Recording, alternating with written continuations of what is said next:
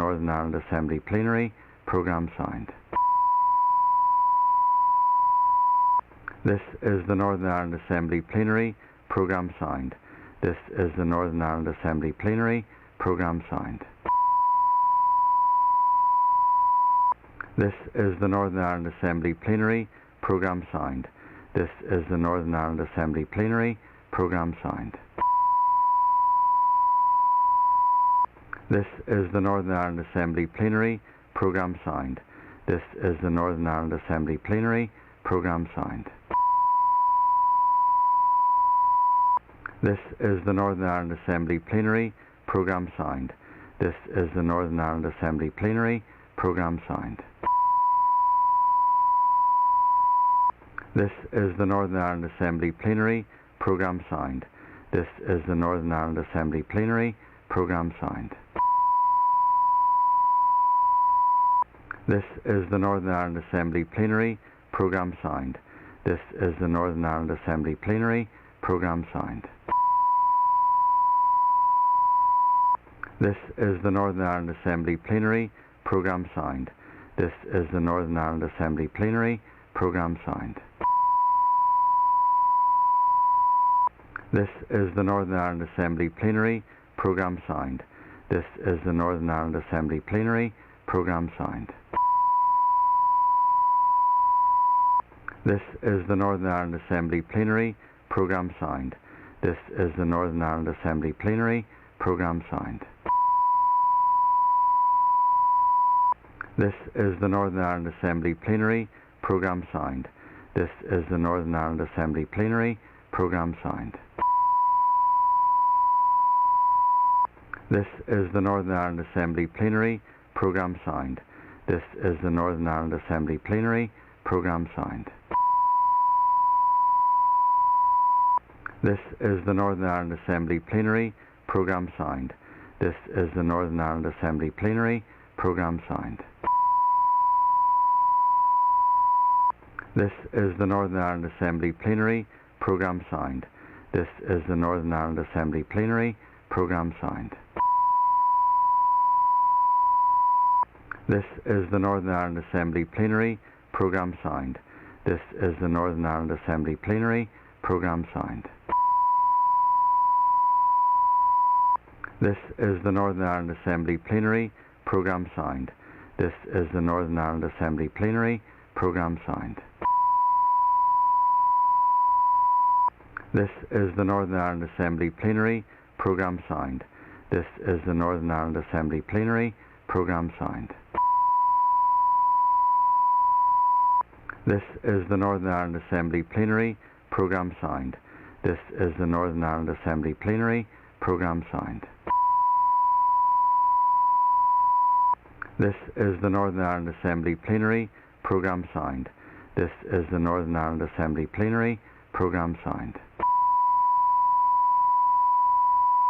This is the Northern Ireland Assembly Plenary, programme signed. This is the Northern Ireland Assembly Plenary, programme signed. This is the Northern Ireland Assembly Plenary, programme signed.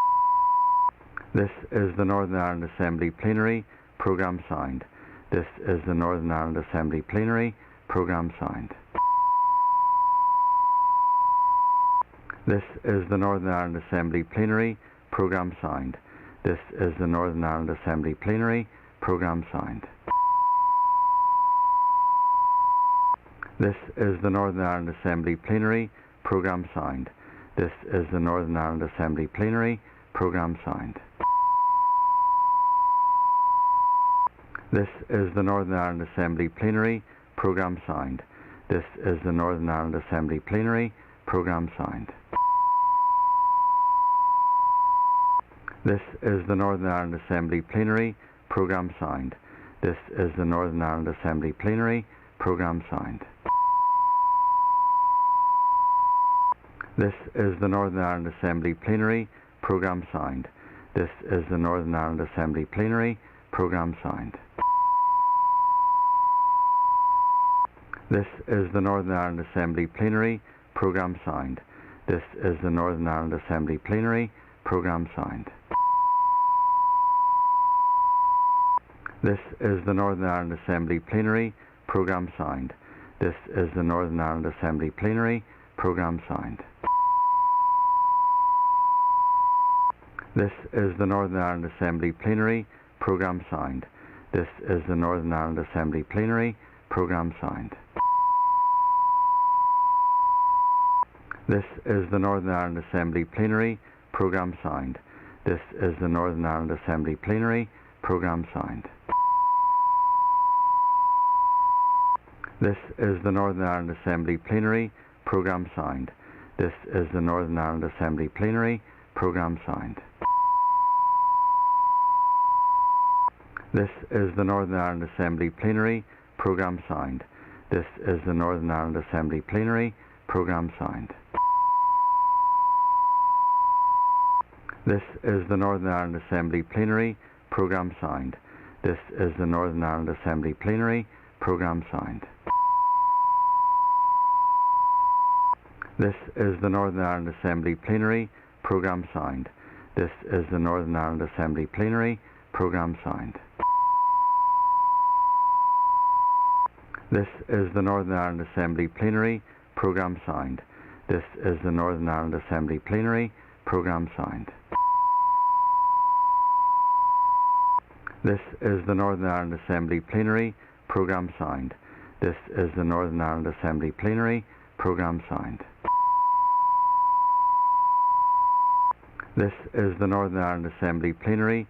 Programme signed. This is the Northern Ireland Assembly Plenary. Programme signed. This is the Northern Ireland Assembly Plenary. Programme signed. This is the Northern Ireland Assembly Plenary. Programme signed. This is the Northern Ireland Assembly Plenary. Programme signed. This is the Northern Ireland Assembly Plenary. Programme signed. This is the Northern Ireland Assembly Plenary. Programme signed. This is the Northern Ireland Assembly Plenary. Programme signed. This is the Northern Ireland Assembly Plenary. Programme signed. This is the Northern Ireland Assembly Plenary. Programme signed. This is the Northern Ireland Assembly Plenary. Programme signed. This is the Northern Ireland Assembly Plenary. Programme signed. This is the Northern Ireland Assembly Plenary. Programme signed. This is the Northern Ireland Assembly Plenary. Programme signed. This is the Northern Ireland Assembly Plenary. Programme signed. This is the Northern Ireland Assembly Plenary.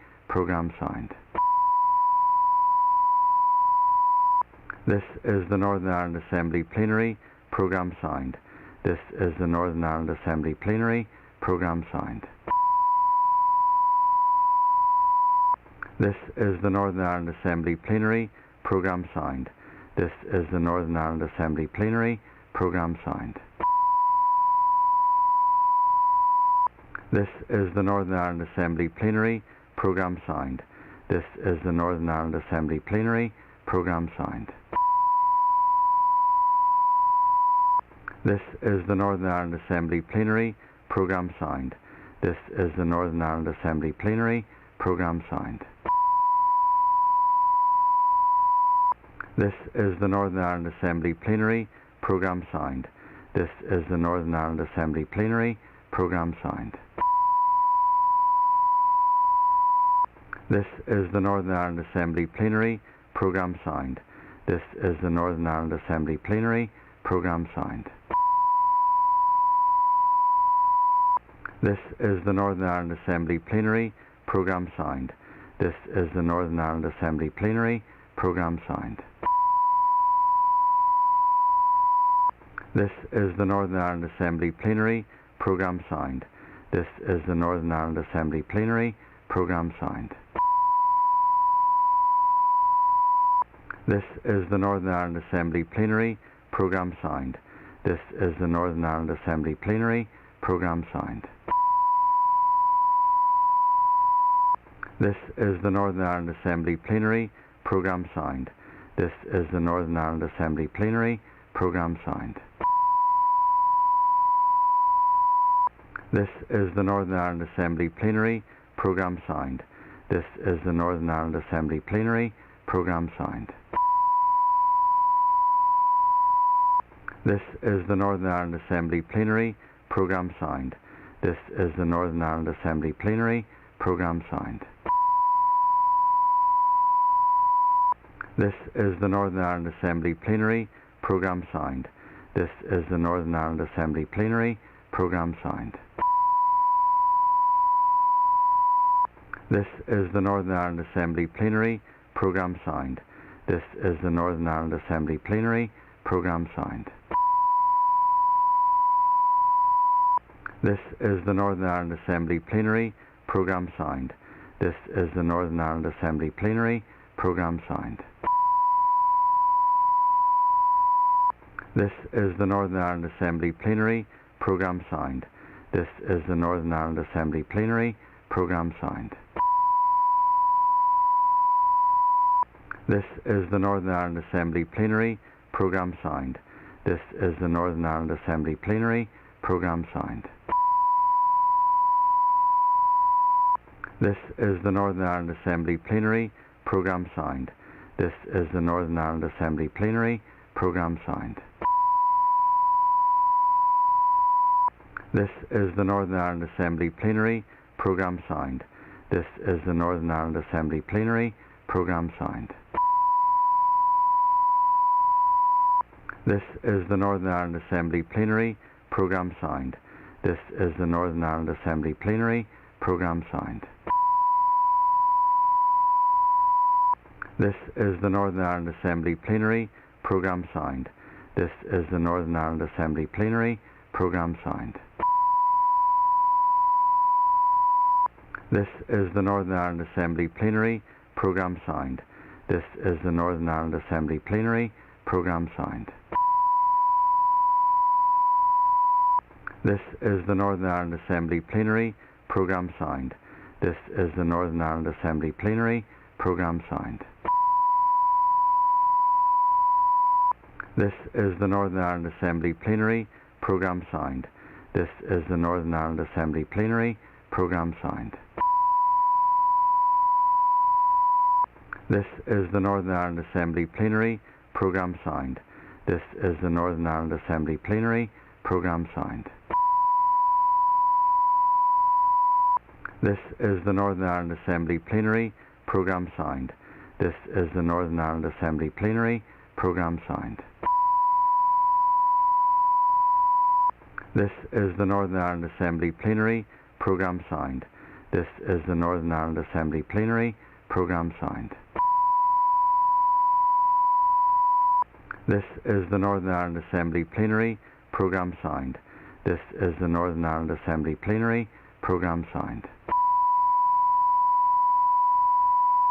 This is the Northern Ireland Assembly Plenary. Programme signed. This is the Northern Ireland Assembly Plenary. Programme signed. This is the Northern Ireland Assembly Plenary. Programme signed. This is the Northern Ireland Assembly Plenary. Programme signed. This is the Northern Ireland Assembly Plenary. Programme signed. This is the Northern Ireland Assembly Plenary. Programme signed. This is the Northern Ireland Assembly Plenary. Programme signed. This is the Northern Ireland Assembly Plenary. Programme signed. This is the Northern Ireland Assembly Plenary. Programme signed. This is the Northern Ireland Assembly Plenary. Programme signed. This is the Northern Ireland Assembly Plenary. Programme signed. This is the Northern Ireland Assembly Plenary. Programme signed. This is the Northern Ireland Assembly Plenary. Programme signed. This is the Northern Ireland Assembly Plenary. Programme signed.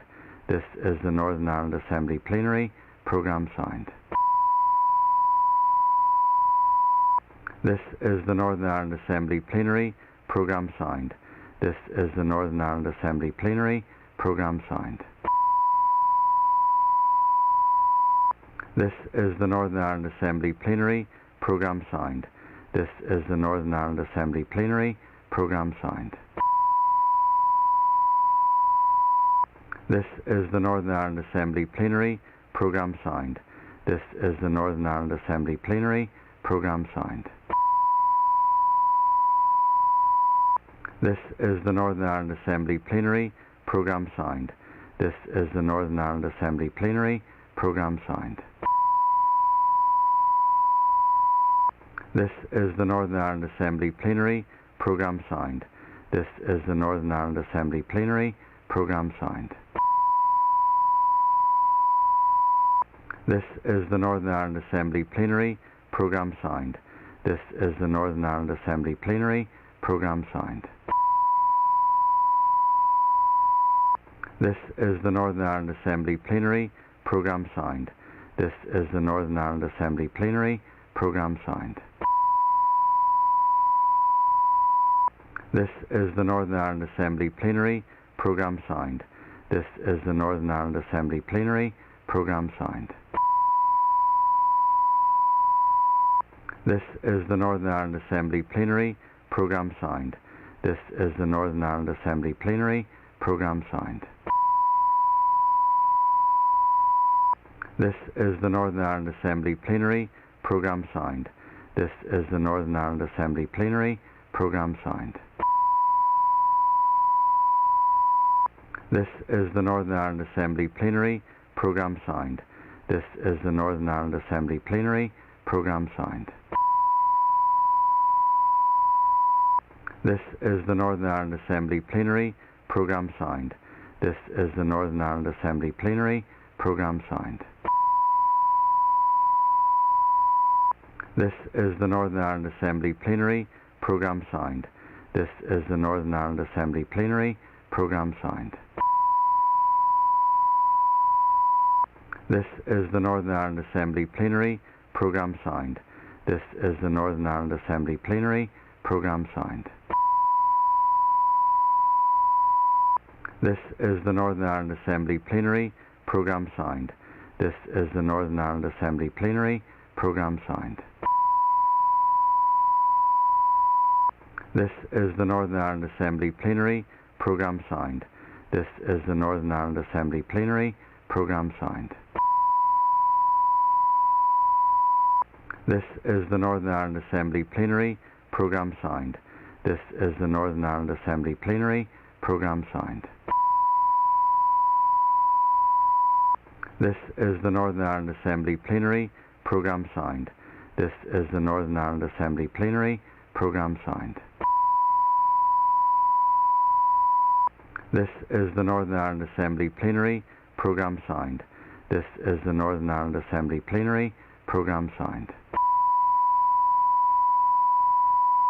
This is the Northern Ireland Assembly Plenary. Programme signed. This is the Northern Ireland Assembly Plenary. Programme signed. This is the Northern Ireland Assembly Plenary. Programme signed. This is the Northern Ireland Assembly Plenary. Programme signed. This is the Northern Ireland Assembly Plenary. Programme signed. This is the Northern Ireland Assembly Plenary. Programme signed. This is the Northern Ireland Assembly Plenary. Programme signed. This is the Northern Ireland Assembly Plenary. Programme signed. This is the Northern Ireland Assembly Plenary. Programme signed. This is the Northern Ireland Assembly Plenary. Programme signed. This is the Northern Ireland Assembly Plenary. Programme signed. This is the Northern Ireland Assembly Plenary. Programme signed. This is the Northern Ireland Assembly Plenary. Programme signed. This is the Northern Ireland Assembly Plenary. Programme signed. This is the Northern Ireland Assembly Plenary. Programme signed. This is the Northern Ireland Assembly Plenary. Programme signed. This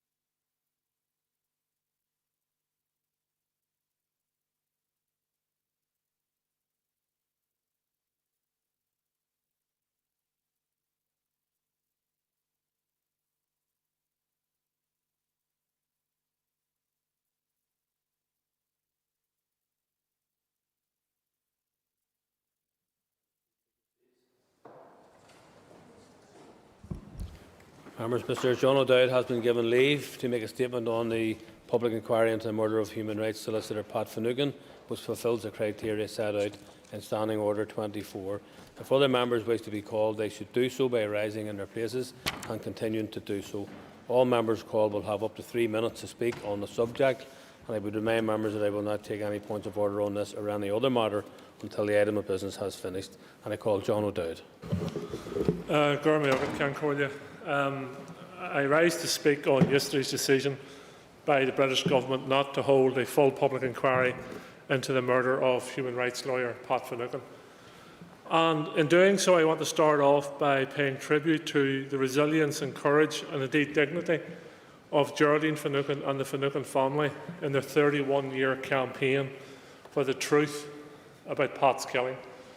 I'm also conscious that when such events and stories hit the news headlines, that many victims out there reflect on the loss of their loved ones, and many victims also seek justice for their loved ones.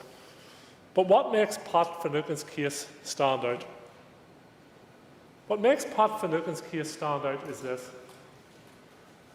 There has been several investigations into his murder, and most of them, and indeed the most high-profile ones of those, have concluded, and the British Prime Minister, or then British Prime Minister, stated there was high levels of collusion by the state in his murder. And what does that mean? That means those who were tasked with, first of all, protecting Pat Finucane and his family were involved in his murder. And those who were tasked with investigating the murder of Pat Finucane were involved in his murder. So how can those who were tasked with protecting him and failed him, and those who were tasked with investigating his murder but were involved in his murder, in any real terms investigate his murder? Hence the reason for a full need for a full public inquiry into his murder. And indeed, the British Government in 2001 committed to an inquiry into his murder. Such were the levels of concern around the conclusion in this case. So those who say, and some say it in a dignified manner, others are just brutally ignorant in the response to it. Those who say that there's other victims out there are quite correct. But what stands out about Pat's case? The state was involved in his murder. So in what other circumstances would this House divide, or would this House say, well, perhaps the British Government are correct, there shouldn't be an inquiry? The allegation sits, the facts sit. The state was involved in the murder of a solicitor in this society. That should concern everyone in this House, regardless of your political allegiance, regardless of your views on the conflict of the past. The state, the people who told us they were protecting us, the security forces who told us they were there for our security, plotted, planned and carried out the murder of a solicitor. Members' time is up now. The state has now refused to carry out an inquiry into that.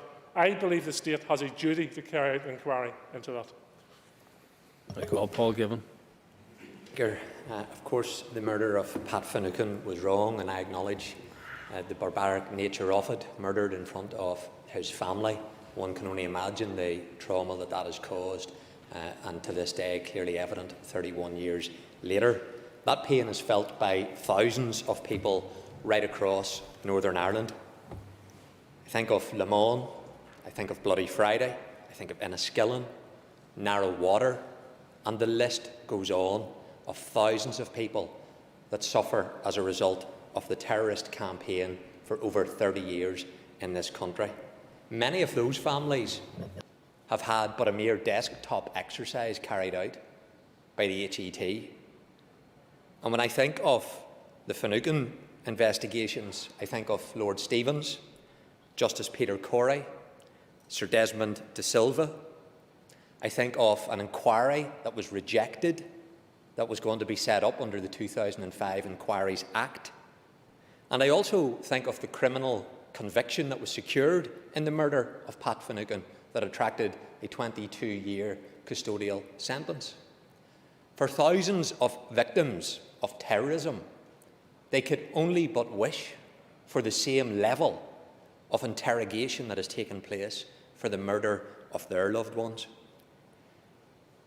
Victims have heard loudly the special status being afforded to the Finucane family by a range of political parties in this House, and indeed by other international political figures.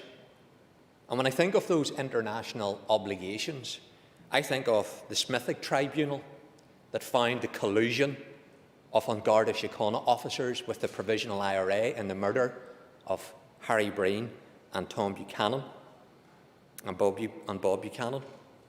Where's the public inquiry into that collusion of the state? I think of the safe haven afforded to Republican terrorism by the Republic of Ireland for decades. Where's the public inquiry into the actions of the Republic of Ireland? I think of the evidence to that tribunal of the Provisional IRA and the lack of engagement and evidence provided. I think of members of Sinn Féin who've taken their criminal acts to the grave and denied truth and justice to the victims of IRA terrorism. I think of the United States of America and the financing and arming of the Provisional IRA. Where's the congressional inquiry into those activities? And so, yes, everyone ought to be treated equally. Everybody ought to have truth and justice. When are we going to see it from all of the other actors of the terrorist campaign that took place for 30 years? And I call Jim Allister.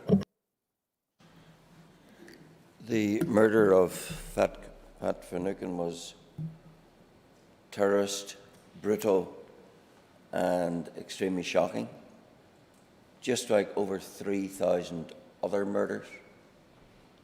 And yet when we compare and contrast the attention and the demands in respect of those, we look at the Finucane case. It's had Weston Park, it's had the Corrie inquiry, it had Silvio, it had the offer of a public inquiry, it had legislation specially drafted to deliver it, it had a criminal trial and a conviction. And when I contrast that with all the rest, the deficit is staggering. Compare that with those burned alive in Le Mans, those who smothered under the rubble of Enniskillen, those butchered at King's Mills.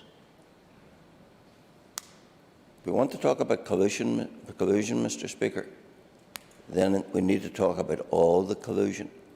And that would include the collusion of some who have sat on benches in this House, who were leaders of the IRA, who doubtless colluded in multiple murders.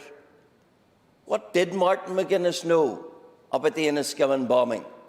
What did he know about the murder of Pat Gillespie? What did he know about countless other murders? So if you want to talk about collusion, then talk about it across the board. If there are those who colluded, then it's not a one-way street. Anyone involved in criminality deserves the rigours of the law. No exemptions, either for Sinn Féin or anyone else. And that should be the starting principle. But of course, what we have is a hierarchy, a Finucane elite, who think that they can demand what no one else gets, even when offered a public inquiry. No, we need an international judicial inquiry. Such is the elitism attaching to this matter. And of course, the bottom line is it's all about insatiability. They are insatiable. They will never be satisfied. They wouldn't even be satisfied with a public inquiry unless they got to write the outcome of it. That's the plain truth.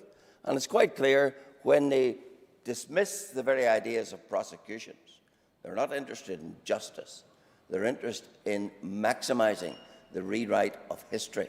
And that is why, of course, this continues to be a boil that needs to be lanced and should have been properly announced yesterday by the refusal at any stage of a public inquiry. Thank you. And I call Dolores Kelly.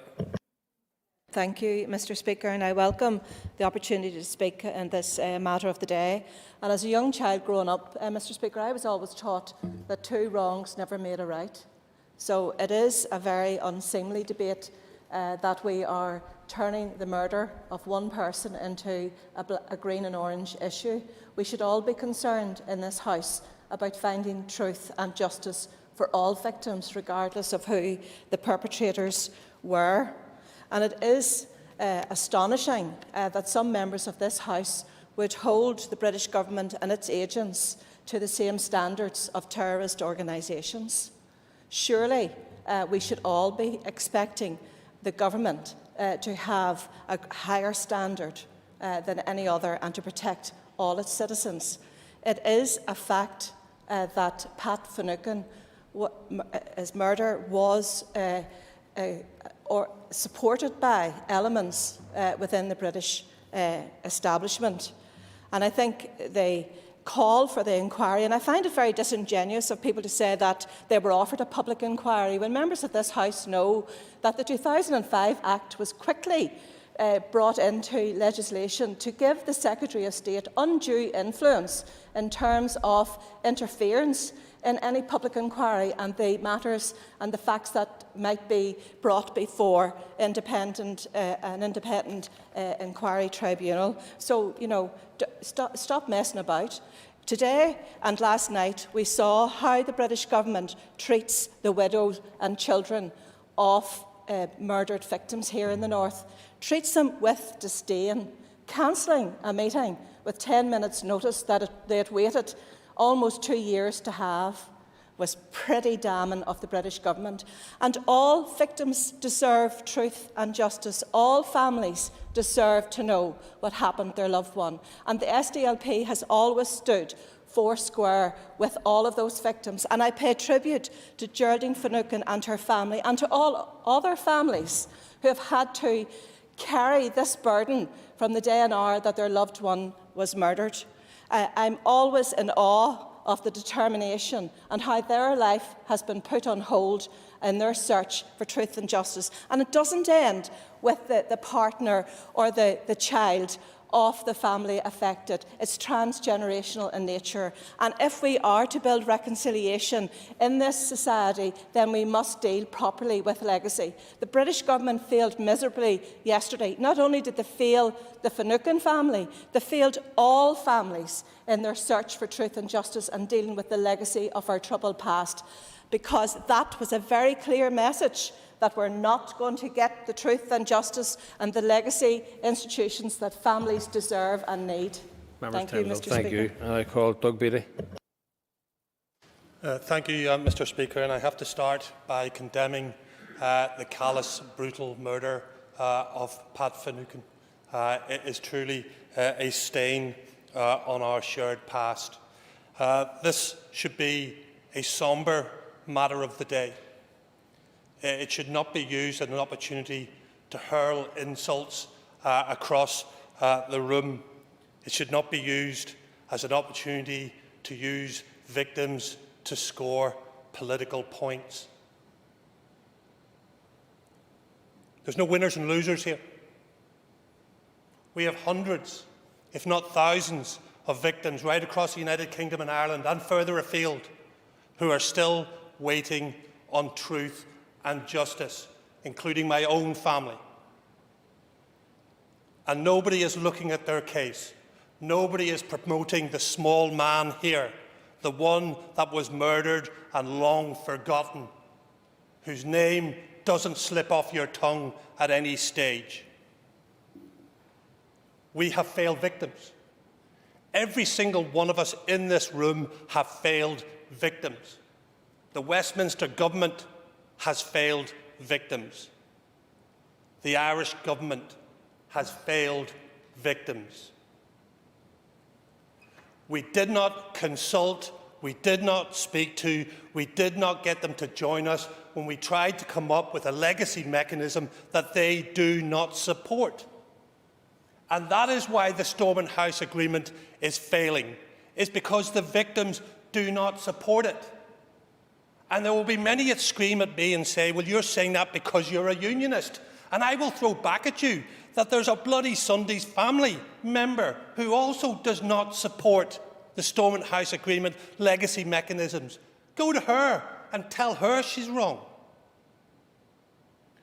We need to come together. We need to come up with something that works, and it must be victim-centred. And to be victim-centred, it must include the victims. We cannot do legacy one public inquiry at a time. And victims from right across this country, right across these islands, are looking at us and saying, when will somebody help me get justice and truth for my family member? And the reality is, nobody's even talking about them. Thank you, Mr. Speaker. Thank you, and I call John Blair. Thank you, Mr. Speaker. It should go without saying that it's a sad set of circumstances that brings us here today, but probably worth repeating that in order to bring balance and measure to the discussion. Mr. Speaker, the announcement yesterday evening by the Secretary of State appears to some of us at least to be further foot dragging yet another diversion from discovery of the facts. The failure of the UK Government to establish a public inquiry into the murder of Pat Finucane falls short of a Supreme Court ruling which required an Article 2 compliant investigation. It also, of course, is a failure which brings delay to the Finucane family, who have shown great dignity in their pursuit of an outcome. To Geraldine Finucane and her family, we can only say today, again, in initial reaction, that we share the frustration and offer our sympathy. Mr. Speaker, the frustration and anger at this decision of the UK Government will also be shared more widely. And this is because it is very difficult to see how this outcome can be regarded as in any way consistent with the 2019 ruling from the UK Supreme Court. We see here today that the announcement yesterday is very unlikely to be the end of the matter, and the family, with others, will continue their campaign for truth. The UK Government has already accepted that collusion was apparent in this case. They have done so again. They have apologised again. This foot-dragging, as I've called it, around the decision leading directly to an Article 2 compliant investigation suggests institutional resistance to the full discovery of the facts. This further delay, with talk of review upon review, a legacy review, an ombudsman review, a policing review, adds yet further elements to a process which is now decades old. We could refer to those further processes or reviews bringing their own resource issues or demands. We could guess as to the additional time this will take and the additional stresses this will bring, but there are other more relevant factors in all of this. There remains in place the existing Supreme Court ruling. There remains, more importantly, the needs of victims. Mr. Speaker, we have had a stark reminder in the past 24 hours of government outcomes falling far short of the needs of victims, a stark reminder that there are thousands of troubled victims who seek truth and deserve justice, and this most recent case of public inquiry is necessary due to public interest issues which were highlighted by the Supreme Court. As well as stepping up urgently to address its failings of yesterday, the UK Government must now act to honour the commitments made in the Stormont House Agreement to implement a comprehensive process dealing with the past in Northern Ireland, a process through which most legacy issues could be addressed. This remains the most viable and achievable option for victims, Mr. Speaker, who are waiting, and especially for those for whom time is running out. Thank you, and I call Gerry Carroll. Speaker, the decision to not grant a public inquiry in the killing of Pat Finucane is a shameful and despicable decision. The Finucane family have already waited for far too long for truth, and this decision will only prolong their struggle and their pain. And the evidence regarding the murder of Pat Finucane points to state murder and an appalling level of collusion at the very heart of the British establishment. And this calculated move to block an inquiry begs the question: how far are they willing to go to cover up that collusion and state murder carried out with impunity? We shouldn't be surprised, though, by this callous move. The British Empire was one where the sun never set and the blood never dried. And today, the British Government continues to try to cover up its crimes in Ireland and in the north, perhaps because the same establishment continues to collude in murder in other parts of the world. For over 30 years, Mr Speaker, British governments have dragged their feet and tried to cover up the collusion at the heart of this case, but this is the ultimate insult to Pat Finucane's family and the other victims of collusion. And I'll add, former Prime Minister David Cameron effectively confirmed that a collusion took place in this case as well. We do need more than polite words as well, Mr Speaker, from the Irish Government, and calling directly on the Taoiseach, Micheál Martin, to take a stand against this outrageous decision, because this refusal by Johnson and the Tories should not be accepted. Just as they tried to stop justice for the Bloody Sunday victims, they are trying to stop justice for Pat and his family, and just as they failed then, they will fail here again. So we have to send our solidarity to the Finucane family, to their campaigns and the campaign of all victims of violence and state violence, and it is in our interest to stand with them today for as long as their fight goes on. And some have said in the last 24 hours, Mr Speaker, what about other victims? Indeed, but as if shutting the door to the killing of a human rights solicitor and denying proper answers to what happened will do anything for any other victim of the state agents or paramilitaries. And it is a real shame, Mr Speaker, that some in this House are willing to defend the horrible record of the British Government in this regard, but hardly surprising. Thank you. And there are no other members indicating to speak on this matter. That concludes the discussion on matter of the day. And I've received notice from the Minister of Finance that he wishes to make a statement. Before I call the Minister, I remind members that in light of social distancing being observed by the parties, the Speaker's ruling that members must be in the chamber to hear a statement if they wish to ask a question has been relaxed. Members do still need to make sure their name is on the speaking list if they wish to be called, but they can do this by rising in their place, as well as notifying the business office or Speaker's table directly. And I remind members to be concise in asking their questions. And I call on the Minister. Minister. I wish to provide members with an update on the Procurement Board. Procurement expenditure accounts for some £3 billion annually, representing a quarter of the Executive's budget. This makes the Executive a hugely significant buyer of goods, services and construction work, and there is a tremendous potential to use this spending power for good. Procurement policy is overseen by the Procurement Board, which I chair as Finance Minister. As with many areas of work, the restoration of the Procurement Board has been delayed by the pandemic. The procurement team within my department has been focused on the response to COVID, and I would like to thank the team for assisting in the procurement of essential PPE for our public services. In particular, working with the Department of Health and the Executive Office, it secured a £60 million order of PPE from China. In a very competitive global market, this was a remarkable achievement for a small regional government. Today, I can announce the restoration of the Procurement Board, which will meet on the 16th of December. I would also like to update members on how, with the agreement of the Executive, I decided to restructure the Procurement Board. I have completely changed the make-up of the board. Previously, almost 20 people attended the Procurement Board. This was too large a group, and I have reduced the membership by half. This will allow the group to meet more regularly and to drive forward reform. Previously, the Procurement Board had been staffed by permanent secretaries. As accounting officers, permanent secretaries have a significant interest and role in procurement, but I believe the board should be made up of the experts who actually design and manage procurement exercises. I am therefore replacing the permanent secretaries with 4 procurement practitioners. From the health sector, I am appointing Peter Wilson, Interim Director of Operations, Business Service Organisation, who is responsible for procurement and logistics. To provide expertise in the delivery of infrastructure, I am appointing John Irvine, Director of Major Projects and Procurement within the Department for Infrastructure. Sharon Smith, Department of Finance Commercial Director, will also be appointed as she has extensive experience in procuring a wide range of supplies and services for departments. And from the Strategic Investment Board, which is responsible for the bi-social policy, I am appointing Brett Hannon. The people who design and manage public contracts will therefore be at the core of procurement policy. It is also important that procurement policy benefits from the expertise of the sectors that tender for and deliver public contracts on behalf of the public sector. I have therefore appointed 5 representatives from key sectors in the economy. From the construction industry, I have appointed Mark Spence, Managing Director of the Construction Employers Federation, and Denise McMahon, Chair of the Northern Ireland Construction Group. To represent the manufacturing sector, I have appointed Mary Meehan, Deputy Chief Executive of Manufacturing NI. And to speak on behalf of small and medium enterprises, I have appointed Ian McClelland, Director of LM Services, a mechanical and electrical engineering company, and a member of the Procurement Board for Forum for Small Businesses.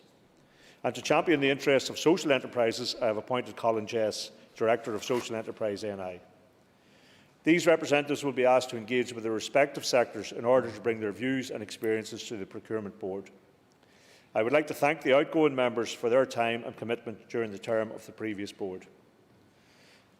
Last Concorda, to date, procurement policy has been approved through the Procurement Board and circulated through the public sector through guidance notes. Compliance with this guidance has been not entirely consistent. It is therefore important to elevate the status of procurement policy. From now on, procurement guidance notes will go to the Executive for approval. Procurement policy will therefore carry the authority of government ministers who are accountable to the public and their accounting officers who are legally responsible for ensuring public expenditure provides value for money. The new members of the board will be asked to identify problems, quickly develop solutions and bring fresh thinking to procurement policy and practice. However, I want to finish my statement by highlighting some of the immediate priorities I will be asking the board to progress. One of those priorities is social value. I am aware this is also something the All-Party Group on Social Enterprise, chaired by Stuart Dixon, is also very passionate about. It is important to point out that social value isn't only a concern of social enterprise. There are many private sector businesses that want to contribute to social good, for example by lowering carbon emissions or paying their staff a living wage. But these social benefits are not factored into tenders that only score on price and quality. Therefore, I intend to bring a new policy on social value to the first meeting of the Procurement Board. With this policy, social value will be a mandatory component of procurement exercises rather than an optional add-on. Another policy priority is security of supply. The COVID pandemic triggered a global scramble for PPE and other essential supplies. We do not want to be in that position again. It would be much better if we could source vital supplies locally rather than worrying about supply routes by air and sea. The need for secure supply routes is also heightened by Brexit, which is likely to disrupt trading relationships, particularly if the British Government fails to agree a trade deal with the European Union. A stronger focus on security of supply will of course benefit local businesses and help increase employment levels. So I will be asking the Procurement Board to develop policy in this area. There are many other policies I would like the Board to consider, and I will welcome members' views on what other procurement issues that they would like to be brought to the table. Last Concorda, the new structure of the Procurement Board will mean that procurement policy is co-designed by those that manage and those that deliver government contracts. And that will mean procurement policy carries the authority of executive approval. I believe these changes will help maximise the social, economic and environmental impact of the Executive's £3 billion annual spend on procurement. I would welcome members' views on the new Procurement Board and the issues it should focus on. Thank you. I call the Chair of the Committee, Dr Steve Aiken. Thank you very much indeed, and thank you very much indeed for the Minister's remarks so far, and indeed thank you for meeting me earlier today, Minister, to thank you as well. The Minister will be aware that the Committee wrote to the Minister in March about the formation of this board, and despite the delay, we welcome the fact that you've made the statement here today. There is much detail in the formation of the board, and we as Committee will wish to take the time to scrutinise it and look at it closely. But we have a few initial questions I would like you to answer. Firstly, forming this board under your chairmanship, which will be seeking to control and manage £3 billion, or approximately, I think it is, a quarter of our Executive's budget, is this appropriate through New Decade, New Approach to the other instruments, particularly the Fiscal Council has been set up? And could you also give us a piece of guidance on when we expect the Fiscal Council to be in position? The other questions are, where are the terms of reference? And in procurement, could you say who will have primacy in the procurement process? Is the role entirely to provide policy, or is it to direct cross-executive procurement spending, and where that lies? How does the Procurement Board interrelate to the services sector, and particularly since a lot of government expenditure seems to go to the likes of PwC and Deloitte and other consultancy services? Will there be a representative of the services sector on the Procurement Board? There are going to be significant procurement issues, and I noticed you talked in your remarks, Minister, about the importance of making sure that the Northern Ireland supply chain is given primacy. But you will be aware, of course, well, if we ever get any details out of the Joint Committee or the Specialist Committee, that we will be still having to apply EU procurement rules. And in fact, we may not be able to do what you've put out in your statement that we wish to do with procurement. So we need to have some guidance and views on that. And finally, we believe that the role of bringing outside experts into the process is to be welcomed, and I can't think of any member of this Assembly who does not welcome the fact that we're actually getting the external expertise to bring to it as well. However, would you give consideration to have an independent chairman of the board? Because with you being chair of the board of a procurement process, looking at significant amounts of government spending, it may seem to be that the best will and guidance and advice coming from the external sectors is not being utilised appropriately to be able to get us the best out of our procurement spend. But we as a committee will be looking forward to getting more details of this, and we'll look forward to you coming and talking to us about the Procurement Board at the earliest convenience. Not only did the chairman of the committee go up to the line with that series of questions, the line is somewhere in the distance. The Minister is under no obligation to answer. I think there were 6 questions. He's under no obligation to answer all of them, but I'm sure he can try. Minister. Well, thank you, Pre-Last Concorda. I identified 6 questions also in that, and I will attempt to answer the Chair of the Committee. In relation to the Fiscal Council, like the Procurement Board itself, COVID has impacted on the speed with which we wanted to deliver on that New Decade, New Approach commitment, but we are in an advanced stage, and I hope we'll be able to bring propositions in relation to that very, very soon to the Executive. The terms of reference, of course, will be signed off on in the next day or two, and we will ensure the Committee are informed in relation to that. In terms of the role of the board itself, and this probably addresses a couple of questions, including the issue of chairing it. One of the, I suppose, consistent complaints has been about a lack of consistency in that procurement policy and procurement guidance have been the property of the Procurement Board, but they haven't necessarily filtered down through government departments and certainly into arm's length bodies and agencies. And if we want to ensure consistency and a delivery across that, then if you like, the authority in relation to it has been given to the Executive, because they will pass the procurement guidance notes. They will be responsible for authorising those. And my role then as an Executive Minister in terms of chairing the board will be to ensure that there is that continuity through to the Executive, and that Executive authority then to flow down through departments, through permanent secretaries and ministers to make sure that there's a follow-through. So there has been good procurement policies and guidance notes, but the reality is they've somewhat slowed as they move down the chain through departments and not necessarily been reflected in output. And we want to ensure that this isn't just an organisation or a board that produces policies for the sake of having documents, but one which actually changes the way business is done. The consultancy sector is a varied sector, as he knows, and the services sector. We have looked for sectors which have, if you like, groups which represent the broad sector to draw from to get some expertise. If there are other sectors which are identified as clearly a gap in that, I am happy to look at that again to see if that sector can come together and if there's an organisation which might represent it and someone available from that. And in relation to supplies, I mean, we did repurpose. And as a response to the pandemic, we did have local businesses, local manufacturers in particular, that repurposed their output that actually stepped up. And I could think of people like O'Neill's in terms of supplying scrubs, and Block Lines and Huhtamaki in terms of some of the PPE gear. And we're very effective and very successful. And the security of supply issue, I think, is something that increasingly all governments across the world would be looking to, because clearly the experience during the pandemic was of the difficulty of accessing that and that critical supply which was needed very quickly by the health services. So I think we do need to look at that. I think it is doable within whatever arrangements we have with Europe beyond the 1st of January. And we need to ensure that if local manufacturers are going to repurpose, then they are guaranteed, or at least have a huge degree of certainty in terms of an ongoing contract and ongoing demand for the goods that they might supply. Mr. Paul Frew. Mr. Speaker, and I thank the Minister for his statement here this morning. I can certainly tell that the Minister is hungry for reform, hopefully. And I also pay tribute to my colleague William Humphrey, Chairperson of the Public Accounts Committee, who has been pushing for some time now for private sector influence in the Procurement Board. Can I ask the Minister, he states in his statement that the compliance with the guidance had not been entirely consistent in the past, and also and can he outline to this House what he means by that sentence? And also, he tells us that the procurement guidance notes will now go to the Executive for approval. How were they approved before? Well, the lack of consistency, I think, is reflected in that some policies which the Procurement Board brought forward and guidance, particularly in relation to social value, were seen as optional add-ons rather than essential.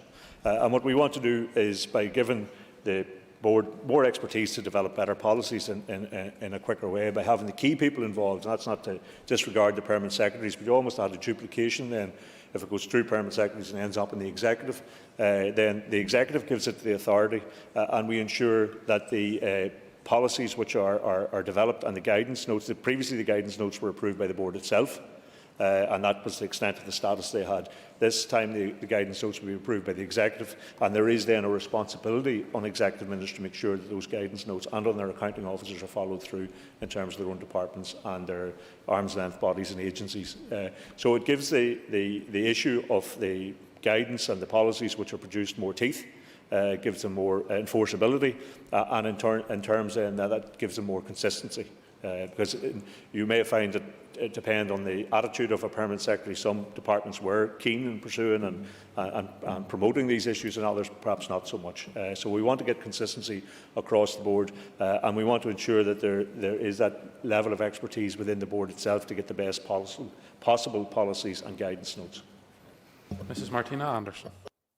Minister, I really welcome your statement, because for far too long the social component of the procurement contracts were one that was least enforced, and those that are further away from the labour market have found it very difficult, particularly the brokers, to get access. So, Minister, will you ensure that the more robust monitoring and enforcement that you refer to in your statement results in the £3 billion of public money that's spent yearly on this, gives training and job opportunities to those in the greatest need in the most deprived areas like Derry City and beyond? Well, yes, and that's the intention. As I say, the social value end of that, and we've brought in the SIB, who have been largely responsible for the bi-social policy, because, but also in terms of those other issues, employment of apprentices and long-term unemployed. We want to ensure that consistency travels down through, because when it sometimes gets to contractors, and that's why the involvement of the construction industry, for instance, in the board itself, then gives you that interface where you can see what the issues are from the other side. There's one thing producing policies through civil servants and public representatives, but another thing that engagement with the sector that then has to implement that. And so we did a useful discussion with people in the Derry area in relation to how some of this has not made its way through onto the ground, and I think those are the sort of issues that we want to correct in terms of our engagement with the board, and ensuring that it is effective, that there is a clear understanding of where the policy becomes unstuck in terms of the practice, and that we fix those things to make sure that the outcomes that we desire are actually achieved. Mr. Matthew Toole. Mr. Principal Deputy Speaker, can I ask the Minister a little bit more about the process of procurement policy, specifically guidance notes going back to the Executive? It would be fair to say that this year the Executive, in terms of its decision-making, has not always covered itself in glory in terms of timing, notwithstanding the unique circumstances. Can he assure us that these notes going back to the Executive will not either gum up the process of procurement, jeopardise actual real social value aims being included, or allow this to simply be another tool for divvying up favours between certain parties in the Executive? Well, I can't in turn ask the member to explain, but the last point, I think, is something which bears some explanation from himself, that procurement policy will be used for divvying up favours between parties in the Executive. I think that's an outrageous statement, and I would ask the member perhaps at some other place to go and justify that. He's actually accusing people of corruption, of divvying up procurement favours in the Executive. The fact is the Executive has, and his party is a member, his party has a member on the Executive, has had plenty of disagreements over key issues which have been well documented. It's also produced a range of agreements on a multitude of issues, and I don't see these issues becoming one of significant contention. There is an agreement, and I've brought the proposal for a reconstitution of the board to the Executive without any dissenting voices being raised against it, and outlined my ambition to have a more effective social value policy, more effective procurement, more effective consistency in terms of the application of policies, and all of that was agreed by the Executive. So I don't anticipate any difficulty in that regard. As I say, in relation to the last remark, I'm not sure how he would intend to stand that up. I know he's the cover from within this institution for remarks like that, but I do think that he's obliged if he's making an insinuation that there's divvying up in terms of procurement among executive parties, then he has an obligation to stack that up or else withdraw it. Point of order, Mr. O'Toole. Thank you, Mr. Principal Deputy Speaker. I mean, I would like to make clear, when I talked about divvying up, there was no suggestion that I'm talking about individual procurement of individual contracts. I didn't say that, and I think the Minister has read too much into what I said. What I did say was that there is an issue around things going to the executive and becoming part of political bartering. That was the point I was making. I think it was fairly clear in my remarks, and I stand by them. Strictly speaking, I don't think that is a point of order, but you've put on the record your intention. I think it's important that members at all times speak to each other with moderation and tolerance, I suppose, is probably as good a word as any. But I understand that people have strong views. Your remarks are now on the record, and your clarification has been given. Mr. Andrew Muir. Mr. Principal Deputy Speaker, and I thank the Minister for his statement. I think procurement will play a vital role in terms of the economic recovery which we will need over the years ahead following COVID-19. One of the key issues the Minister will be aware of is in relation to an Infrastructure Commission. Proposals have been circulated in relation to that. So I want to ask the Minister if he could provide an update on his views in relation to those proposals and how it would interact with what's been announced today.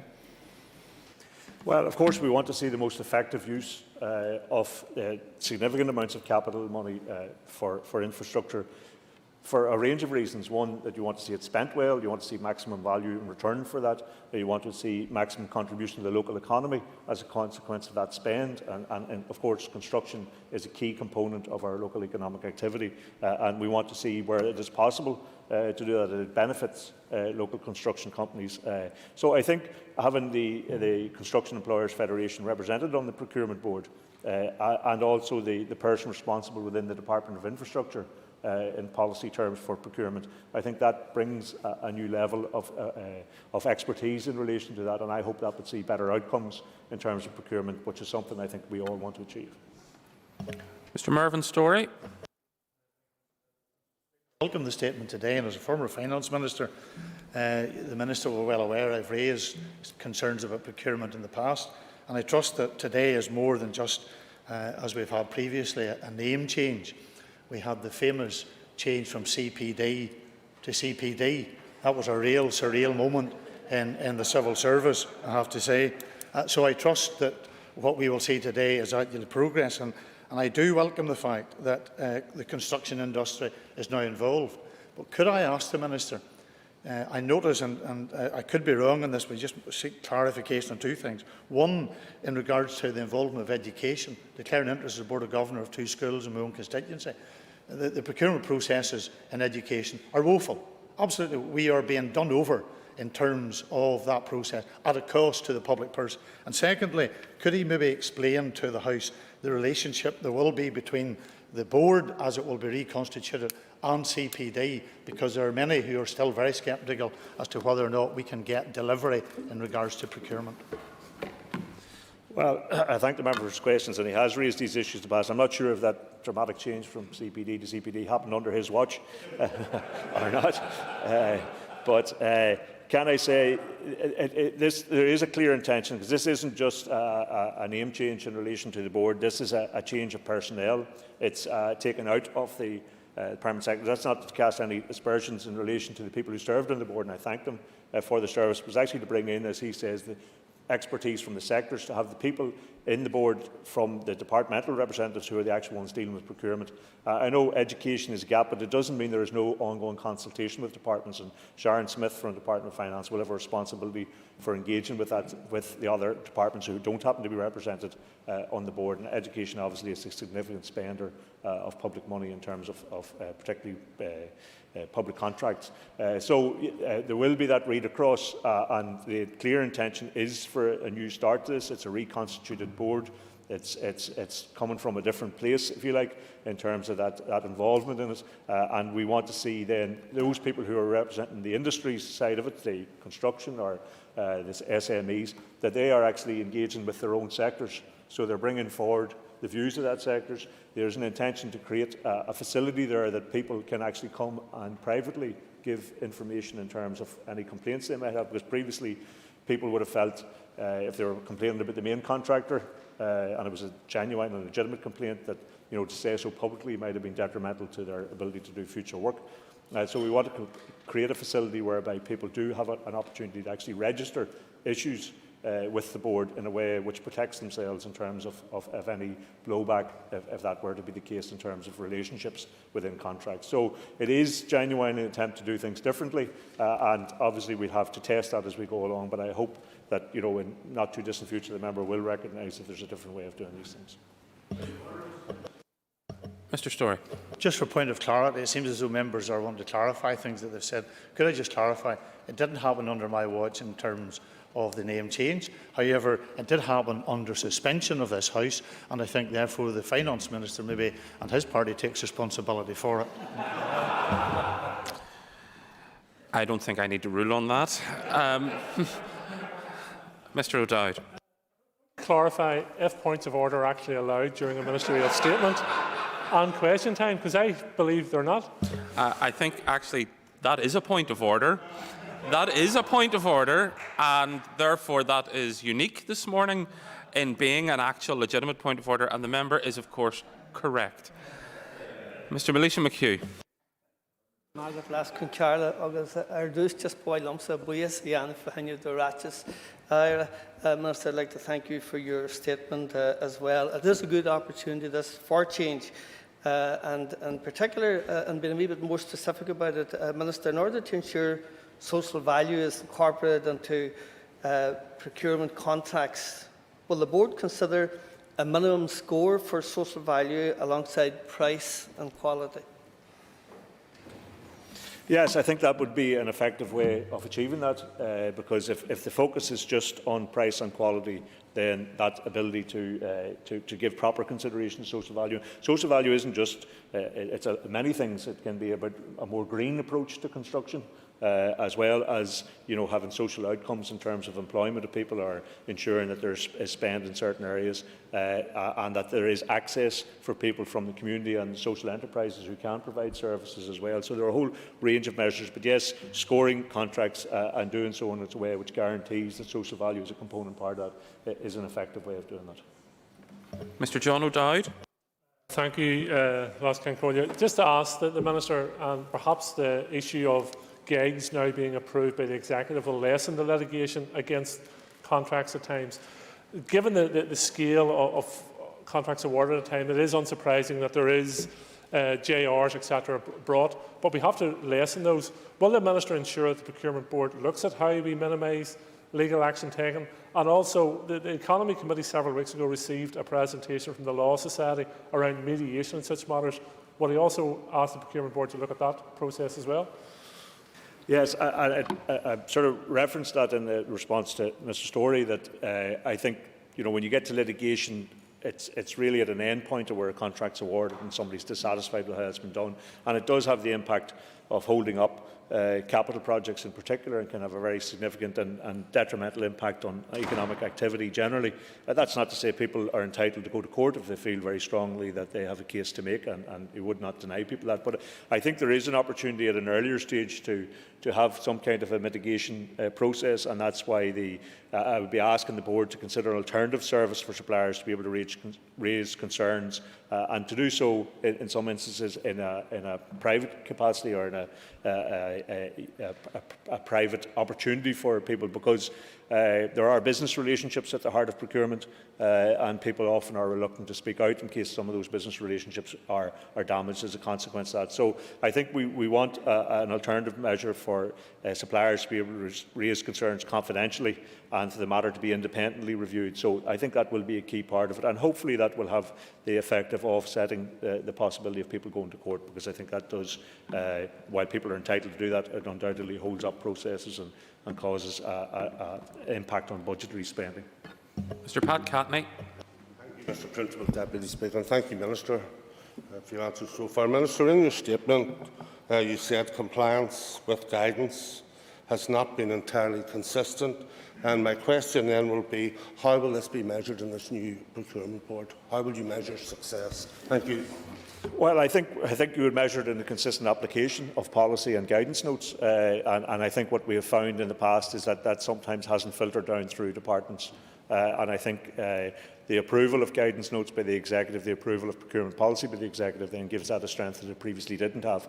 And there is an obligation then on Executive Ministers and accounting officers in departments to follow through in relation to that. There also will be a monitoring of that by the Board to make sure that where compliance isn't happening, and we will have representatives of the sector as we have outlined. So if they find that these policies are not coming through the bottom end and it's not the practical experience of people applying for contracts and engaging in provision of services, then we will quickly hear about that, and I think there is a responsibility on the Board to challenge where we need to challenge. Mr. McNesbitt. Thank you, Principal Deputy Speaker. I'm still trying to get my head around the fact Mr O'Dowd uses a point of order to make clear that points of order are out of order at this time.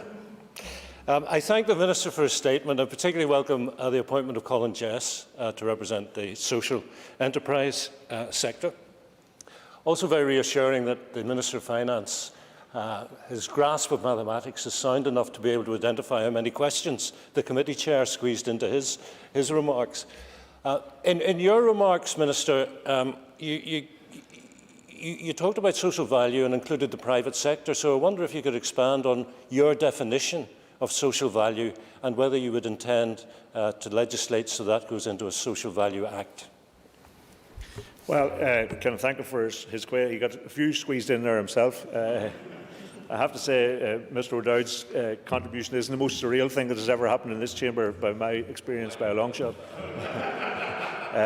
But can I say in relation to that, yes, social value includes a whole range of things: a greener approach to doing business, paying of minimum wages, and I think there are many private sector companies who do wish to engage in that. And if that was a part of the scoring in terms of award and contract, I think there are many in the private sector would embrace that. It wouldn't be seen as a burden for them. I'm sure he has the same experience. We speak to very many people who want to deliver better outcomes for society, as well as obviously to secure contracts and improve their own businesses, as well as that. So the question of legislation, clearly any social value policy, I think, is much stronger if it's underpinned by legislation. We have, because procurement side of the department have been involved so much in assisting other departments over the COVID period in terms of getting supplies, that I'm not certain whether in the time left in this mandate we will have the time to do legislation, but we have asked officials to explore that, and if there is an opportunity to do social value legislation within the time frame left, then I would be very happy to do it. Ms Gemma Dolan. Minister, thank you for your statement. Many school principals ask for more flexibility for minor procurements. Is this something the Procurement Board will consider? Yes, I think we need to get that balance right. And I think it was in response to question time last week, I was saying that many of elected representatives will be given examples of where things are procured at a local level for significantly higher prices than they can be got locally. And I think there is a balance between ensuring there's transparency and accountability in terms of buying arrangements, because it is public money that's being spent, but also making sure there's a flexibility at a local level to get supplies for the best price that they can locally, and also contributing to the local economy as well. So the Procurement Board will be undertaken to strike that balance in the right place. Mr Stuart Dixon. Minister, very warmly welcome your statement today, and also indeed your reference to the all-party group on social enterprise, which has been lobbying for a lot of what you're proposing to do today for some 8 years now. But just following on from Mr Nesbitt's question, you already have a, quote, on-the-shelf piece of legislation ready to run to deliver a Social Value Act for Northern Ireland. We would in many ways be playing catch-up with the other 4 nations of the United Kingdom and indeed the Republic of Ireland, where social value legislation is well embedded. It is slightly disappointing to hear that that may not be able to be achieved within the lifetime of this mandate. So can I ask you, Minister, in respect of your statement, social value will be a mandatory component of the procurement exercise. How will that actually work here in Northern Ireland? Well, I think if it becomes, firstly, if I can do the legislation within this mandate, I will. I can give him that assurance, and I want to ensure that we do have sufficient time to do that. He'll know if we start a legislative process and it doesn't conclude, it falls off the shelf at the end of the mandate. We have to start all over again in a new mandate, whoever might be in the post. But I would like to do that. It's always been my intention to do that from when I came into the department. But other priorities in terms of responding to the pandemic took over. In my view, if the policies and the guidance notes that the Procurement Board sent to the Executive are approved, then they have Executive approval as a policy which is obliged then in terms of each department, the permanent secretaries, the staff within those departments to follow through on the arm's length bodies and the agencies as well. And so, as I say, because we have now people in from the various sectors on the Procurement Board, they can see if that is filtering right down through to where it's supposed to actually take action on the ground, where it's supposed to achieve an outcome on the ground. And we want to hear from people like the social enterprise sector, but all of the other sectors as well, and to ensure then that those policies are actually followed through. But if there is an opportunity, and I would like the opportunity to do legislation, I certainly will. Mrs. Dolores Kelly. Deputy Speaker, and I thank the Minister for his statement. Minister, you will be aware that quite often we have international contractors winning some of the biggest contracts, and then they subcontract until actually most of the money is sliced off in terms of management rather than the product at the end of the day. I just wonder how you can, if you like, legislate to prevent such occurrences in the future. Well, I mean, what you tend to find is that the size of the contract attracts more international attention, and so contracts can be framed in such a way as to be broken up into various sectors, but perhaps it makes them more within the range of local employers. But of course you have to do that within our local companies. You have to do that within a way which is correct within guidelines and rules, and we still aren't sure in terms of what the hangover from the exit from Europe will be in terms of state aid and all of those rules. So, but I think even within those, there are ways of doing procurement which can, as best as possible, support local companies. Local companies actually get about 4 out of every 5 contracts as it currently stands, but of course it's the quality of those contracts and the size of those contracts that needs to be measured. And so where that can be achieved, I think it is obviously a desirable outcome. It has to be done within regulations, but I do think we need to do procurement in a way which does provide the maximum support we can to the local economy. Ms Rachel Woods. Deputy Speaker, and the Minister for his statement. And just on Mr Aiken's comment on an independent chairman, an independent chairwoman certainly would be good too.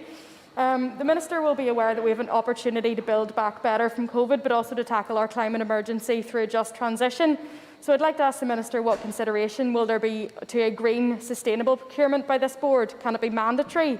What role will there be for cooperative models in procurement, focusing on community wealth building and working with councils? And perhaps I can also ask what he means by the living wage on page 5. Well,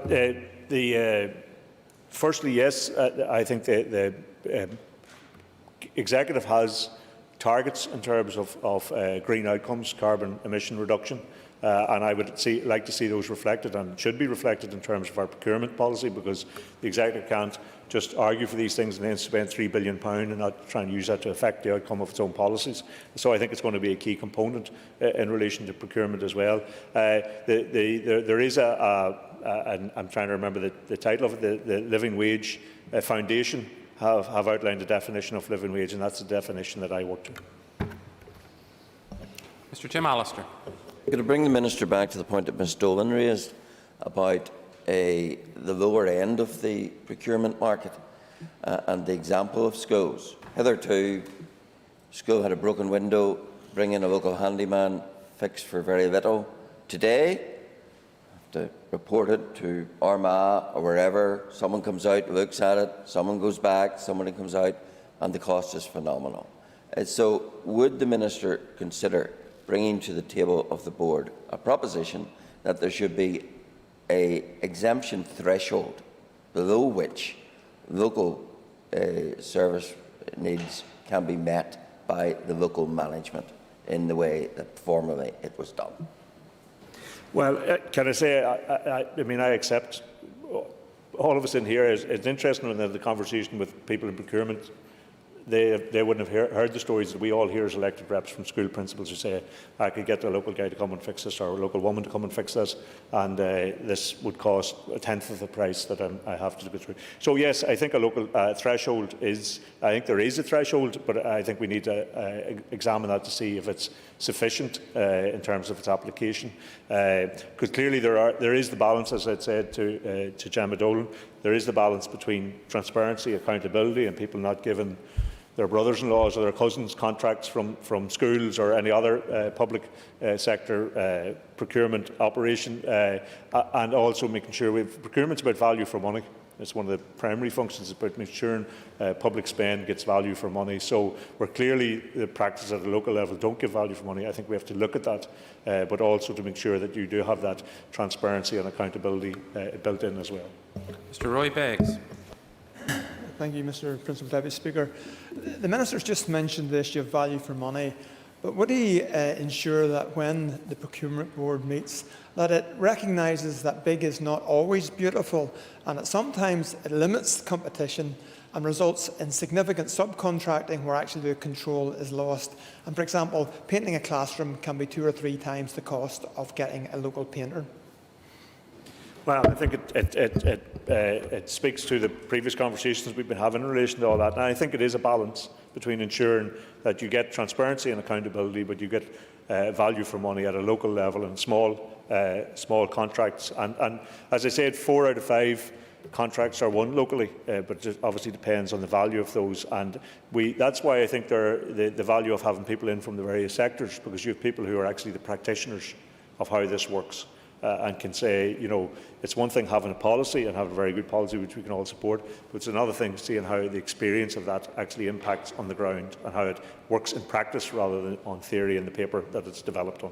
So I think that will be the value of having those various sectors, and they in turn representing the voice of the industries that they come from and the sectors that they come from as well. So and also that function that we have from hearing confidentially from people out there in the world where people procure these contracts and enact these contracts. So I think that will all be valuable, but again, in terms of local spend, it is about getting the balance on the threshold right in relation to that. No other member is rising in their place or indicating to me. So that concludes questions on this statement. Before I move on to the next item, I have been, during question time, reviewing my copy of standing orders, and Standing Order 19 relates to questions. 2B of that standing order states the question should not contain arguments, inferences or imputations. I think the use of the words divvying up does have an imputation attached to it. I would never wish to curtail debate or free expression, but I would remind members of their obligations under the rules of this House. Thank you. If members would take their ease, we'll move on to the next item of business.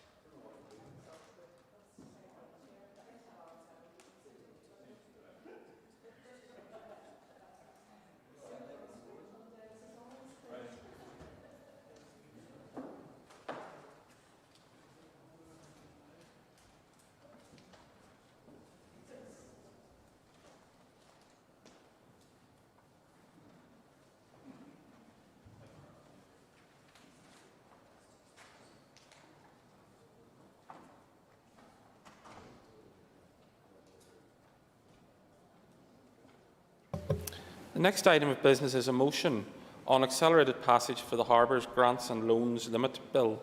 Could I ask the Clerk to please read the motion?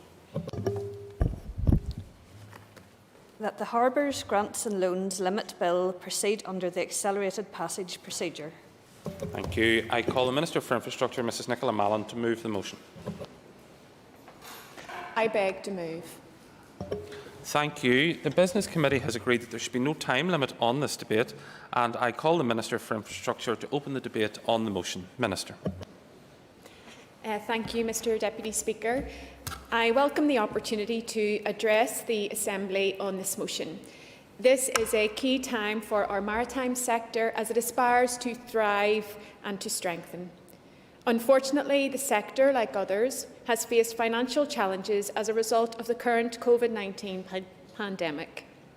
I am sure that members will agree how important it will be at this time that our key gateway seaports have sufficient capacity to facilitate future economic growth, adapt how they do business to respond to the current challenges, and are connected to key destinations and markets.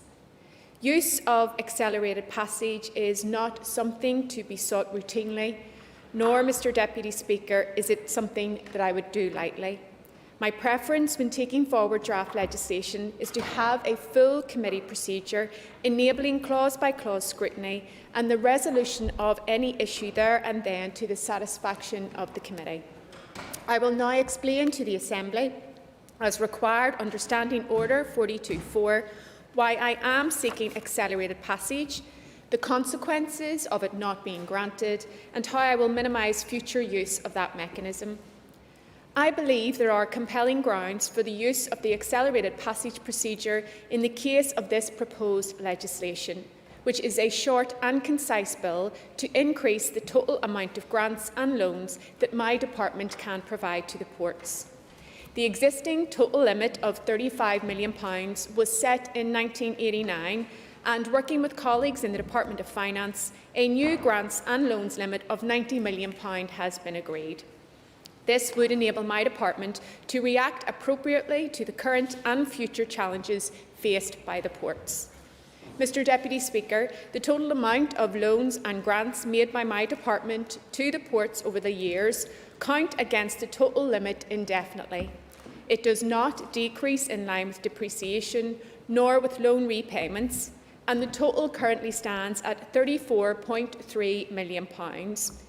If all the potential future loans identified by the ports to date were to materialise over the next 5-year period, this would require a further £27 million, a total of £61.3 million. These figures do not take into account any additional grants or loans that may need to be provided to the ports because of the additional financial pressures being placed on them as a result of COVID-19 or to facilitate future developments in a post-Brexit world. I turn now to the consequences of accelerated passage not being granted. As the North's ports continue to both develop their port operations and to diversify their business, they will continue to make loan applications to my department over the next few years. If accelerated passage is not granted, then my proposed legislation will not be in place in time to be able to continue to provide financial assistance to the ports, particularly in the short term. This could have dire consequences for the ports and the local economy. It would be a poor reflection on the functioning of both the Executive and the Assembly if we did not move quickly to address a potential risk to our crucial gateways for trade. The North's main commercial ports have all agreed with the need for the increase to the loan and grant limit. With regard to minimising the use of accelerated passage procedure in the future, I have already mentioned my full commitment to clause-by-clause scrutiny at committee stage under normal circumstances. But we are not in normal times. I will continue to take any necessary steps to ensure that the accelerated passage procedure is not unnecessarily sought by my department.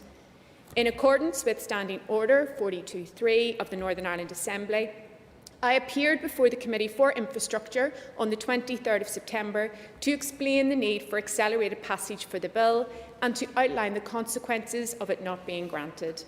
I thank the Chair and members of the committee for their recognition of the need to expedite the bill and for their support in seeking Assembly approval for accelerated passage.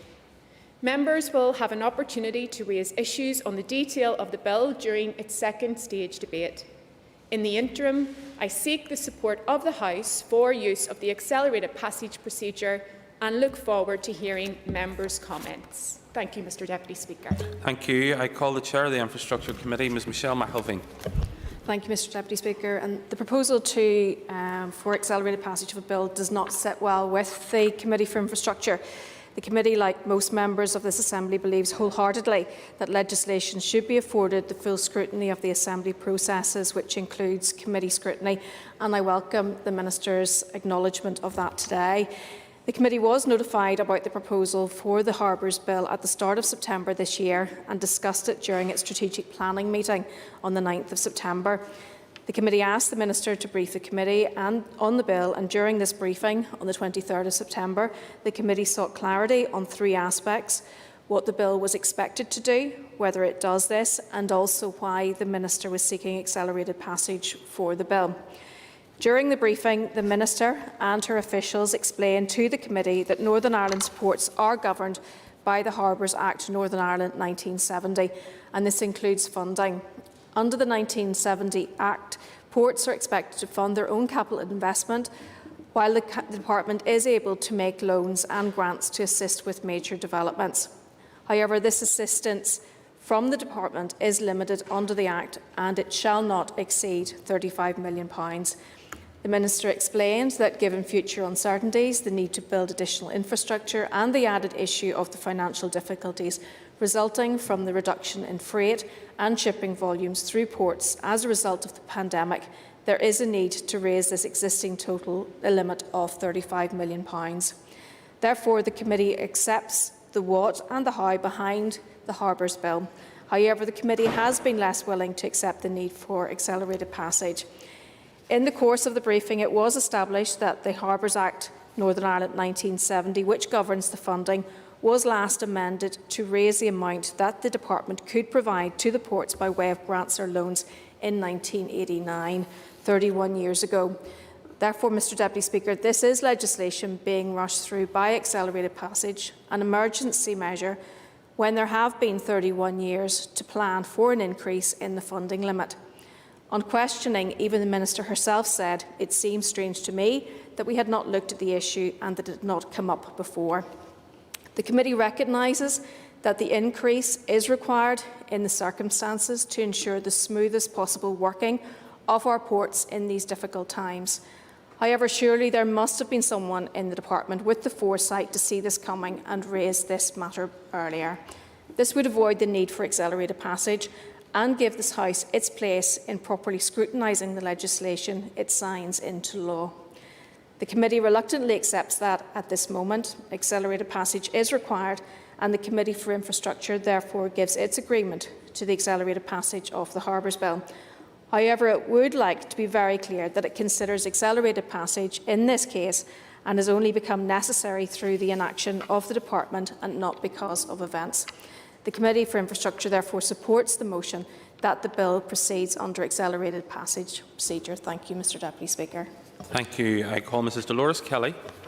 Thank you, Principal Deputy Speaker, and I welcome the Minister's presentation of legislation today, even though it is by accelerated passage, because the Minister made it very clear that isn't and will never be her favourite route, but necessity has enforced this action. And of course, in relation to the Department, that particular portfolio in terms of responsibility for the ports has been held, I think, by the majority of parties in this House.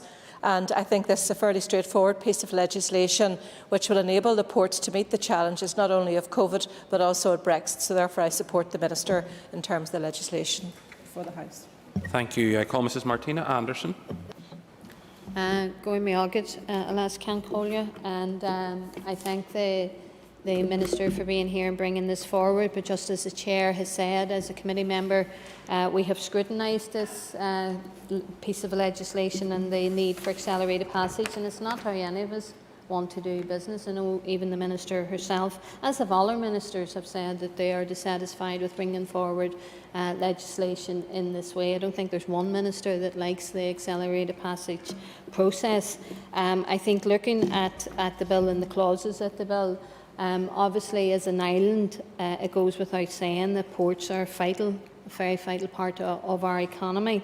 And in Derry, the Derry port, the Foyle port, as an example, is a key marine entry into the northwest. And the Foyle port, it handles 2 million tonnes of cargo per year and supports 1,000 jobs.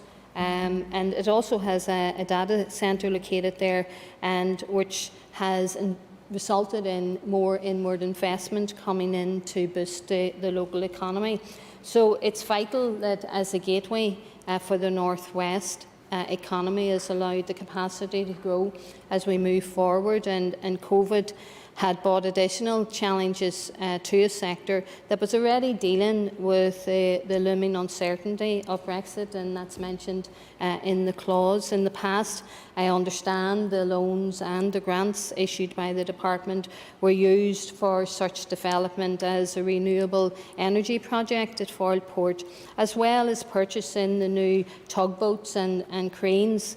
And while we have been told that these loans and grants are not expected to be used for SPS checks, they may be used for other measures relating to Brexit preparation, and again that's mentioned in the clause. So, and helping for ports to grow their businesses in the port's Brexit environment. So, as the limit has not been increased, as you have said, Minister, from 1989, as the Chair of the Committee has outlined, and the increase to 90 million is based on inflation, I believe that it is a reasonable move to assist ports moving forward, particularly as the Department stated that if all the future loans identified by the ports were to materialise over the next 5 years, they would require a further 22.5 million. So I would like to take a moment, I think, to comment on the current position ports find themselves in relation to what the clause mentions at the end with regards to Brexit. The British Government and Minister Putz have been somewhat lethargic, to say the least, in the efforts to prepare our ports for January the 1st. Is something that we have talked about extensively in the committee. And while DERA officials have been working very, very hard, we need to acknowledge that around the clock to make sure that the readiness plan is feasible. It is a pity that the efforts have been somewhat hamstrung. Point of order, Mr. Jim Allister. Are we discussing accelerated passage, or are we discussing the merits of the bill? Because listening to the current Speaker, I think she has jumped the gun to the second stage. I think the member is correct, and the member for Foyle will have the opportunity at second stage to raise all of the sorts of issues that she is talking to presently. But yes, Mr. Allister is correct. This section of business is about the use of accelerated passage.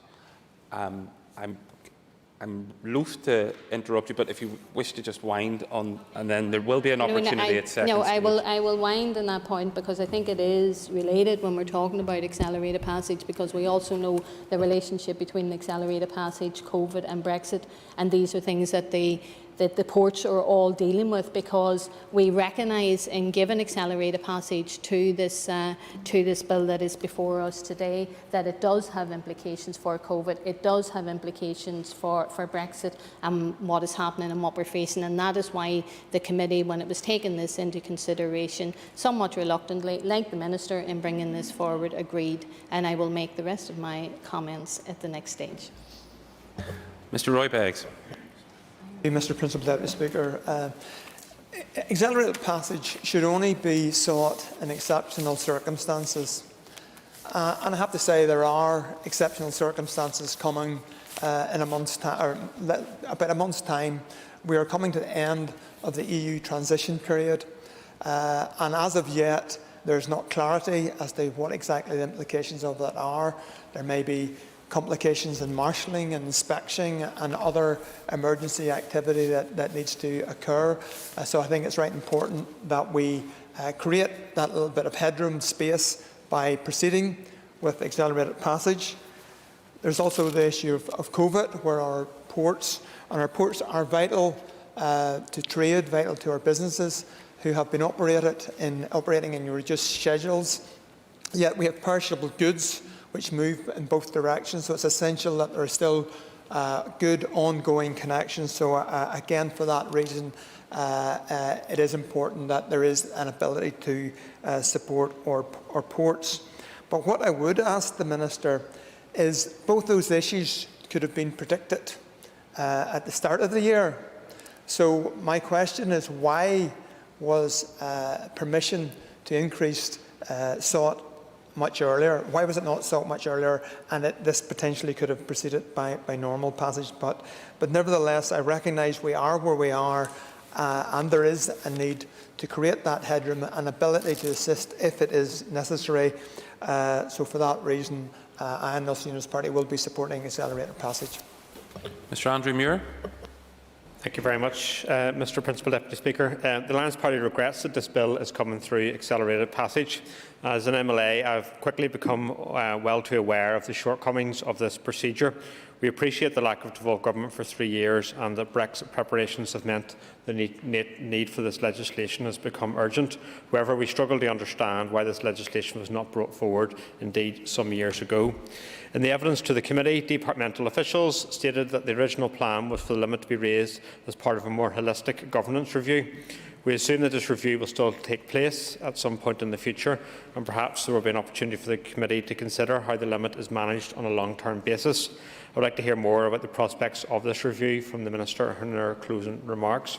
That being said, Mr. Principal Deputy Speaker, I am satisfied that the need for this legislation is urgent, as Mr Beggs has outlined, and that the bill seems relatively straightforward. On the basis of the briefings to date, it seems that no additional serious complications need to be considered, and on that basis, we are prepared to support accelerated passage.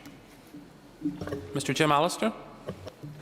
Mr. Deputy Speaker, accelerated passage is something that should be utterly alien to this House. Sadly, it's becoming far too familiar to this House.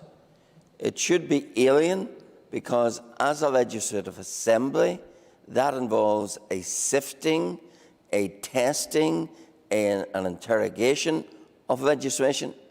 And what accelerated passage is, it strips out all of that. It removes the critical committee stage so that the matter can be sifted and tested and interrogated, and takes the shorthand, the shortcut of simply legislating on the back of a second stage and further debates. That should be alien to a legislative assembly.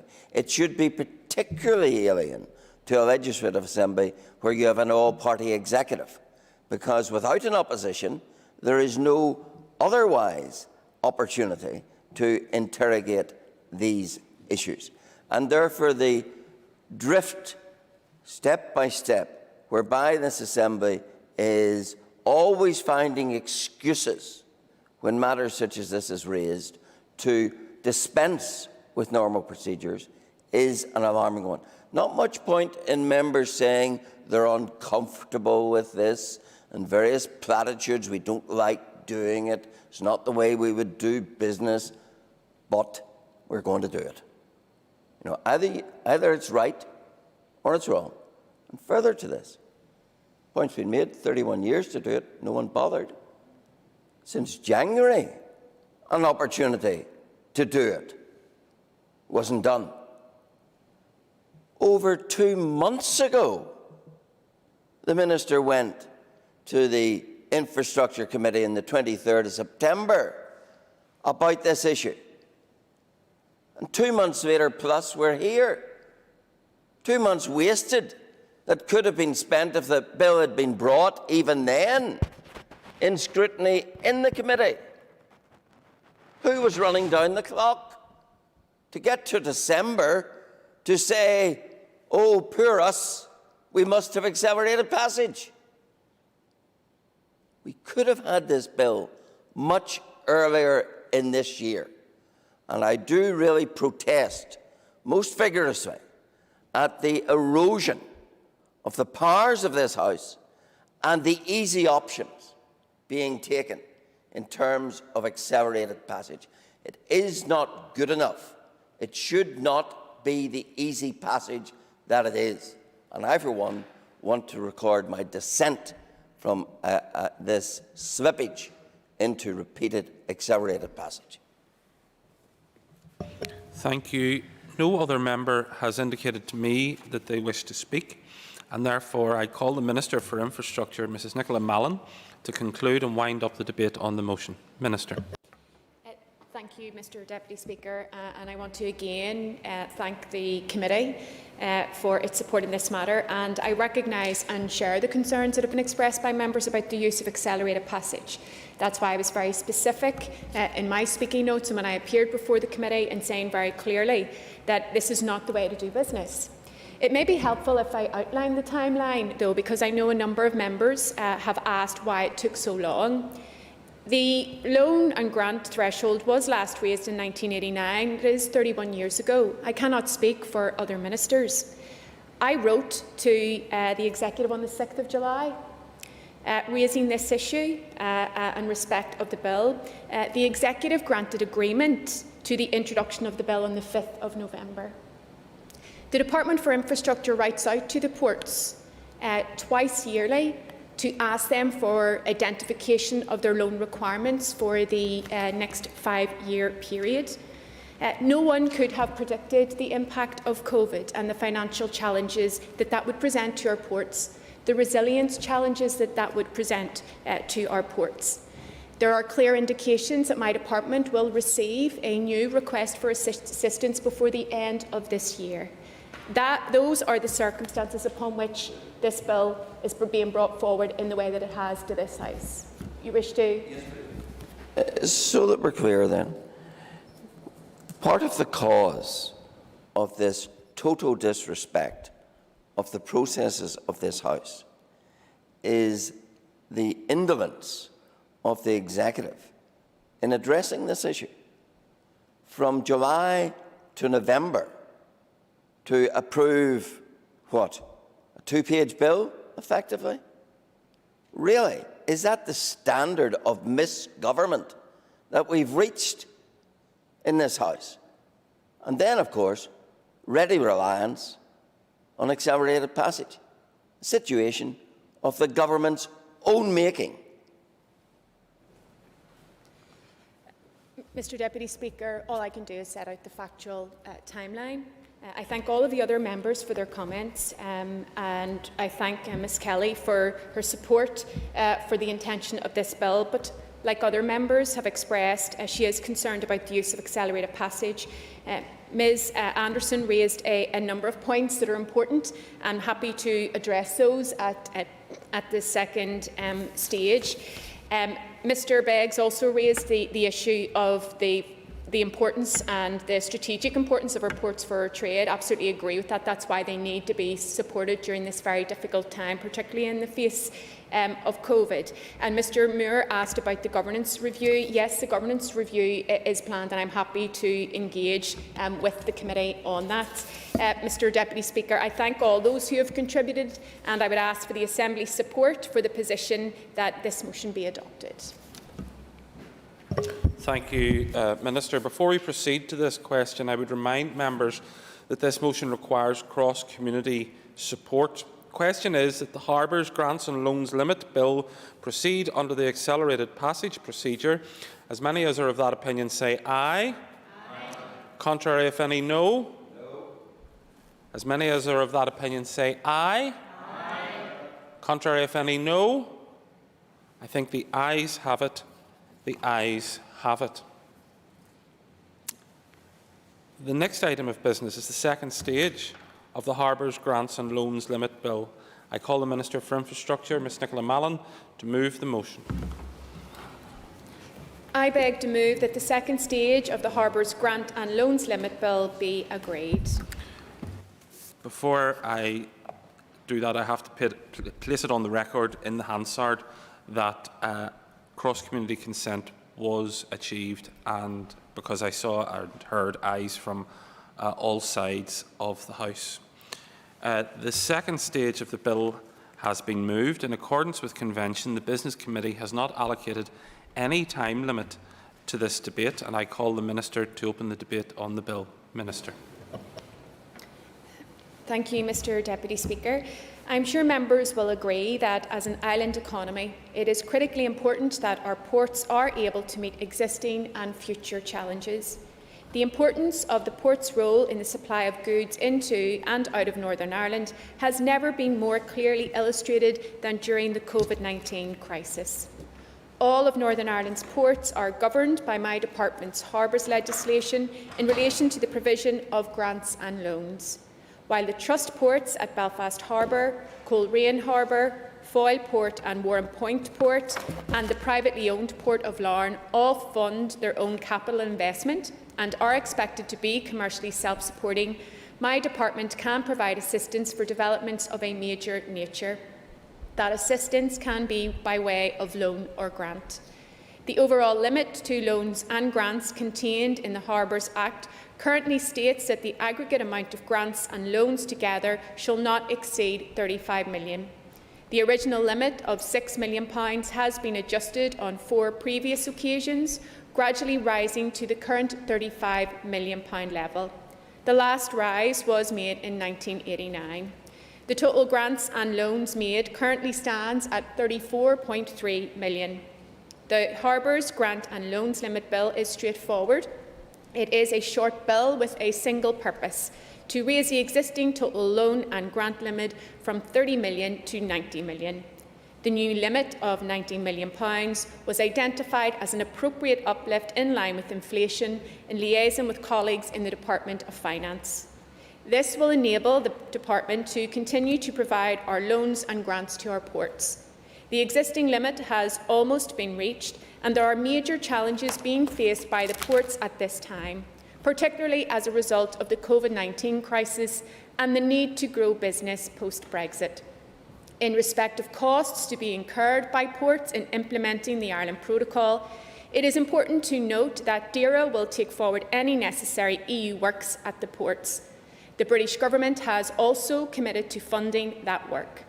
I want to be clear that I do not anticipate this legislation being used to enable construction of SPS-related infrastructure, nor is this a matter for DFI. The region's main commercial ports have all agreed with the need for the increase to the loan and grant limit. The Executive has also agreed its support for this increase and its agreement to do so by accelerated passage. And as the grants and loans made under this bill increase a charge on the Consolidated Fund, Minister Murphy also has confirmed to me that he is content to recommend the bill as required under Section 63 of the Northern Ireland Act. I commend the bill to the Assembly. Thank you. I call the Chair of the Infrastructure Committee, Ms Michelle McElveen. Thank you, Mr Deputy Speaker. The committee was notified about the proposal for the Harbours Bill at the start of September this year and discussed it during its strategic planning meeting on the 9th of September. The committee asked the Minister to brief the committee on the bill, and on the 23rd of September the committee received this briefing. During the briefing, the Minister and her officials explained to the committee that Northern Ireland's ports are governed by the Harbours Act Northern Ireland 1970, which includes funding. Under this Act, the ports are expected to fund their own capital investment, while the Department is able to make loans and grants to assist with major developments. This assistance from the Department is, however, limited under the Act, which states that it should not exceed £35 million. Given future uncertainties, the need to build the additional infrastructure and the added financial difficulties resulting from the reduction in freight and shipping volumes through the ports as a result of the pandemic, the committee is aware of the need to raise the existing total limit of £35 million that the Department can provide by means of loans and grants to a more substantial £90 million as set out in the legislation before us. The Committee for Infrastructure had already met with representatives of the seaports on the 1st of July this year, who are eager to grow and strengthen their business after the EU exit. However, the committee notes that the impact of COVID has removed the financial certainty that they would like in order to invest in and develop their business. This is not just an issue for them, as the ports have taken on a more strategically important role for our economy in the post-Brexit era. The committee is aware that it is vital that our ports are ready for the challenges and opportunities facing them. The uncertainty of COVID has come at the worst possible time, a time when the ports were meant to be pushing forward with expansion and plans to build on the new opportunities opening up to them. Instead, they're now battening down the hatches and weathering a storm. The committee appreciates the need for the department to provide adequate support in order that, and for the benefit of our economy, that the ports can develop the infrastructure that's required. In its discussion with the Minister and her officials, the committee sought assurance about the narrow scope of the bill and that the sole purpose of the bill is to raise the loan and grant limit and that there will be no other consequences. The Minister gave the committee that assurance, noting that this is a very short and concise bill. As members will note, there are only 3 clauses: the commencement, the title and the final clause, which is a single line to increase the port funding limit. The committee also asked for information around the consultation that had taken place both with the Executive and with the sector itself. The Minister advised the committee that one issue was raised by the Executive, and that was around her proposal to include in the bill the ability for the Department to increase the loan and grant limit at a future date through secondary legislation. However, she did point out that after objection from the Department of Finance about a lack of scrutiny, this was taken out. She confirmed that there were no objections to the purpose of the bill. The Minister was content that she had consulted with the ports and that they were in support of this legislation. The Minister was also asked about some of the financial challenges facing the ports, and she advised that this includes the likes of urgent quayside repairs, which would be aided by the grant mechanism proposed by the bill. Clarity was also sought as to whether checks and balances were in place on what the loan can be used for in need to be addressed for the bill. The Minister gave assurance that this bill was purely for grants and loans and to increase the limit from £35 million. Given that assurance, I understand that the committee is satisfied, and while my preference would have been to have had a committee stage, I am content to support second stage of the bill. Mr. Cathal Boylan. Gormagat, Cian Corlia Boylan, Lorch Evalver, and Bill Shaw. I raised to speak in favour of the bill, and I'm happy, content we can speak at the second stage, Mr. Speaker. Just before I do make remarks, maybe the Minister, while now it's in my head, to ask the Minister to indicate in terms of when the harbours and the ports can access the funding at that earliest stage before I do ask, because we're leading into Brexit and everything else, and I'm sure there's a piece of work for it to be done there by the ports. But, Mr. Speaker, our seaports are an essential part of the economy, and moving forward, they need to be able to grow and continue to play their vital role in the terms of trade, connectivity and employment. This year, our ports have faced considerable challenges when they were trying to prepare as best they could for Brexit. With the limited information that they had, the coronavirus pandemic introduced another unwanted burden to the sector. The ports all fund their own capital investment. However, the Department can make loans and grants to ports under the Harbours Act. The original limit was set to £6 million. However, this has been changed multiple times in the past, gradually rising to the current £35 million in 1989. Since then, it has not increased. And it is also worth noting, Mr. Speaker, that the total amount of any loans granted by the Department does not decrease in line with depreciation or with loan repayments, as stated by the Minister earlier. The total amount of grants and loans made to the ports currently stands at £34.3 million. You do not need a calculator to tell you this is very near the current limit. Furthermore, the Department informs us that all the future loans identified by the ports were to materialise over the next 5 years. This would require a further, I think the Minister might have said 27 million, my figures is 22.5, but maybe we should clarify that point. And this is not taking into account any additional grants that may be provided to the ports in response to COVID-19. While DERA is leading on Brexit preparations at the ports, the Department stated that it is possible that this legislation could be used to make the grants payable to the ports for other Brexit preparation measures.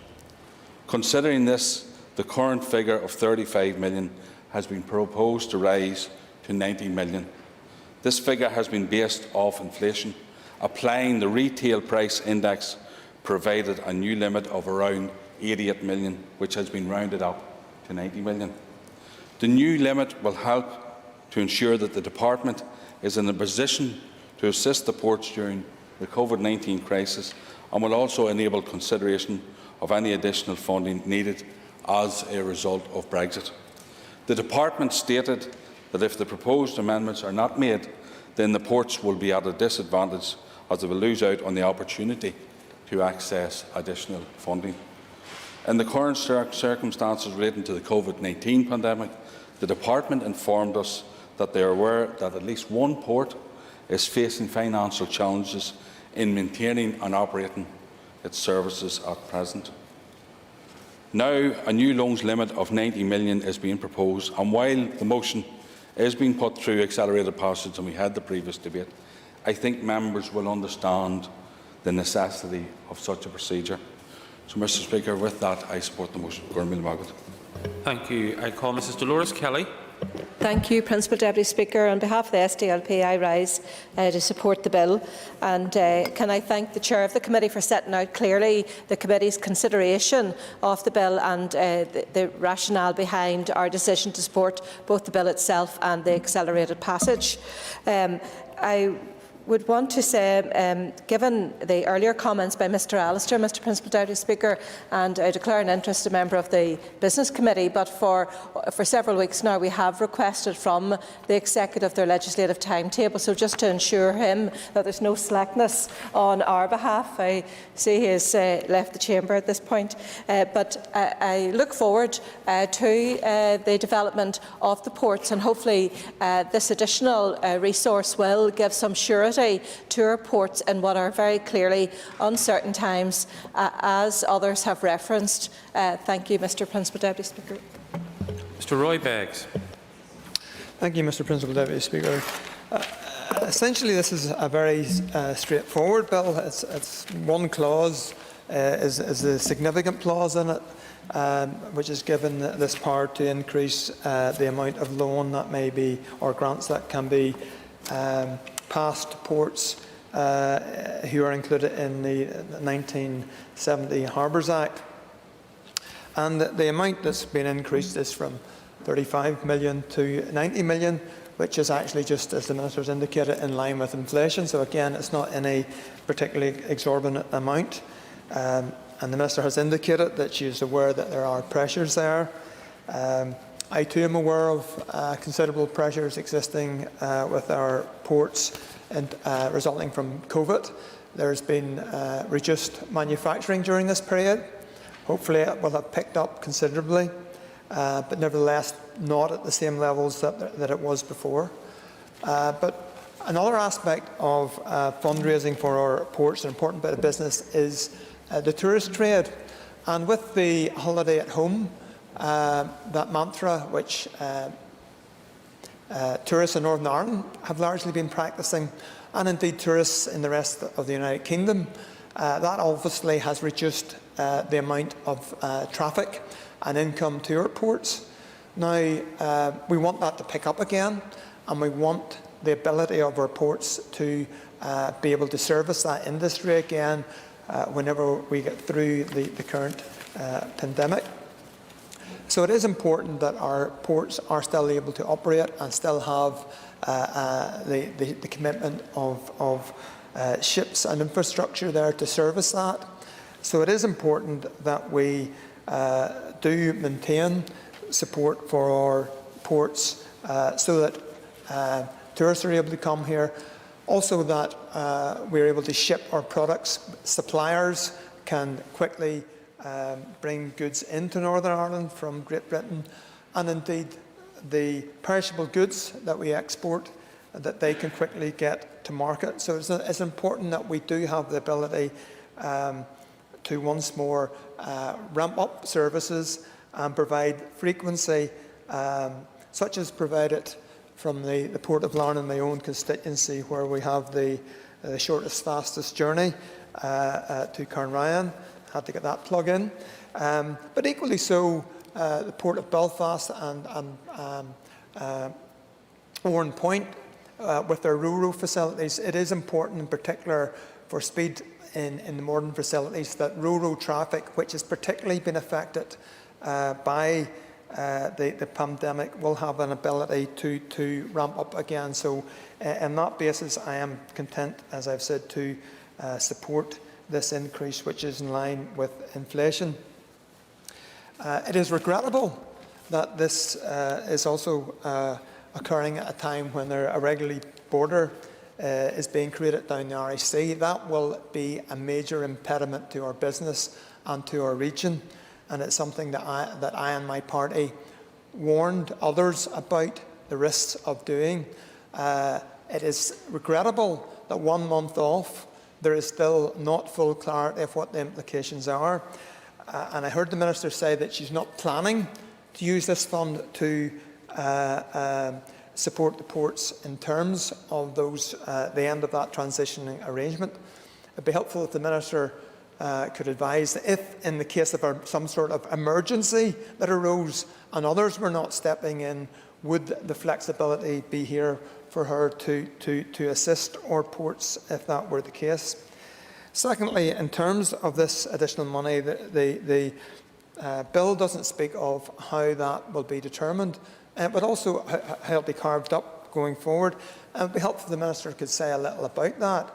And in particular, there is concern that Belfast City Airport received airport funds, Derry City Airport received airport funds, but our principal airport, which is also trading at a loss, has not received sports support from that.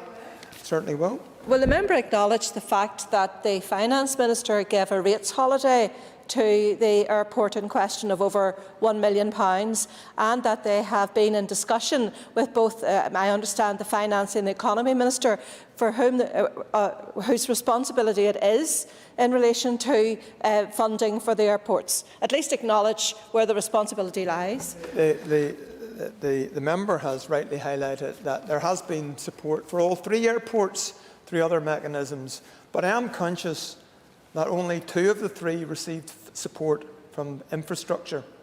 So there does need to be clarity of how this is used going forward. I hope that all will be appropriately supported going forward. The other aspect, a question I have about the bill, which I find quite strange, but perhaps it's because it's having to be taken forward by the accelerated passage route. It would be helpful if the Minister could explain. Essentially, we're increasing the amount of funding in line with inflation. That's a very minor change to our legislation. It's something which, for instance, in terms of benefits, happens each year with the statutory rule. So my question is, why is this change not occurring with the statutory rule? Or the next time we're going to adjust it, are we going to also require primary legislation to, as happened here, to repeal this legislation, assuming it goes through, and to introduce the new figures going forward? So why is it not being adjusted using a statutory rule? Or, as others have indicated, if there had been proper scrutiny and time allowed for committee discussion, this is something that could have been pointed out. An amendment could have come forward enabling such a change to occur in a much easier and efficient fashion in the future going forward. So it would be helpful if the Minister could explain why primary legislation is required to do this.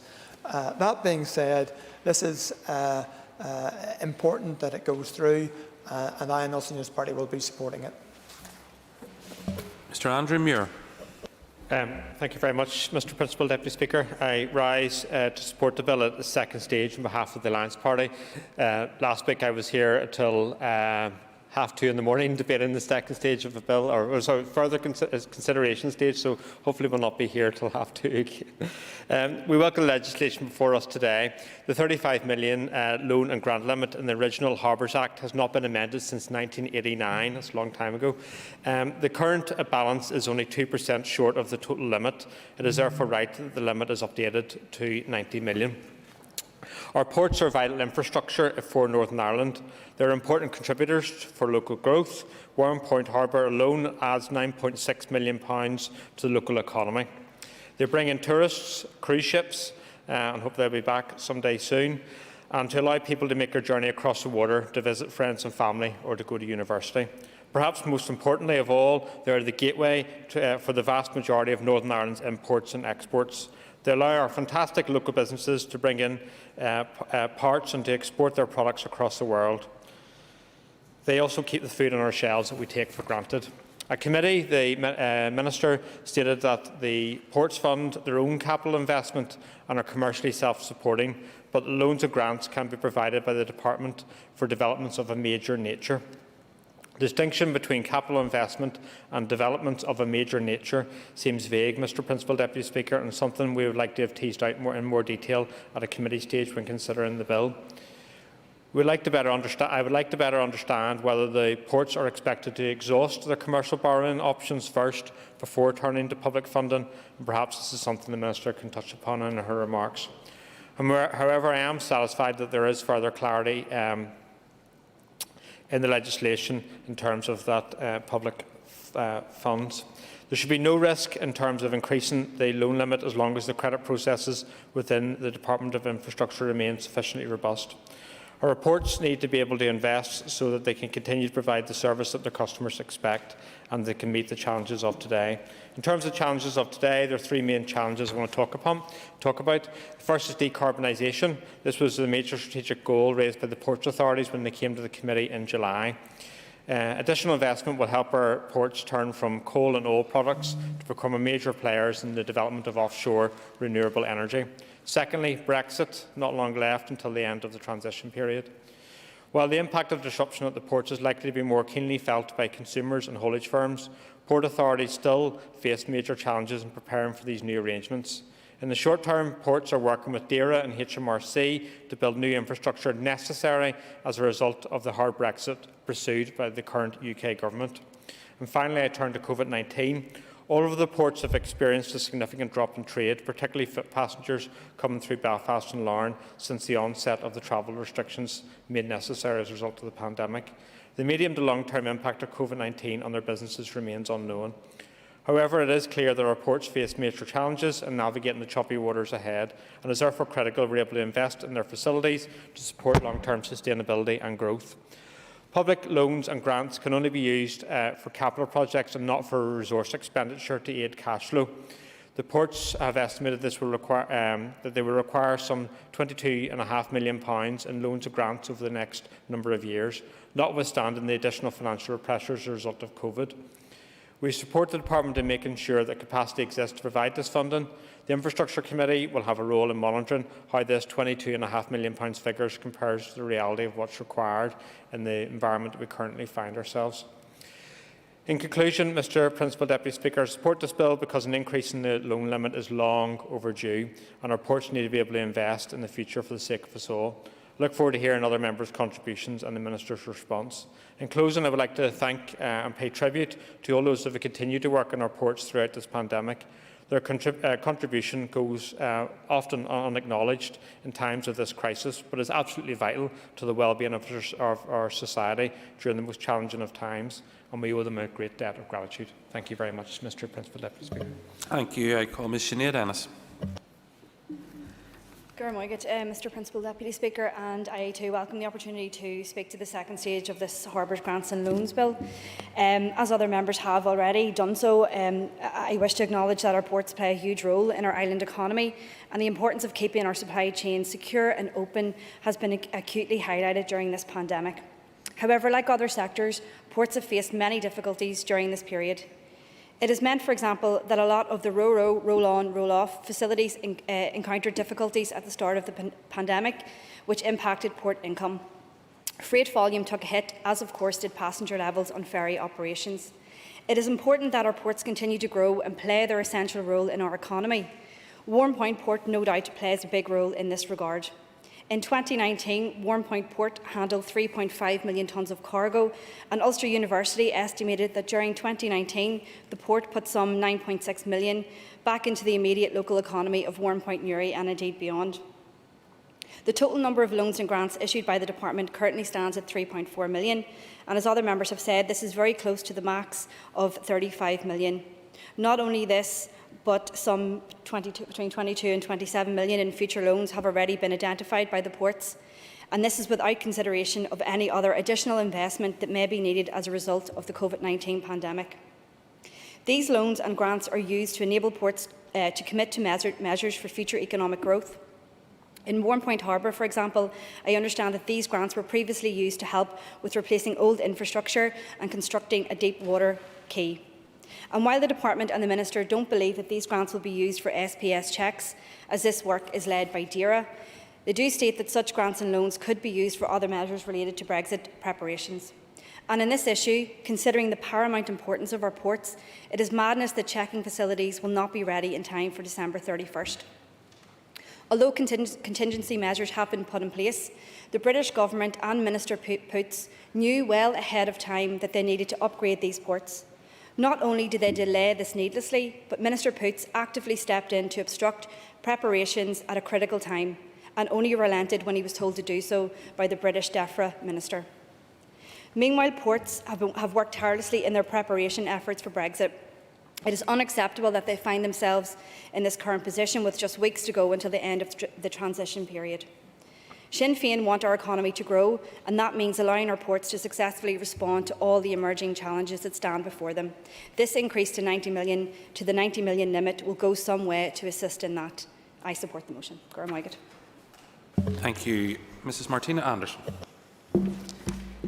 Last pre-can call you, and the last time I stood to speak, I think I strayed into to the second stage, but sure, it wouldn't be like me, because I'll take this opportunity again to say how wonderful the Foyle Port is in Derry, as people would expect me to say anyway. But it is a fantastic port, and it is employing over 1,000 people. And when we're talking about the ports, and particularly the vital nature that they play to our economy, when you look and you read the clause in the bill, and it's quite striking, particularly at the end of a clause, and many of the members here have made reference to the impact that COVID has had on ports, and of course Brexit. So just like my colleague has just stated, in relation to the British Government and Minister Poots have been somewhat lethargic, to say the least, in their efforts to try to prepare the ports for what is coming down the road at us on the 1st of January. Now, perhaps we will know this week, or perhaps we will not. Who can tell? We're waiting on the outcome of the negotiations. But it is really important that the resources to build the necessary infrastructure is vital to ensure ports are at a competitive position in the medium to long term. And when we reflect on EU exit, and when we reflect on the impact that it's going to have on the economy and on ports, I would like to recall, for instance, Project Kelvin in Derry, which is an EU multi-million euro cable that was built providing the island of Ireland with the first undersea network cable for the fastest transatlantic route directly to Ireland. And why is this relating to this clause? Because when we're talking about Brexit and we're talking about the EU exit, that was one of the many things that we secured from the EU when we talk of infrastructure and projects. And it has enabled a data centre at the Foyle Port in Derry, the Atlantic Hub, which is indeed attracting interest from EU countries.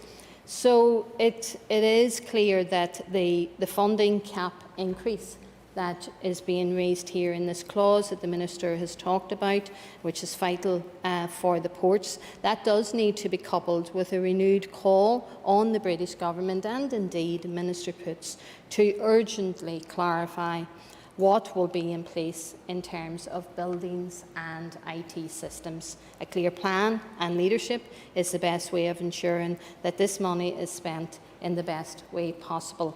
So we would also urge both sides of the Joint Committee, as we are heading out of being kicked out of the EU against the democratic express wishes of the majority of the people in the North who voted to remain in the EU as we come to the end of this transition. Yes, yes. Court a bit. I mean, the member said that we're being kicked out of the EU, we're being dragged out of it. I would be more correct. Order.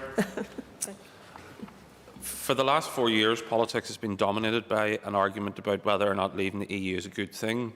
There'd be other occasions for that. This is not that occasion.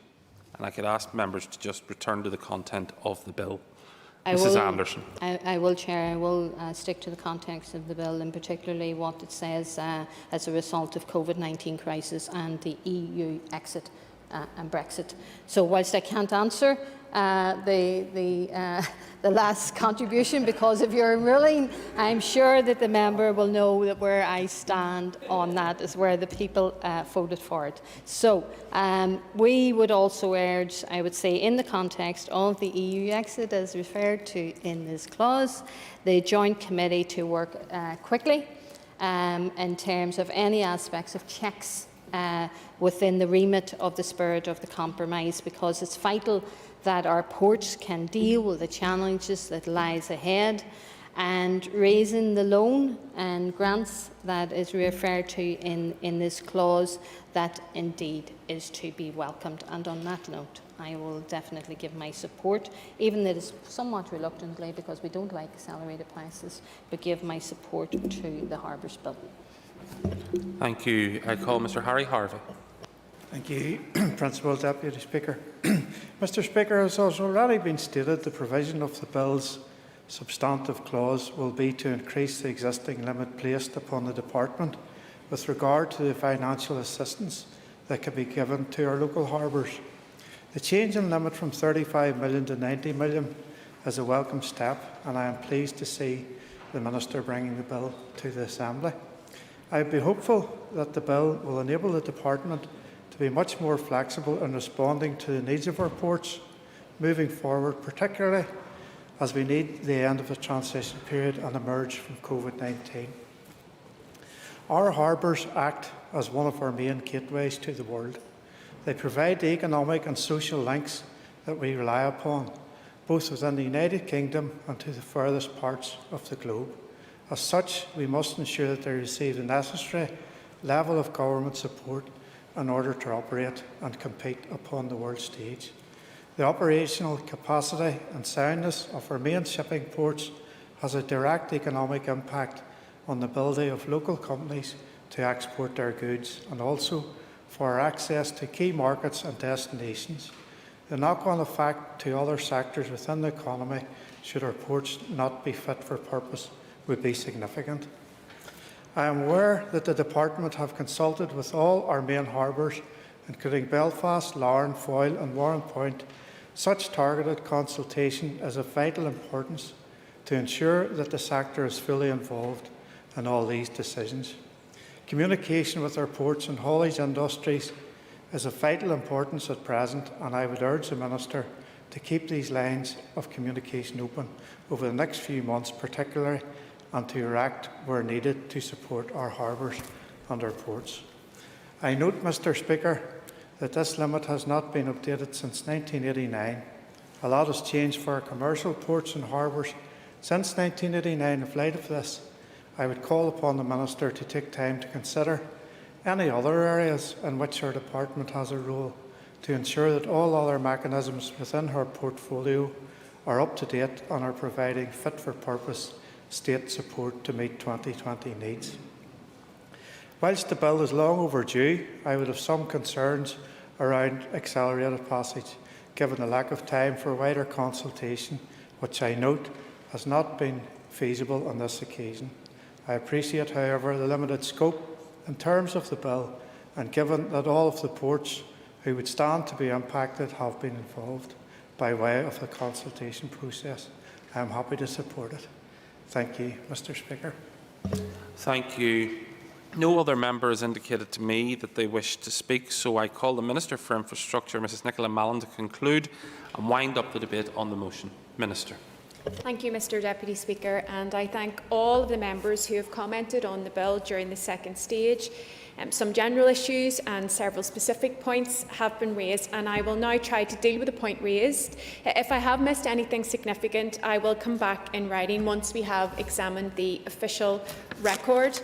I again want to reiterate my appreciation to the Chair of the Committee and to all of the members for the support that they have provided in terms of increasing the threshold, and again acknowledging the concerns around the utilisation of accelerated passage, concerns that I certainly share.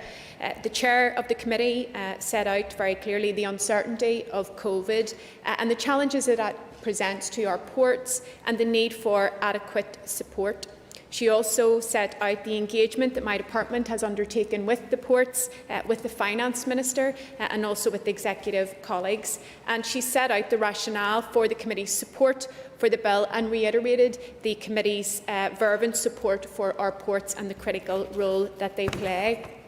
The Chair of the Committee also gave examples of how previous loans and grants have been used by the ports, and I think that is a very important point. If we look to see how previous loans and grants have been used, it has included the Evermore Renewable Energy Project at Foyle Port, expansion of the Ro-Ro facilities and construction of a deepwater quay at Warren Point Harbour, purchasing of new tugboats and cranes at Foyle Port, replacing old infrastructure at Warren Point Harbour, construction of new bulk storage silos at Warren Point Harbour, and I think it's important that we take cognizance of the fact that that's how the grants and loans have been used, and that we clearly understand that the next set of planned loans and grants will be expected to be used to ensure, as members have said, that we enhance the resilience of our ports, that we ensure that they have financial capacity for future economic growth, including diversifying their business, land acquisition, building cruise ship infrastructure, and Mr Moore talked about, and Mr Beggs as well, the importance of tourism, and also is anticipated that it will be used for purchasing additional tugboats, replacement cranes and quayside repairs. It was Cathal Boylan who raised a number of issues that he was seeking clarity on. I'm happy to provide that clarification. He asked about when ports will be able to access this finance. The intention is that the operational date for this legislative amendment will be in January. He also highlighted that the current threshold has almost been reached and that there are very real and pressing financial requirements facing our ports. I agree. That's why we're bringing forward this piece of legislation. He asked for confirmation around the future loans value that has been identified by the ports over the next 5-year periods. I can confirm that the figure that I've been presented with is £27 million as opposed to £22 million. And so if those loans were all to materialise, that would bring the total up to £61.3 million.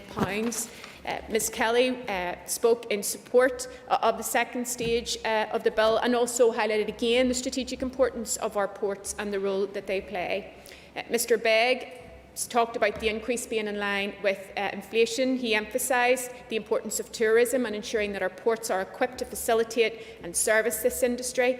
And I share his concerns around the lack of clarity on implementation of the protocol. I have close engagement with our ports, and it is hugely difficult and challenging for them in terms of preparation when it is not clear at all how they are meant to prepare and what is required of them. Mr Beggs talked about Brexit and SPS checks, and he will understand that that is a matter for DAERA. And there is also clear commitment from the British Government that they will fund the work that's required for implementation of the protocol. That's a commitment all of us in this House, I think, support and would want to see materialised and realised. Mr Beggs also spoke about the importance of ports, but also the importance of airports. I think it's important just to clarify that he mentioned the international airport. I think it was Ms Kelly rose to state the fact that rates relief has been provided by the Finance Minister to all of the 3 airports. That equated to £1.7 million in support for Belfast International Airport.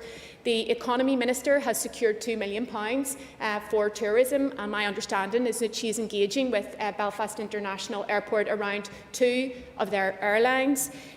The Finance Minister is also preparing a paper to bring forward to the Executive around the provision of safety and security grants to all 3 airports, and that will be funded from the remaining money that's sitting in the centre for our airports. So just to reassure Mr Beggs and all members that given the statutory responsibility for airports is shared across the Minister for Economy, myself and the Minister for Finance, I am committed to working with my ministerial colleagues to ensure that we support our airports during this very challenging time. I think Mr Beggs also raised the issue around why we're not addressing the issue of increasing at a later stage the threshold through secondary legislation. I think it was the Chair who pointed out that that was one of the issues that I had originally raised, but the Finance Minister had some concerns with that. So recognising the pressing nature of this bill in terms of ensuring that we can get financial support to airports, I proceeded without that principle and objective, but it is something that I hope to return to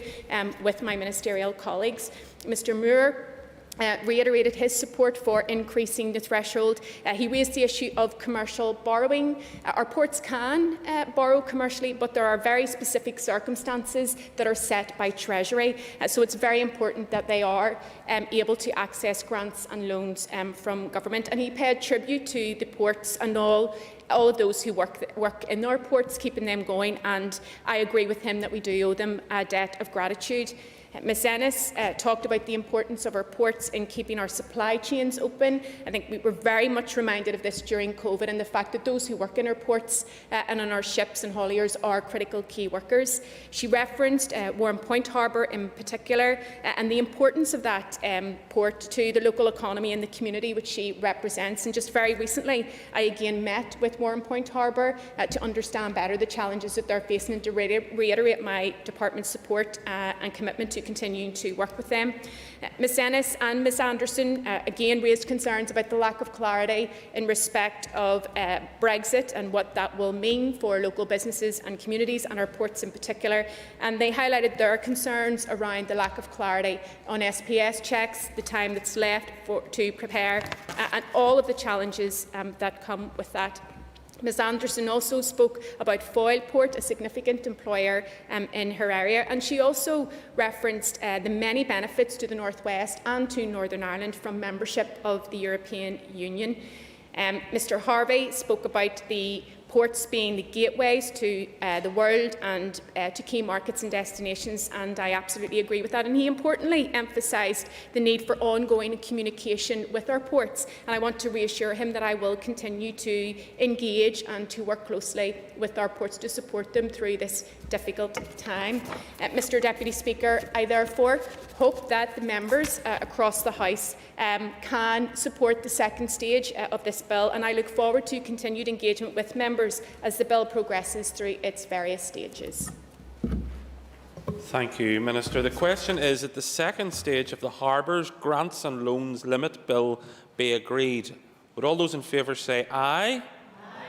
Contrary, if any? I think the ayes have it. The ayes have it. That concludes the second stage of the Harbours Grants and Loans Limit Bill. Members, given that it's 12:44 and there's a very important debate to take place in relation to COVID, I think by leave of the House, we'll suspend the House now because the Business Committee is obviously meeting at 1 o'clock, so the sitting is suspended. Thank you. And don't forget to clean your surfaces and stuff before you leave the chamber. Thank you.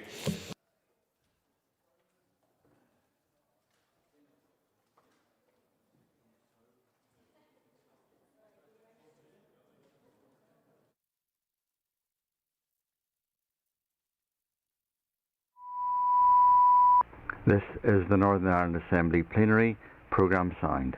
This is the Northern Ireland Assembly Plenary, Programme Sound. This is the Northern Ireland Assembly Plenary, Programme Sound. This is the Northern Ireland Assembly Plenary, Programme Sound. This is the Northern Ireland Assembly Plenary, Programme Sound. This is the Northern Ireland Assembly Plenary, Programme Sound. This is the Northern Ireland Assembly Plenary, Programme Sound. This is the Northern Ireland Assembly Plenary, Programme Sound. This is the Northern Ireland Assembly Plenary, Programme Sound. This is the Northern Ireland Assembly Plenary, Programme Sound. This is the Northern Ireland Assembly Plenary Programme Sound. This is the Northern Ireland Assembly Plenary Programme Sound. This is the Northern Ireland Assembly Plenary Programme Sound. This is the Northern Ireland Assembly Plenary Programme Sound. This is the Northern Ireland Assembly Plenary Programme Sound. This is the Northern Ireland Assembly Plenary Programme Sound. This is the Northern Ireland Assembly Plenary Programme Sound. This is the Northern Ireland Assembly Plenary Programme Sound. This is the Northern Ireland Assembly Plenary Programme Sound. This is the Northern Ireland Assembly Plenary Programme Sound. This is the Northern Ireland Assembly Plenary Programme Sound. This is the Northern Ireland Assembly Plenary Programme Sound. This is the Northern Ireland Assembly Plenary Programme Sound. This is the Northern Ireland Assembly Plenary Programme Sound. This is the Northern Ireland Assembly Plenary Programme Sound. This is the Northern Ireland Assembly Plenary Programme Sound. This is the Northern Ireland Assembly Plenary Programme Sound. This is the Northern Ireland Assembly Plenary Programme Sound. This is the Northern Ireland Assembly Plenary Programme Sound. This is the Northern Ireland Assembly Plenary Programme Sound. This is the Northern Ireland Assembly Plenary Programme Sound. This is the Northern Ireland Assembly Plenary Programme Sound. This is the Northern Ireland Assembly Plenary Programme Sound. This is the Northern Ireland Assembly Plenary Programme Sound. This is the Northern Ireland Assembly Plenary Programme Sound. This is the Northern Ireland Assembly Plenary Programme Sound.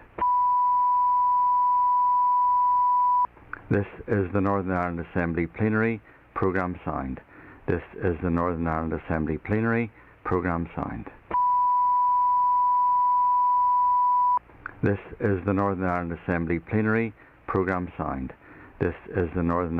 Plenary Programme Sound. This is the Northern Ireland Assembly Plenary Programme Sound. This is the Northern Ireland Assembly Plenary Programme Sound. This is the Northern Ireland Assembly Plenary Programme Sound.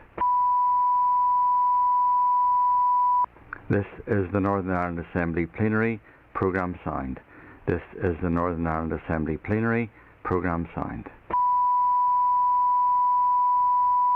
This is the Northern Ireland Assembly Plenary Programme Sound. This is the Northern Ireland Assembly Plenary Programme Sound. This is the Northern Ireland Assembly Plenary Programme Sound. This is the Northern Ireland Assembly Plenary Programme Sound. This is the Northern Ireland Assembly Plenary Programme Sound. This is the Northern Ireland Assembly Plenary Programme Sound.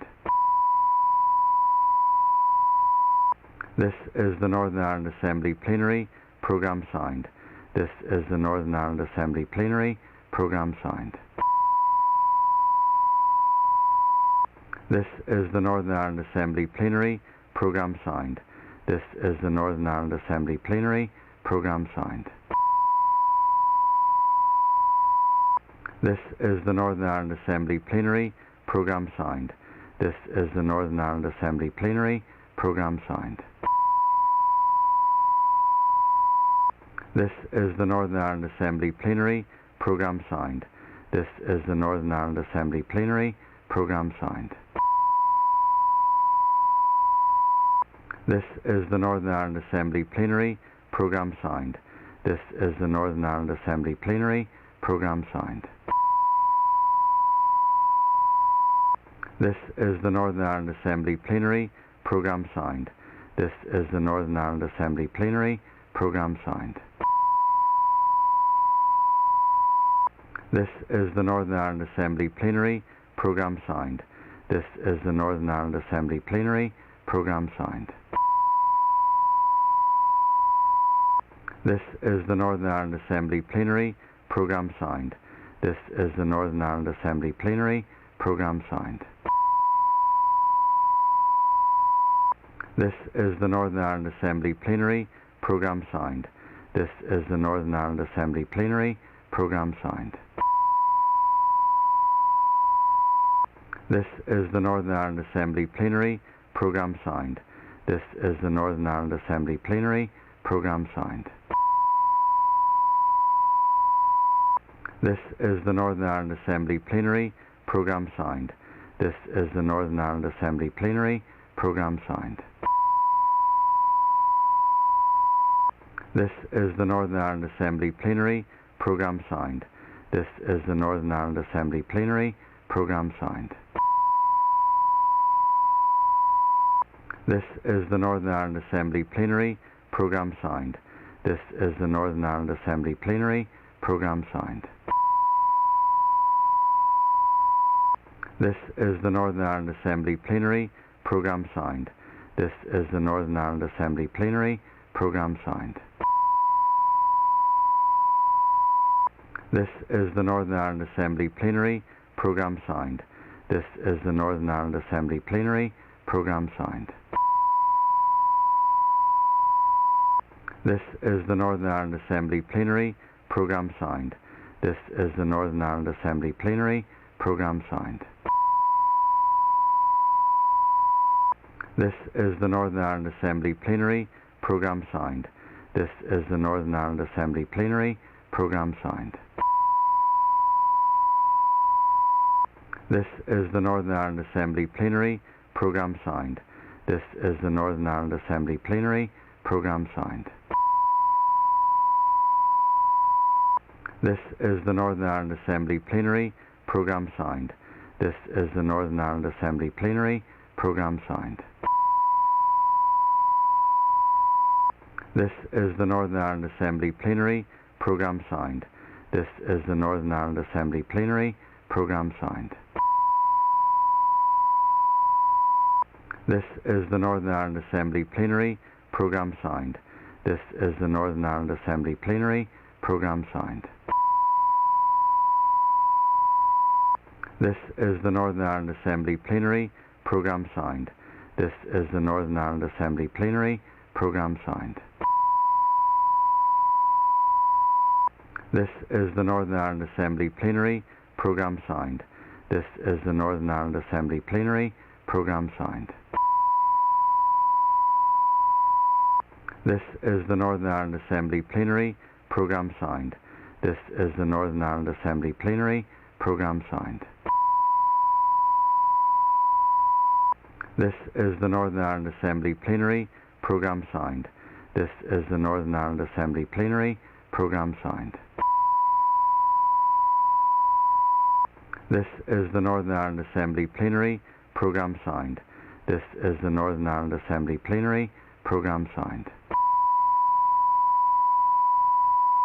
This is the Northern Ireland Assembly Plenary Programme Sound. This is the Northern Ireland Assembly Plenary Programme Sound. This is the Northern Ireland Assembly Plenary Programme Sound. This is the Northern Ireland Assembly Plenary Programme Sound. This is the Northern Ireland Assembly Plenary Programme Sound. This is the Northern Ireland Assembly Plenary Programme Sound. This is the Northern Ireland Assembly Plenary Programme Sound. This is the Northern Ireland Assembly Plenary Programme Sound. This is the Northern Ireland Assembly Plenary Programme Sound. This is the Northern Ireland Assembly Plenary Programme Sound. This is the Northern Ireland Assembly Plenary Programme Sound. This is the Northern Ireland Assembly Plenary Programme Sound. This is the Northern Ireland Assembly Plenary Programme Sound. This is the Northern Ireland Assembly Plenary Programme Sound. This is the Northern Ireland Assembly Plenary Programme Sound. This is the Northern Ireland Assembly Plenary Programme Sound.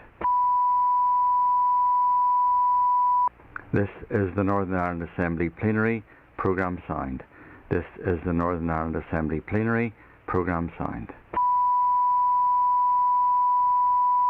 This is the Northern Ireland Assembly Plenary Programme Signed. This is the Northern Ireland Assembly Plenary Programme Signed. This is the Northern Ireland Assembly Plenary Programme Signed. This is the Northern Ireland Assembly Plenary Programme Signed. This is the Northern Ireland Assembly Plenary Programme Signed. This is the Northern Ireland Assembly Plenary Programme Signed. This is the Northern Ireland Assembly Plenary Programme Signed. This is the Northern Ireland Assembly Plenary Programme Signed. This is the Northern Ireland Assembly Plenary Programme Signed. This is the Northern Ireland Assembly Plenary Programme Signed.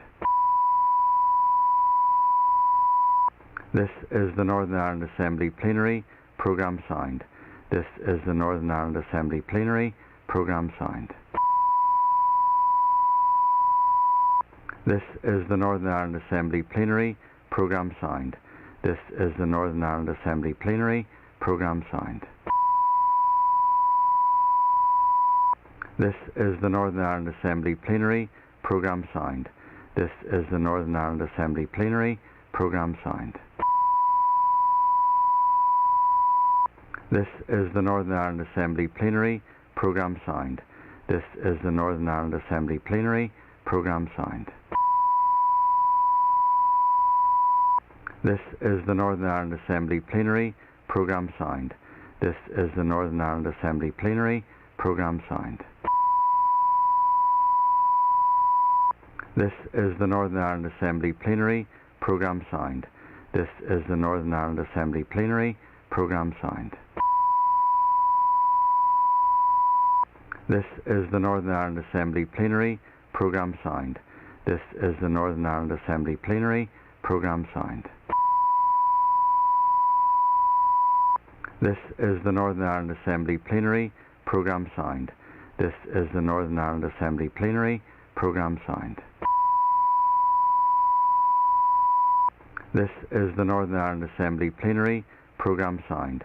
This is the Northern Ireland Assembly Plenary Programme Signed.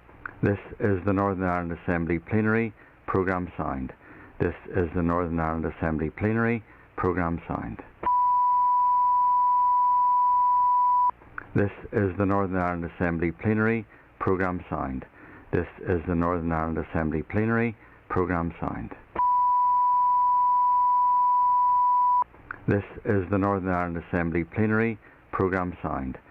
This is the Northern Ireland Assembly Plenary Programme Signed. This is the Northern Ireland Assembly Plenary Programme Signed. This is the Northern Ireland Assembly Plenary Programme Signed.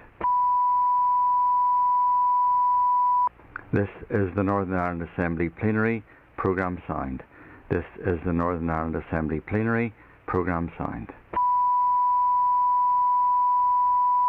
This is the Northern Ireland Assembly Plenary Programme Signed. This is the Northern Ireland Assembly Plenary Programme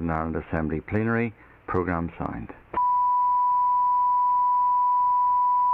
This is the Northern Ireland Assembly Plenary Programme Signed. This is the Northern Ireland Assembly Plenary Programme Signed. This is the Northern Ireland Assembly Plenary Programme Signed. This is the Northern Ireland Assembly Plenary Programme Signed.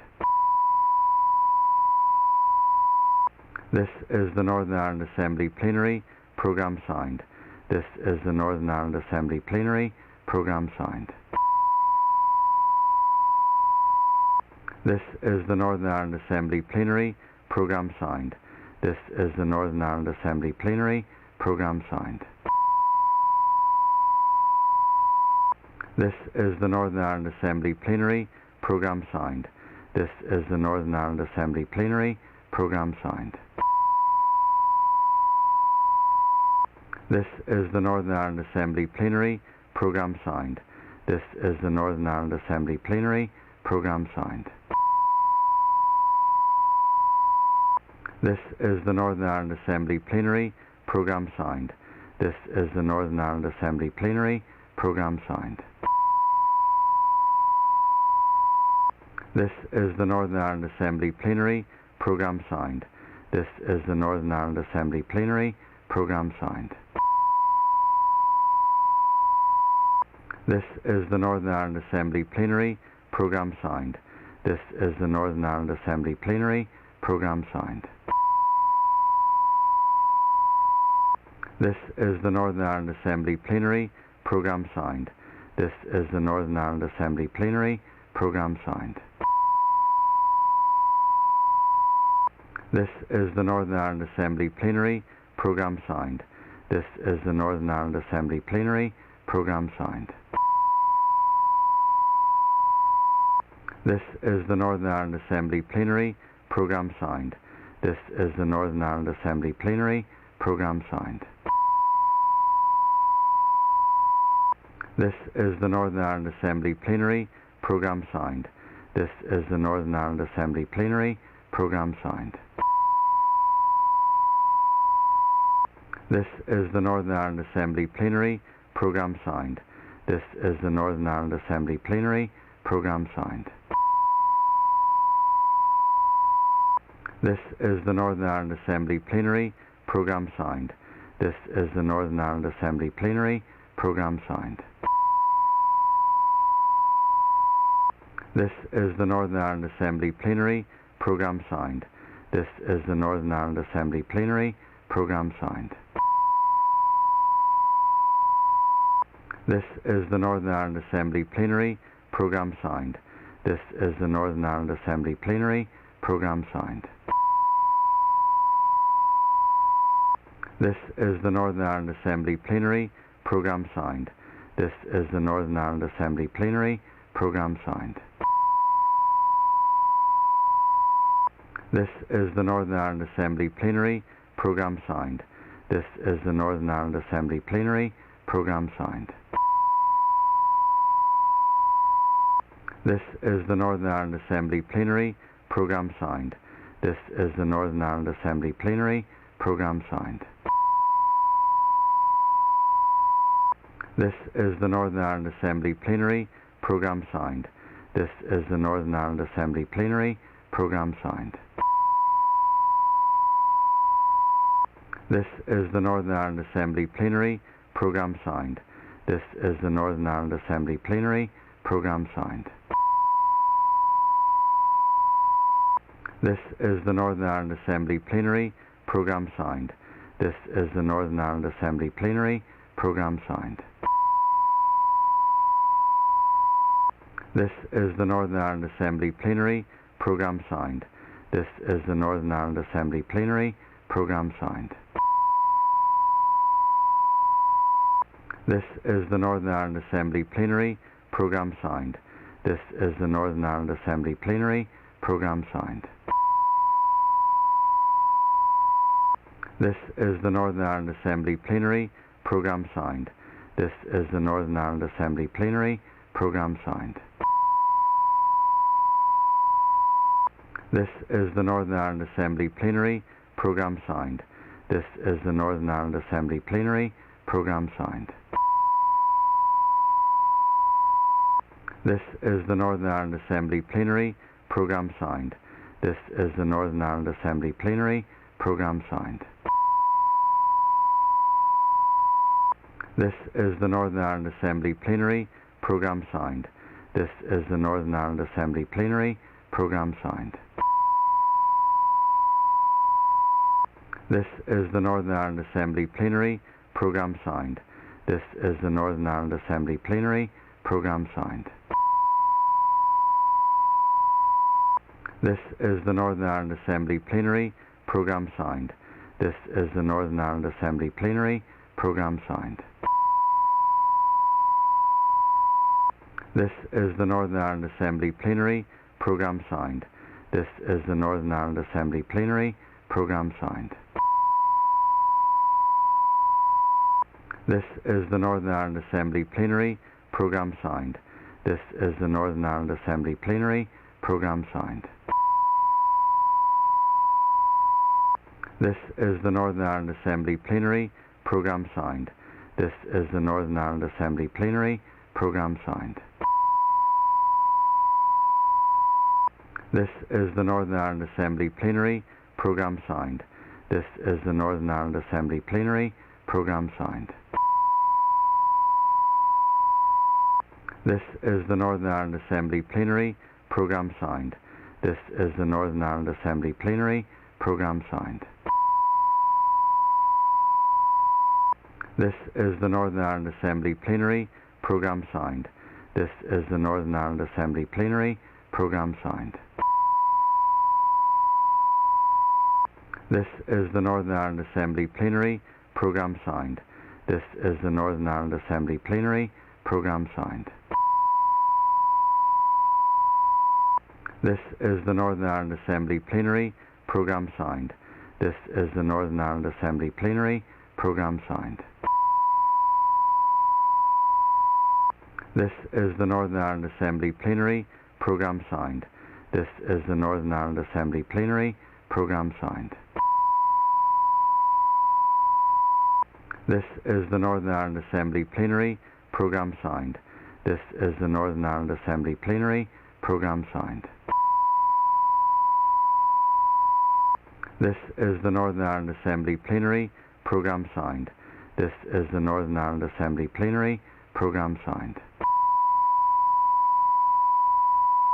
This is the Northern Ireland Assembly Plenary Programme Sound. This is the Northern Ireland Assembly Plenary Programme Sound. This is the Northern Ireland Assembly Plenary Programme Sound. This is the Northern Ireland Assembly Plenary Programme Sound. This is the Northern Ireland Assembly Plenary Programme Sound. This is the Northern Ireland Assembly Plenary Programme Sound. This is the Northern Ireland Assembly Plenary Programme Sound. This is the Northern Ireland Assembly Plenary Programme Sound. This is the Northern Ireland Assembly Plenary Programme Sound. This is the Northern Ireland Assembly Plenary Programme Sound. This is the Northern Ireland Assembly Plenary Programme Sound. This is the Northern Ireland Assembly Plenary Programme Sound. This is the Northern Ireland Assembly Plenary Programme Sound. This is the Northern Ireland Assembly Plenary Programme Sound. This is the Northern Ireland Assembly Plenary Programme Sound. This is the Northern Ireland Assembly Plenary Programme Sound. This is the Northern Ireland Assembly Plenary Programme Sound. This is the Northern Ireland Assembly Plenary Programme Sound. This is the Northern Ireland Assembly Plenary Programme Sound. This is the Northern Ireland Assembly Plenary Programme Sound. This is the Northern Ireland Assembly Plenary Programme Sound. This is the Northern Ireland Assembly Plenary Programme Sound. This is the Northern Ireland Assembly Plenary Programme Sound. This is the Northern Ireland Assembly Plenary Programme Sound. This is the Northern Ireland Assembly Plenary Programme Sound. This is the Northern Ireland Assembly Plenary Programme Sound. This is the Northern Ireland Assembly Plenary Programme Sound. This is the Northern Ireland Assembly Plenary Programme Sound. This is the Northern Ireland Assembly Plenary Programme Sound. This is the Northern Ireland Assembly Plenary Programme Sound.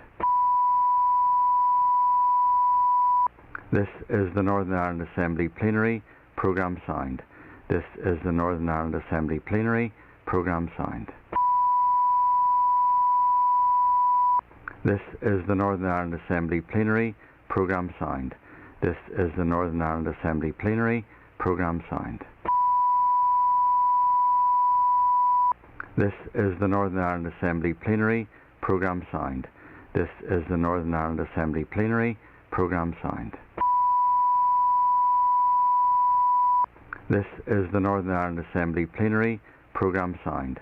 This is the Northern Ireland Assembly Plenary Programme Sound. This is the Northern Ireland Assembly Plenary Programme Sound. This is the Northern Ireland Assembly Plenary Programme Sound. This is the Northern Ireland Assembly Plenary Programme Sound.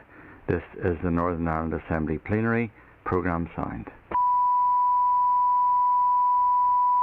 This is the Northern Ireland Assembly Plenary Programme Sound.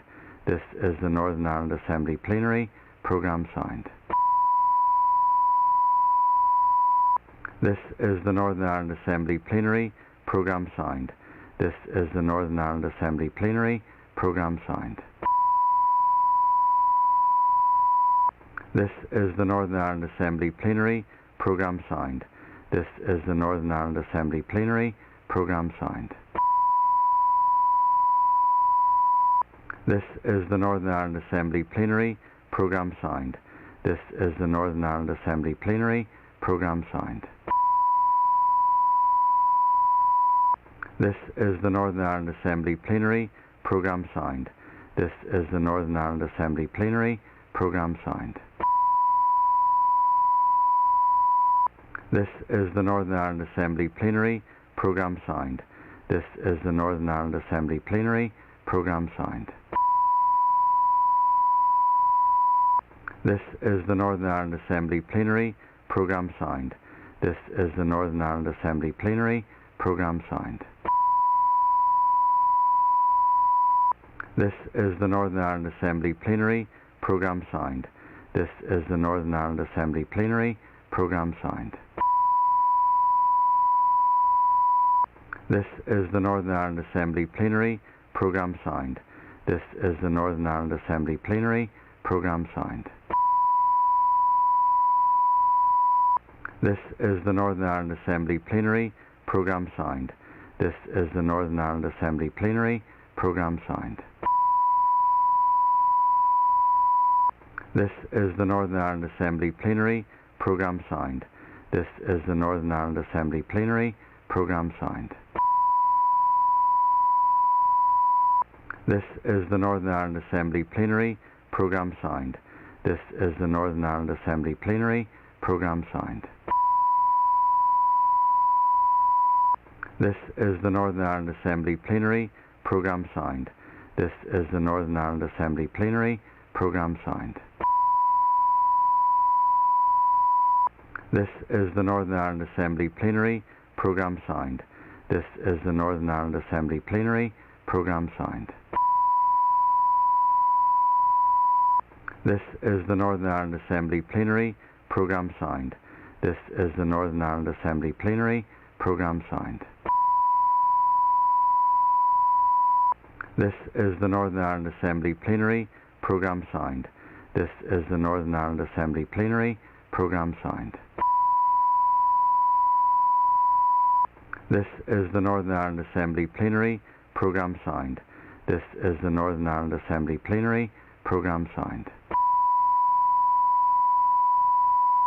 This is the Northern Ireland Assembly Plenary Programme Sound. This is the Northern Ireland Assembly Plenary Programme Sound. This is the Northern Ireland Assembly Plenary Programme Sound.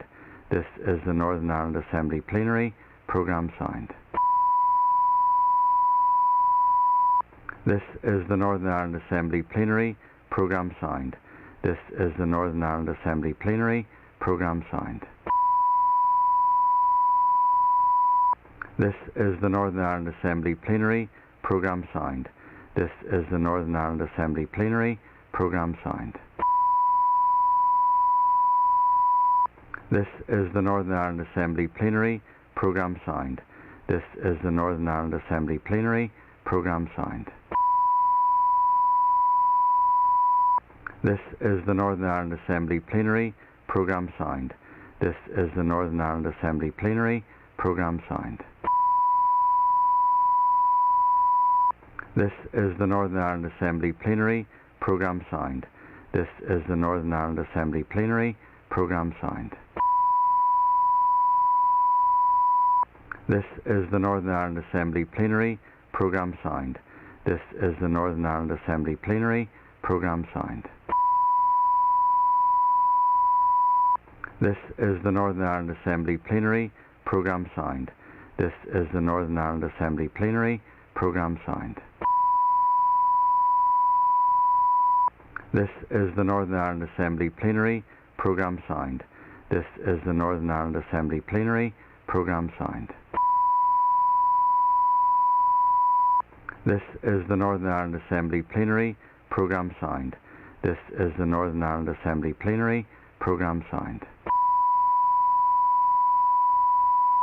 This is the Northern Ireland Assembly Plenary Programme Signed. This is the Northern Ireland Assembly Plenary Programme Signed. This is the Northern Ireland Assembly Plenary Programme Signed. This is the Northern Ireland Assembly Plenary Programme Signed. This is the Northern Ireland Assembly Plenary Programme Signed. This is the Northern Ireland Assembly Plenary Programme Signed. This is the Northern Ireland Assembly Plenary Programme Signed. This is the Northern Ireland Assembly Plenary Programme Signed. This is the Northern Ireland Assembly Plenary Programme Signed. This is the Northern Ireland Assembly Plenary Programme Signed. This is the Northern Ireland Assembly Plenary Programme Signed. This is the Northern Ireland Assembly Plenary Programme Signed. This is the Northern Ireland Assembly Plenary Programme Signed. This is the Northern Ireland Assembly Plenary Programme Signed. This is the Northern Ireland Assembly Plenary Programme Signed. This is the Northern Ireland Assembly Plenary Programme Signed. This is the Northern Ireland Assembly Plenary Programme Signed. This is the Northern Ireland Assembly Plenary Programme Signed. This is the Northern Ireland Assembly Plenary Programme Signed. This is the Northern Ireland Assembly Plenary Programme Signed. This is the Northern Ireland Assembly Plenary Programme Signed. This is the Northern Ireland Assembly Plenary Programme Signed. This is the Northern Ireland Assembly Plenary Programme Signed. This is the Northern Ireland Assembly Plenary Programme Signed. This is the Northern Ireland Assembly Plenary Programme Signed. This is the Northern Ireland Assembly Plenary Programme Signed. This is the Northern Ireland Assembly Plenary Programme Signed. This is the Northern Ireland Assembly Plenary Programme Signed. This is the Northern Ireland Assembly Plenary Programme Signed. This is the Northern Ireland Assembly Plenary Programme Signed. This is the Northern Ireland Assembly Plenary Programme Signed. This is the Northern Ireland Assembly Plenary Programme Signed.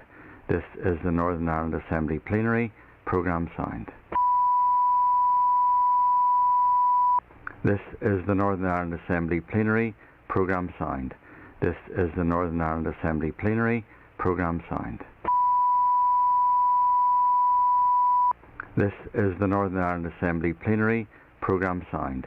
This is the Northern Ireland Assembly Plenary Programme Signed. This is the Northern Ireland Assembly Plenary Programme Signed. This is the Northern Ireland Assembly Plenary Programme Signed. This is the Northern Ireland Assembly Plenary Programme Signed. This is the Northern Ireland Assembly Plenary Programme Signed. This is the Northern Ireland Assembly Plenary Programme Signed. This is the Northern Ireland Assembly Plenary Programme Signed. This is the Northern Ireland Assembly Plenary Programme Signed. This is the Northern Ireland Assembly Plenary Programme Signed. This is the Northern Ireland Assembly Plenary Programme Signed. This is the Northern Ireland Assembly Plenary Programme Signed. This is the Northern Ireland Assembly Plenary Programme Signed. This is the Northern Ireland Assembly Plenary Programme Signed. This is the Northern Ireland Assembly Plenary Programme Signed. This is the Northern Ireland Assembly Plenary Programme Signed. This is the Northern Ireland Assembly Plenary Programme Signed. This is the Northern Ireland Assembly Plenary Programme Signed. This is the Northern Ireland Assembly Plenary Programme Signed. This is the Northern Ireland Assembly Plenary Programme Signed. This is the Northern Ireland Assembly Plenary Programme Signed. This is the Northern Ireland Assembly Plenary Programme Signed. This is the Northern Ireland Assembly Plenary Programme Signed. This is the Northern Ireland Assembly Plenary Programme Signed. This is the Northern Ireland Assembly Plenary Programme Signed. This is the Northern Ireland Assembly Plenary Programme Signed. This is the Northern Ireland Assembly Plenary Programme Signed. This is the Northern Ireland Assembly Plenary Programme Signed. This is the Northern Ireland Assembly Plenary Programme Signed. This is the Northern Ireland Assembly Plenary Programme Signed. This is the Northern Ireland Assembly Plenary Programme Signed. This is the Northern Ireland Assembly Plenary Programme Signed. This is the Northern Ireland Assembly Plenary Programme Signed. This is the Northern Ireland Assembly Plenary Programme Signed. This is the Northern Ireland Assembly Plenary Programme Signed. This is the Northern Ireland Assembly Plenary Programme Signed. This is the Northern Ireland Assembly Plenary Programme Signed. This is the Northern Ireland Assembly Plenary Programme Signed. This is the Northern Ireland Assembly Plenary Programme Signed. This is the Northern Ireland Assembly Plenary Programme Signed. This is the Northern Ireland Assembly Plenary Programme Signed. This is the Northern Ireland Assembly Plenary Programme Signed. This is the Northern Ireland Assembly Plenary Programme Signed. This is the Northern Ireland Assembly Plenary Programme Signed. This is the Northern Ireland Assembly Plenary Programme Signed. This is the Northern Ireland Assembly Plenary Programme Signed. This is the Northern Ireland Assembly Plenary Programme Signed. This is the Northern Ireland Assembly Plenary Programme Signed. This is the Northern Ireland Assembly Plenary Programme Signed. This is the Northern Ireland Assembly Plenary Programme Signed. This is the Northern Ireland Assembly Plenary Programme Signed. This is the Northern Ireland Assembly Plenary Programme Signed.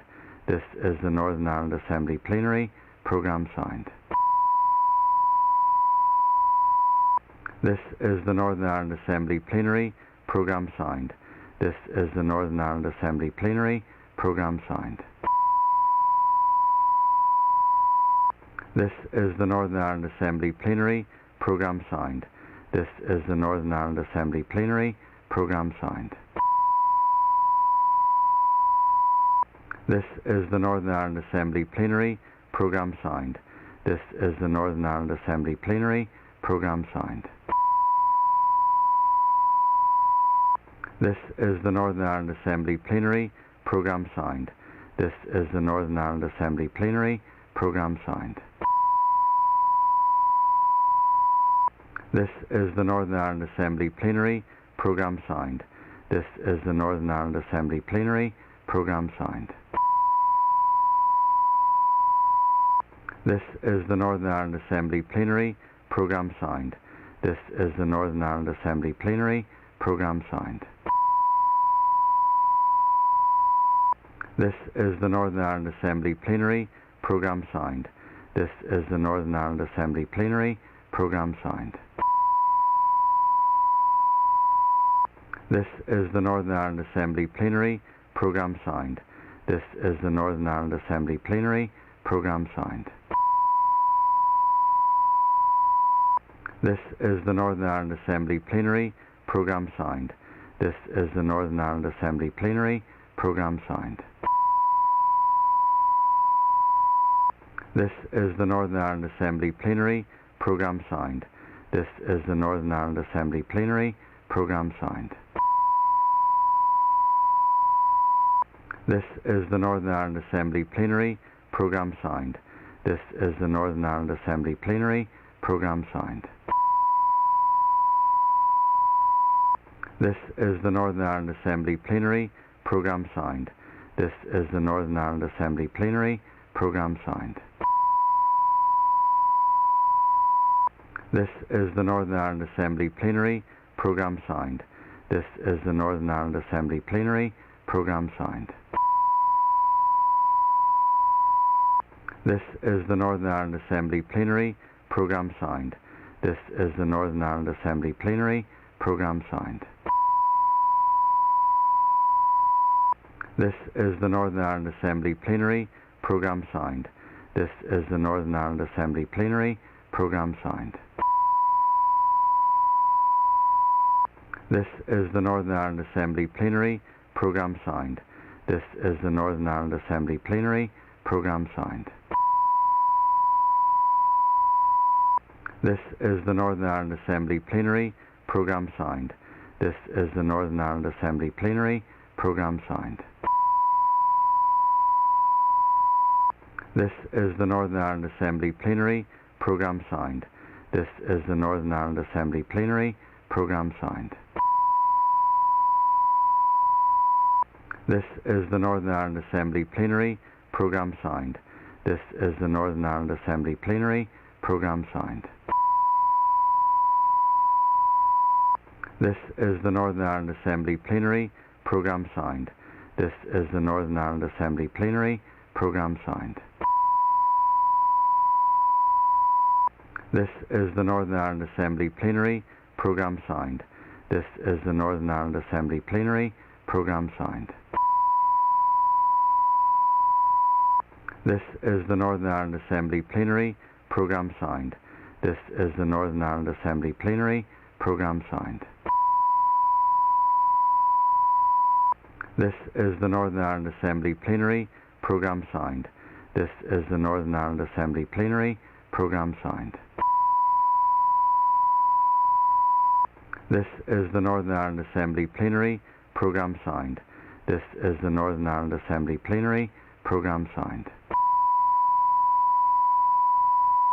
This is the Northern Ireland Assembly Plenary Programme Signed. This is the Northern Ireland Assembly Plenary Programme Signed. This is the Northern Ireland Assembly Plenary Programme Signed. This is the Northern Ireland Assembly Plenary Programme Signed. This is the Northern Ireland Assembly Plenary Programme Signed. This is the Northern Ireland Assembly Plenary Programme Signed. This is the Northern Ireland Assembly Plenary Programme Signed. This is the Northern Ireland Assembly Plenary Programme Signed. This is the Northern Ireland Assembly Plenary Programme Signed. This is the Northern Ireland Assembly Plenary Programme Signed. This is the Northern Ireland Assembly Plenary Programme Signed. This is the Northern Ireland Assembly Plenary Programme Signed. This is the Northern Ireland Assembly Plenary Programme Signed. This is the Northern Ireland Assembly Plenary Programme Signed. This is the Northern Ireland Assembly Plenary Programme Signed. This is the Northern Ireland Assembly Plenary Programme Signed. This is the Northern Ireland Assembly Plenary Programme Signed. This is the Northern Ireland Assembly Plenary Programme Signed. This is the Northern Ireland Assembly Plenary Programme Signed. This is the Northern Ireland Assembly Plenary Programme Signed. This is the Northern Ireland Assembly Plenary Programme Sound. This is the Northern Ireland Assembly Plenary Programme Sound. This is the Northern Ireland Assembly Plenary Programme Sound. This is the Northern Ireland Assembly Plenary Programme Sound. This is the Northern Ireland Assembly Plenary Programme Sound. This is the Northern Ireland Assembly Plenary Programme Sound. This is the Northern Ireland Assembly Plenary Programme Sound. This is the Northern Ireland Assembly Plenary Programme Sound. This is the Northern Ireland Assembly Plenary Programme Sound. This is the Northern Ireland Assembly Plenary Programme Sound. This is the Northern Ireland Assembly Plenary Programme Sound. This is the Northern Ireland Assembly Plenary Programme Sound. This is the Northern Ireland Assembly Plenary Programme Sound. This is the Northern Ireland Assembly Plenary Programme Sound. This is the Northern Ireland Assembly Plenary Programme Sound. This is the Northern Ireland Assembly Plenary Programme Sound. This is the Northern Ireland Assembly Plenary Programme Sound. This is the Northern Ireland Assembly Plenary Programme Sound. This is the Northern Ireland Assembly Plenary Programme Sound. This is the Northern Ireland Assembly Plenary Programme Sound. This is the Northern Ireland Assembly Plenary Programme Sound. This is the Northern Ireland Assembly Plenary Programme Sound. This is the Northern Ireland Assembly Plenary Programme Sound. This is the Northern Ireland Assembly Plenary Programme Sound.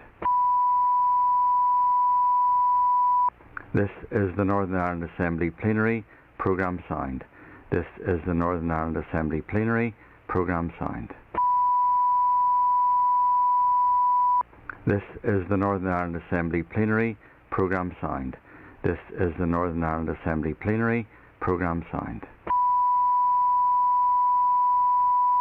This is the Northern Ireland Assembly Plenary Programme Sound. This is the Northern Ireland Assembly Plenary Programme Sound. This is the Northern Ireland Assembly Plenary Programme Sound. This is the Northern Ireland Assembly Plenary Programme Sound. This is the Northern Ireland Assembly Plenary Programme Sound. This is the Northern Ireland Assembly Plenary Programme Sound. This is the Northern Ireland Assembly Plenary Programme Sound. This is the Northern Ireland Assembly Plenary Programme Sound. This is the Northern Ireland Assembly Plenary Programme Sound. This is the Northern Ireland Assembly Plenary Programme Sound. This is the Northern Ireland Assembly Plenary Programme Sound. This is the Northern Ireland Assembly Plenary Programme Sound. This is the Northern Ireland Assembly Plenary Programme Sound. This is the Northern Ireland Assembly Plenary Programme Sound. This is the Northern Ireland Assembly Plenary Programme Sound. This is the Northern Ireland Assembly Plenary Programme Sound. This is the Northern Ireland Assembly Plenary Programme Sound. This is the Northern Ireland Assembly Plenary Programme Sound. This is the Northern Ireland Assembly Plenary Programme Sound. This is the Northern Ireland Assembly Plenary Programme Sound. This is the Northern Ireland Assembly Plenary Programme Sound. This is the Northern Ireland Assembly Plenary Programme Sound. This is the Northern Ireland Assembly Plenary Programme Sound. This is the Northern Ireland Assembly Plenary Programme Sound. This is the Northern Ireland Assembly Plenary Programme Sound. This is the Northern Ireland Assembly Plenary Programme Sound. This is the Northern Ireland Assembly Plenary Programme Sound. This is the Northern Ireland Assembly Plenary Programme Sound. This is the Northern Ireland Assembly Plenary Programme Sound. This is the Northern Ireland Assembly Plenary Programme Sound. This is the Northern Ireland Assembly Plenary Programme Sound. This is the Northern Ireland Assembly Plenary Programme Sound. This is the Northern Ireland Assembly Plenary Programme Sound. This is the Northern Ireland Assembly Plenary Programme Sound. This is the Northern Ireland Assembly Plenary Programme Sound. This is the Northern Ireland Assembly Plenary Programme Sound. This is the Northern Ireland Assembly Plenary Programme Sound. This is the Northern Ireland Assembly Plenary Programme Sound. This is the Northern Ireland Assembly Plenary Programme Sound. This is the Northern Ireland Assembly Plenary Programme Sound. This is the Northern Ireland Assembly Plenary Programme Sound. This is the Northern Ireland Assembly Plenary Programme Sound. This is the Northern Ireland Assembly Plenary Programme Sound. This is the Northern Ireland Assembly Plenary Programme Sound. This is the Northern Ireland Assembly Plenary Programme Sound. This is the Northern Ireland Assembly Plenary Programme Sound. This is the Northern Ireland Assembly Plenary Programme Sound. This is the Northern Ireland Assembly Plenary Programme Sound. This is the Northern Ireland Assembly Plenary Programme Sound. This is the Northern Ireland Assembly Plenary Programme Sound. This is the Northern Ireland Assembly Plenary Programme Sound. This is the Northern Ireland Assembly Plenary Programme Sound. This is the Northern Ireland Assembly Plenary Programme Sound. This is the Northern Ireland Assembly Plenary Programme Sound. This is the Northern Ireland Assembly Plenary Programme Sound. This is the Northern Ireland Assembly Plenary Programme Sound. This is the Northern Ireland Assembly Plenary Programme Sound. This is the Northern Ireland Assembly Plenary Programme Sound.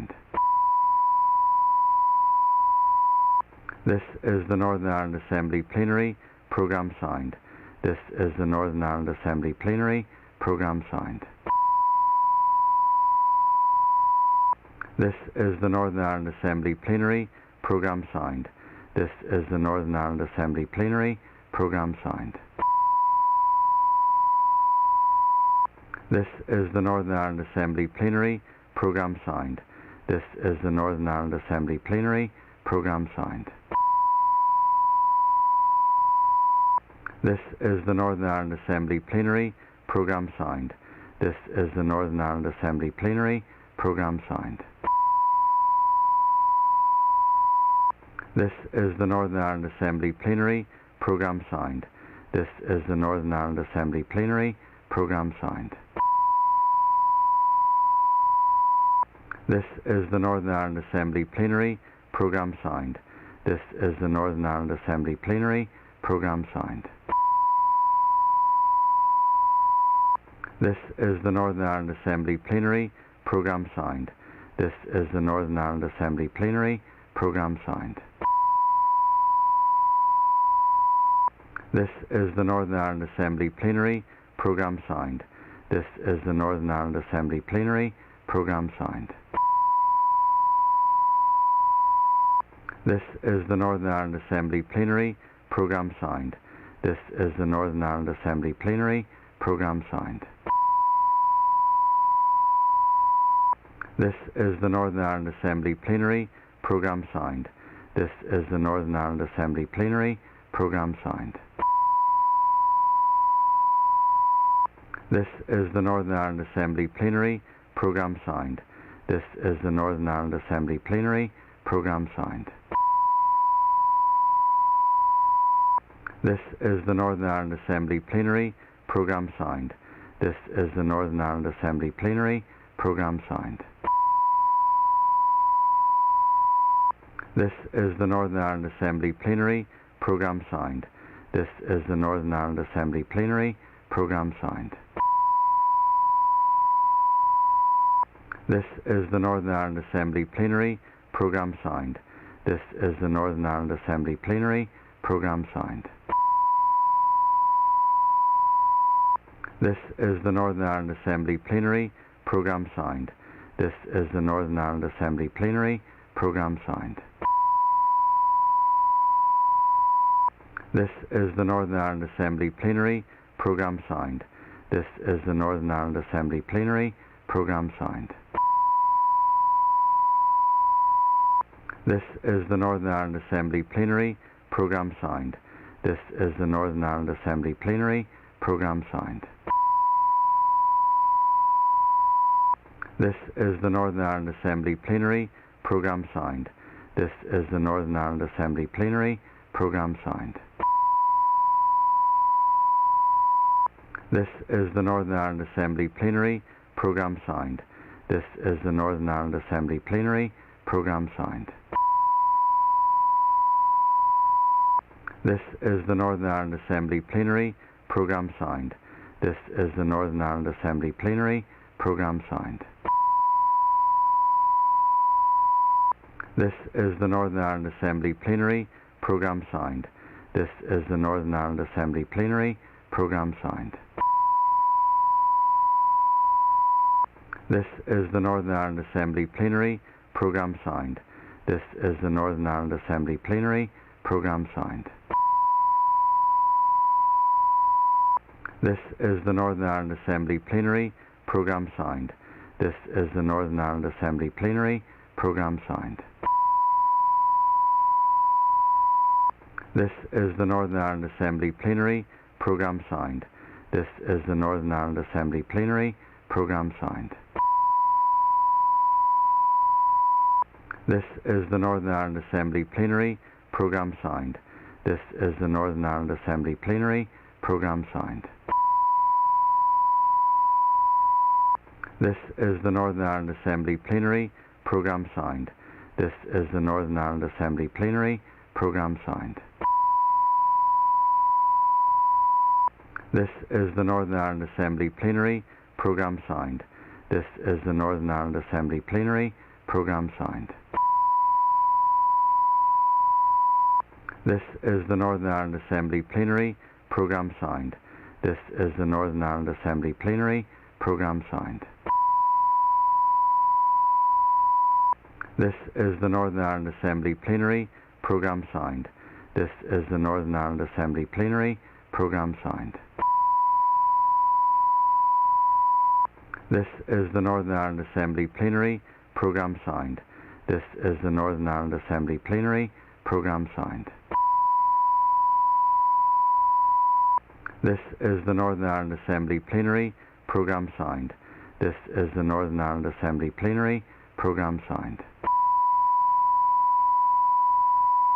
This is the Northern Ireland Assembly Plenary Programme Sound. This is the Northern Ireland Assembly Plenary Programme Sound. This is the Northern Ireland Assembly Plenary Programme Sound. This is the Northern Ireland Assembly Plenary Programme Sound. This is the Northern Ireland Assembly Plenary Programme Sound.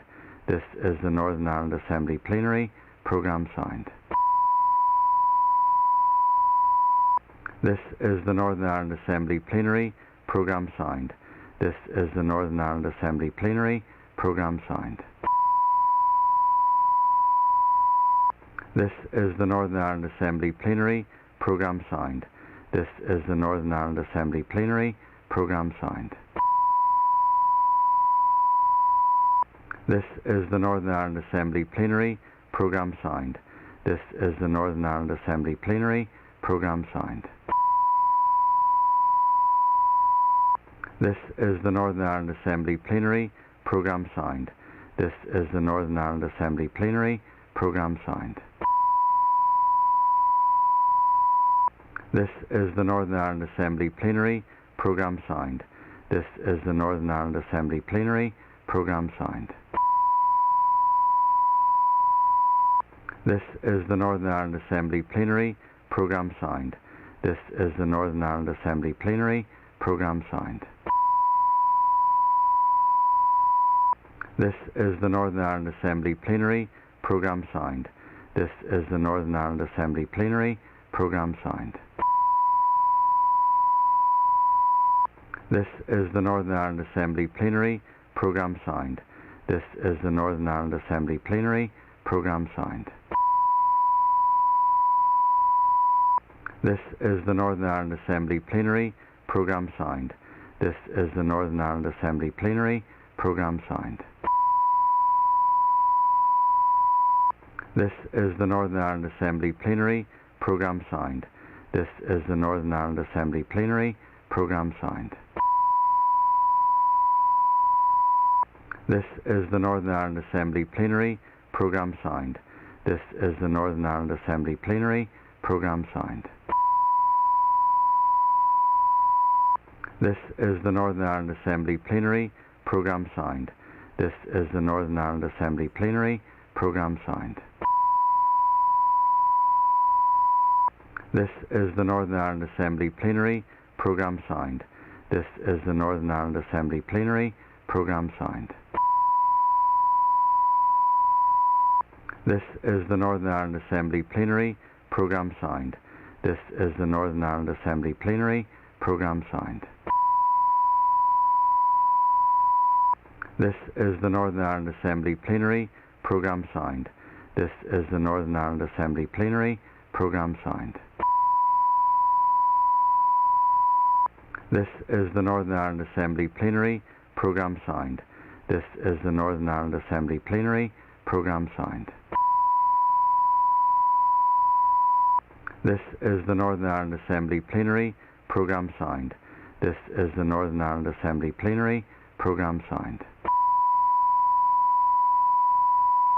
This is the Northern Ireland Assembly Plenary Programme Sound. This is the Northern Ireland Assembly Plenary Programme Sound. This is the Northern Ireland Assembly Plenary Programme Sound. This is the Northern Ireland Assembly Plenary Programme Sound. This is the Northern Ireland Assembly Plenary Programme Sound. This is the Northern Ireland Assembly Plenary Programme Sound. This is the Northern Ireland Assembly Plenary Programme Sound. This is the Northern Ireland Assembly Plenary Programme Sound. This is the Northern Ireland Assembly Plenary Programme Sound. This is the Northern Ireland Assembly Plenary Programme Sound. This is the Northern Ireland Assembly Plenary Programme Sound. This is the Northern Ireland Assembly Plenary Programme Sound. This is the Northern Ireland Assembly Plenary Programme Sound. This is the Northern Ireland Assembly Plenary Programme Sound. This is the Northern Ireland Assembly Plenary Programme Sound.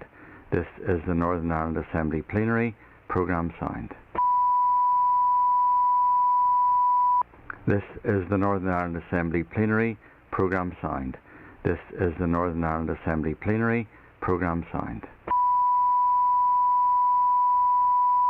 This is the Northern Ireland Assembly Plenary Programme Sound. This is the Northern Ireland Assembly Plenary Programme Sound. This is the Northern Ireland Assembly Plenary Programme Sound.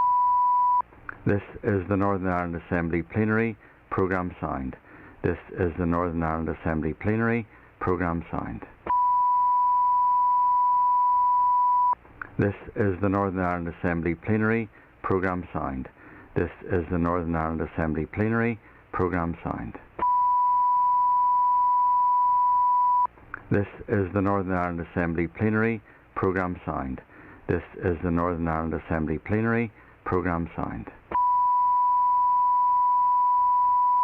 This is the Northern Ireland Assembly Plenary Programme Sound. This is the Northern Ireland Assembly Plenary Programme Sound. This is the Northern Ireland Assembly Plenary Programme Sound.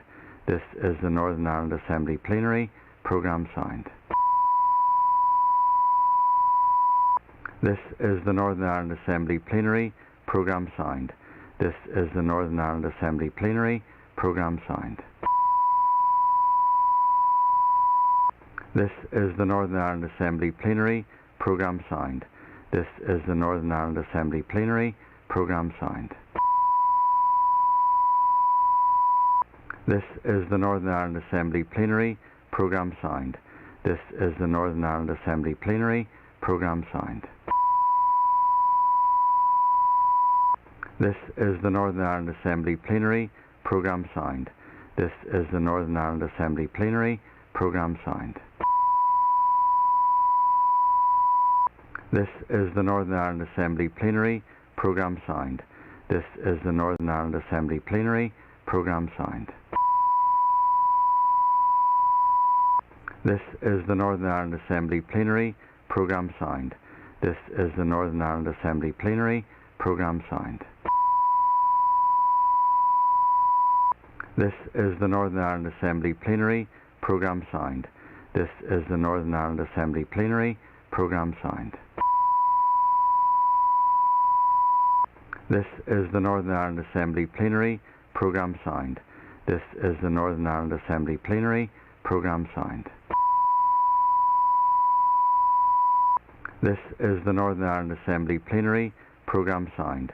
This is the Northern Ireland Assembly Plenary Programme Sound. This is the Northern Ireland Assembly Plenary Programme Sound. This is the Northern Ireland Assembly Plenary Programme Sound.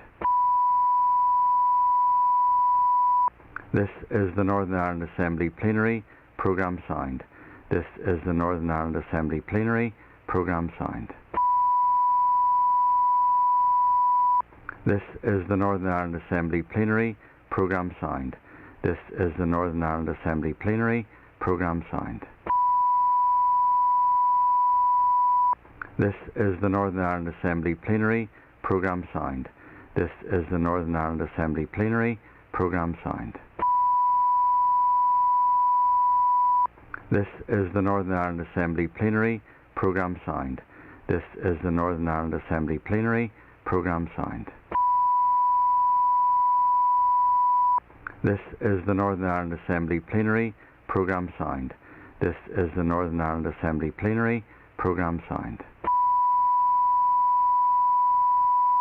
This is the Northern Ireland Assembly Plenary Programme Sound. This is the Northern Ireland Assembly Plenary Programme Sound. This is the Northern Ireland Assembly Plenary Programme Sound. This is the Northern Ireland Assembly Plenary Programme Sound. This is the Northern Ireland Assembly Plenary Programme Sound. This is the Northern Ireland Assembly Plenary Programme Sound. This is the Northern Ireland Assembly Plenary Programme Sound. This is the Northern Ireland Assembly Plenary Programme Sound. This is the Northern Ireland Assembly Plenary Programme Sound. This is the Northern Ireland Assembly Plenary Programme Sound. This is the Northern Ireland Assembly Plenary Programme Sound. This is the Northern Ireland Assembly Plenary Programme Sound. This is the Northern Ireland Assembly Plenary Programme Sound. This is the Northern Ireland Assembly Plenary Programme Sound. This is the Northern Ireland Assembly Plenary Programme Sound. This is the Northern Ireland Assembly Plenary Programme Sound. This is the Northern Ireland Assembly Plenary Programme Sound. This is the Northern Ireland Assembly Plenary Programme Sound. This is the Northern Ireland Assembly Plenary Programme Sound. This is the Northern Ireland Assembly Plenary Programme Sound. This is the Northern Ireland Assembly Plenary Programme Sound. This is the Northern Ireland Assembly Plenary Programme Sound. This is the Northern Ireland Assembly Plenary Programme Sound. This is the Northern Ireland Assembly Plenary Programme Sound. This is the Northern Ireland Assembly Plenary Programme Sound. This is the Northern Ireland Assembly Plenary. Programme signed. This is the Northern Ireland Assembly Plenary. Programme signed. This is the Northern Ireland Assembly Plenary. Programme signed. This is the Northern Ireland Assembly Plenary. Programme signed. This is the Northern Ireland Assembly Plenary. Programme signed. This is the Northern Ireland Assembly Plenary. Programme signed. This is the Northern Ireland Assembly Plenary. Programme signed. This is the Northern Ireland Assembly Plenary. Programme signed. This is the Northern Ireland Assembly Plenary. Programme signed. This is the Northern Ireland Assembly Plenary. Programme signed. This is the Northern Ireland Assembly Plenary. Programme signed. This is the Northern Ireland Assembly Plenary. Programme signed. This is the Northern Ireland Assembly Plenary. Programme signed. This is the Northern Ireland Assembly Plenary. Programme signed. This is the Northern Ireland Assembly Plenary. Programme signed. This is the Northern Ireland Assembly Plenary. Programme signed. This is the Northern Ireland Assembly Plenary. Programme signed. This is the Northern Ireland Assembly Plenary. Programme signed. This is the Northern Ireland Assembly Plenary. Programme signed. This is the Northern Ireland Assembly Plenary. Programme signed. This is the Northern Ireland Assembly Plenary. Programme signed. This is the Northern Ireland Assembly Plenary. Programme signed. This is the Northern Ireland Assembly Plenary. Programme signed. This is the Northern Ireland Assembly Plenary. Programme signed. This is the Northern Ireland Assembly Plenary. Programme signed. This is the Northern Ireland Assembly Plenary. Programme signed. This is the Northern Ireland Assembly Plenary. Programme signed. This is the Northern Ireland Assembly Plenary. Programme signed. This is the Northern Ireland Assembly Plenary. Programme signed. This is the Northern Ireland Assembly Plenary. Programme signed. This is the Northern Ireland Assembly Plenary. Programme signed. This is the Northern Ireland Assembly Plenary. Programme signed. This is the Northern Ireland Assembly Plenary. Programme signed. This is the Northern Ireland Assembly Plenary. Programme signed. This is the Northern Ireland Assembly Plenary. Programme signed. This is the Northern Ireland Assembly Plenary. Programme signed. This is the Northern Ireland Assembly Plenary. Programme signed. This is the Northern Ireland Assembly Plenary. Programme signed. This is the Northern Ireland Assembly Plenary. Programme signed. This is the Northern Ireland Assembly Plenary.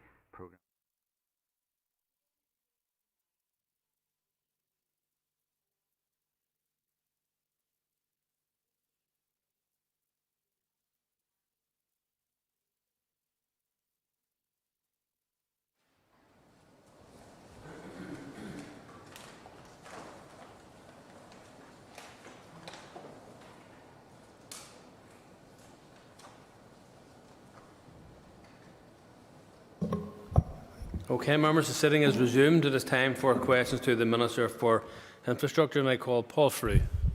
Mr Speaker, and again I've just rushed from committee there, so I thank you for your latitude here. Question number 1, Minister.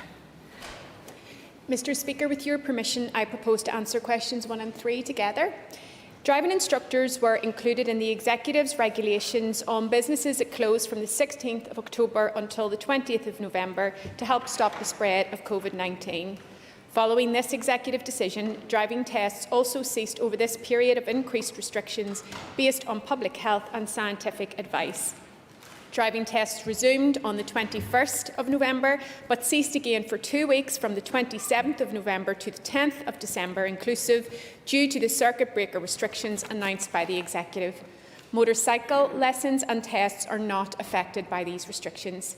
The DVA has opened up the booking system exclusively for those customers whose tests were cancelled between the 17th of October and the 20th of November. Testing slots have been released for February, and additional booking slots have also been made available in December and January as the DVA increases capacity by recruiting additional examiners. The DVA is working on proposals to reopen the booking service next for the customers impacted by the 2-week circuit breaker restrictions, and in due course will issue further communications to customers through NI Direct and social media channels.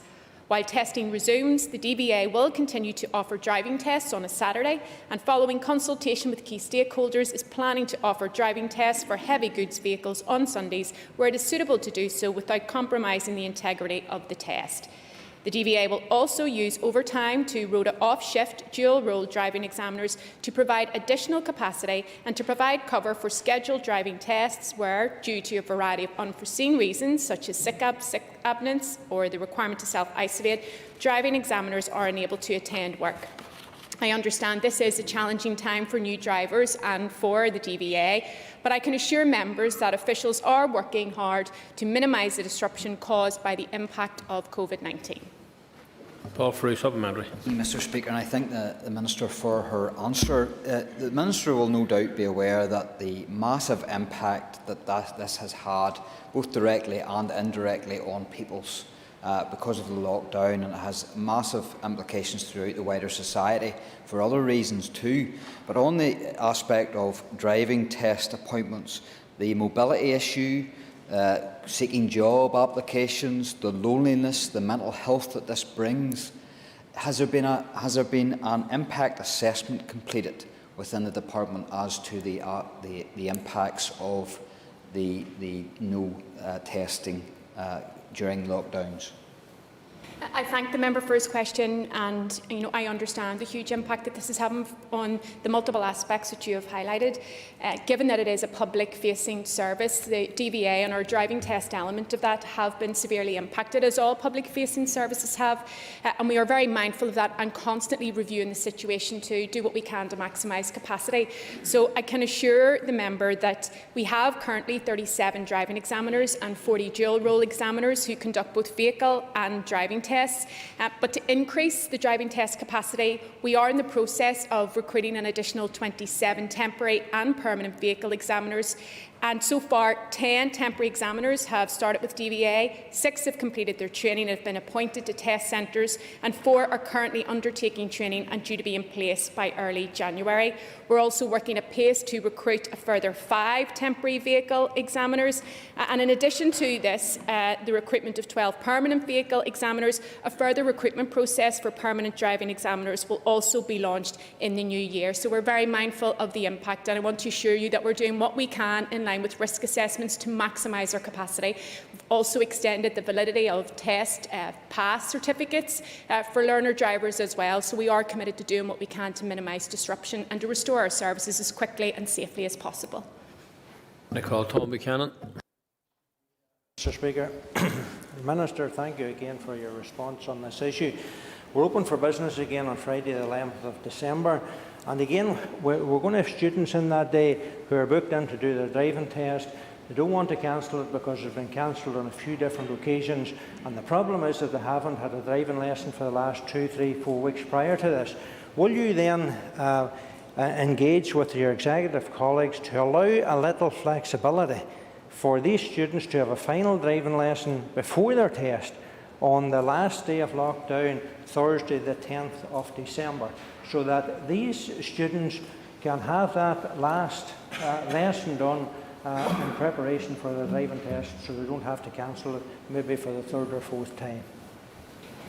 I thank the member for his question, and he is correct that we will be resuming the driving tests on the 11th of December.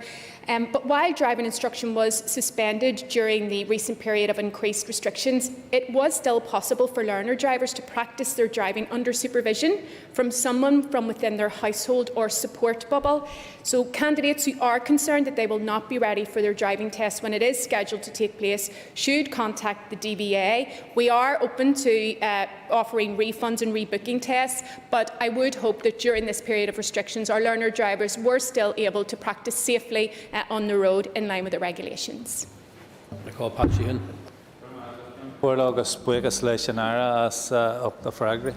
I thank the Minister for her answers. Many people are waiting on driving tests, Minister, and a lot of whom depend on their car for essential travel. And I'm wondering, could the Minister tell us how many tests per week the DVA anticipate when services resume, and how long will it take for the backlog to be cleared? I thank the member for his question. This isn't a normal year, so therefore assessing the current demand for driving tests is difficult. But in order to book a practical driving test, a learner driver must first pass their theory test. As of the 1st of November, over 21,000 people held a valid theory test pass certificate, and therefore this was the maximum number of people that could have applied for a driving test at that time. However, some of these learners will have already secured a slot and had their test between now and the end of February. I understand that learner drivers are hugely frustrated and that they really want to take their test, but it is a close contact service, so we have to undertake risk assessments and have to adapt our services accordingly. That's why, in response to a previous question, I wanted to emphasise that we have extended the theory test pass certificate period, because we hope that that will go some way towards mitigating the disruption that's being caused to learner drivers. But of course, we're not in normal circumstances, and we will continue to do all we can to increase capacity so that we can get all of those learner drivers that want their tests, a test booked as quickly as possible. Cara Hunter. Mr. Speaker, and I thank the Minister for her answers so far. Minister, I understand the Executive's decision to impose these restrictions has affected the DVA service, and I welcome how quickly the Minister and her department have responded. Can I ask the Minister, with regards to communicating with the public on the matter of COVID-19 and driving tests, and you've touched on this roughly already, but will social media and NI Direct be updated with guidance, as this is the usual route for most people to receive timely access to information? I thank the member for her question, and it is really important as we respond and we recover from COVID that we communicate consistently, clearly and constantly with the public, not just about the restrictions themselves, but how services are affected as a consequence. As I said, DVA is dealing with a significant workload, and officials are working hard to keep drivers safely on the road and to adapt and support new learner drivers at this challenging time.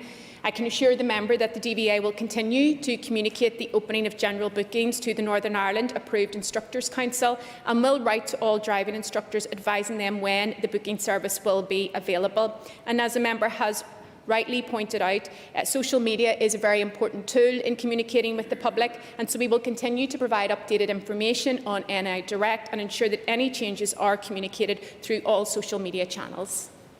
I call Paula Bradshaw. Speaker, and thank you, Minister, for your answer so far.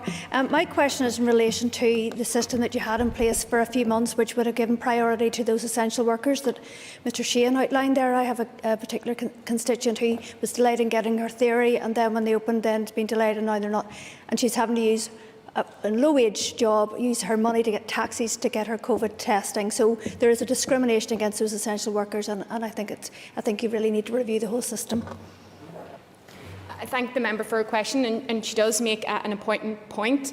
Following the reopening of the online booking service from the 5th of October, we moved to a full opening of the system because we were very mindful that some people had their tests cancelled way back, so we're trying to manage all of that in as fairly a way as possible. There was a process prior to that for critical workers based on a priority rating system, and that looked at a combination of the applicant's role and whether a driving licence was needed for their job or for commuting to work. We do keep that situation under review, but the approach that we have taken since is to open up the system to all applicants, but if the member has significant concerns, I'm happy for her to write to me directly on them. Nicole Roy Beggs. Speaker, And can I put on record my thanks to the Minister and DVA for facilitating a number of key workers in terms of their driving test to enable them to carry out their duties. But I'm aware of ongoing problems, and one particular constituent who applied in July was given a date. That date's subsequently been cancelled because of COVID and is still awaiting. So my question to the Minister is, she mentioned there's still recruitment going on. It's disappointing it's taken so long to recruit. Would you agree that the recruitment process is excessive and taking too long? And given these exceptional circumstances, it does need to be looked at to speed the process up so that key workers, young people, indeed members of the public who need a driving test can be facilitated by trained instructors on a timely basis.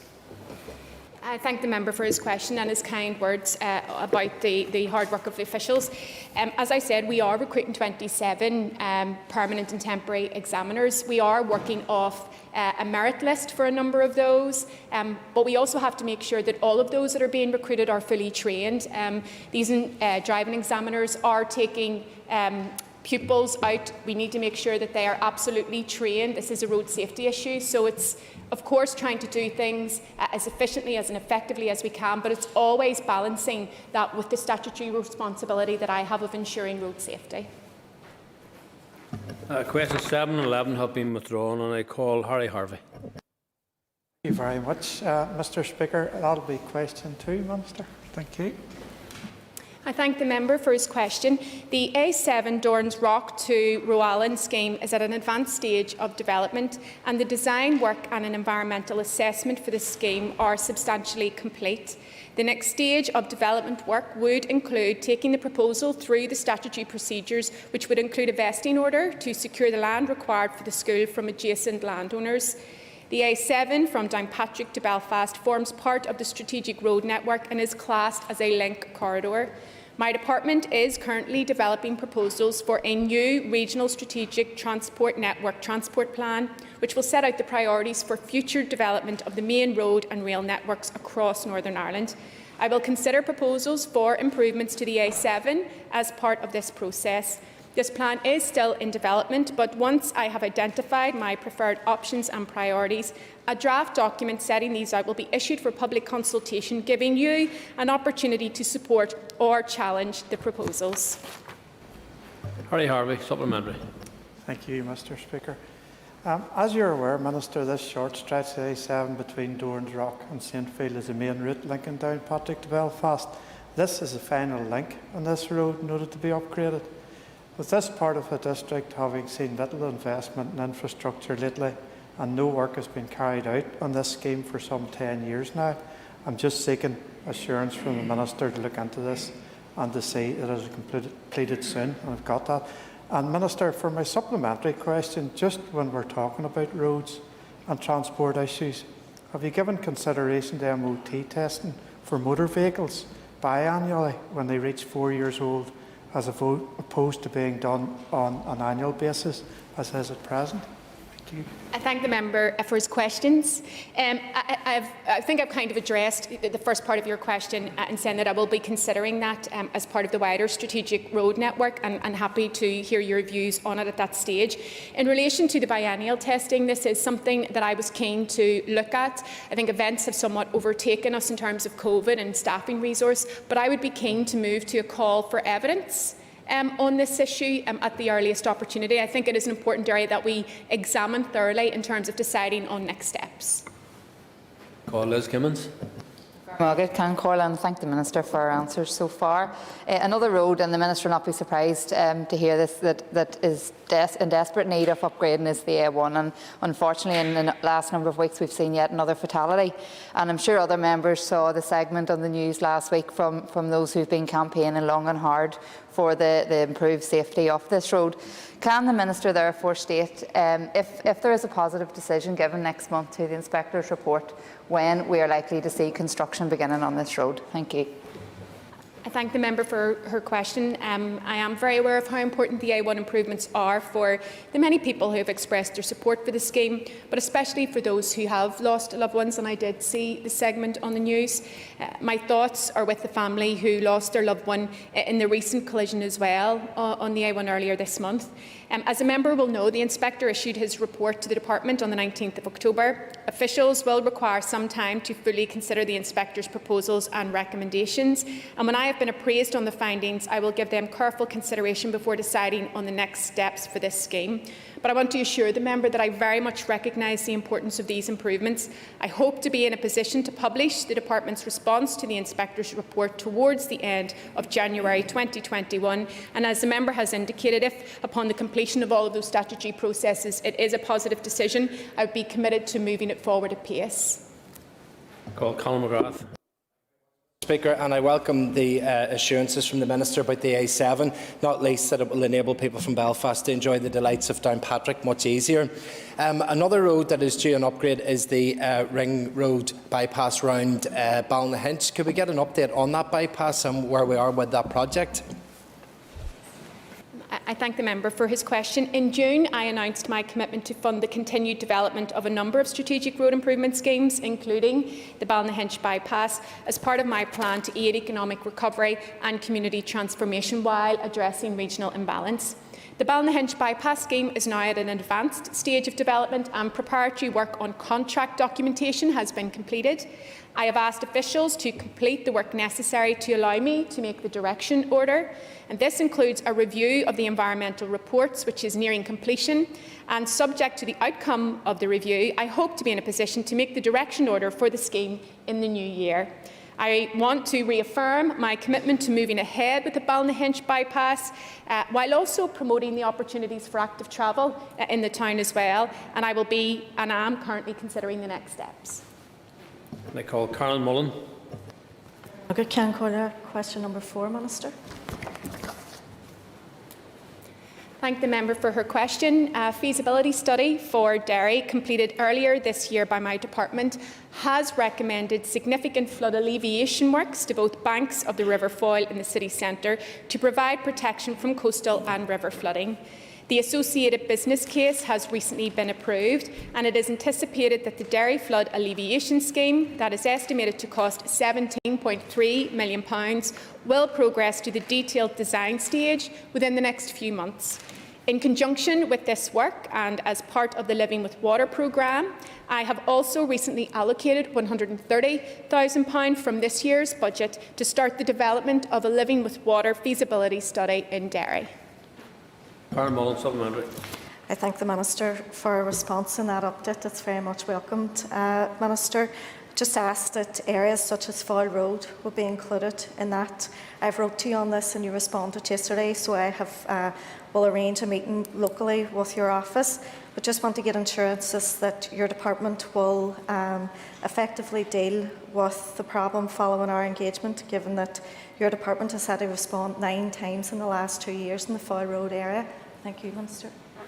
Thank the member for her question, and she has corresponded on the matter with me, and I have said that my officials are to meet with you on site so that we can see what we can do to address the issue and also to support the local community who may be affected by any flooding in the area.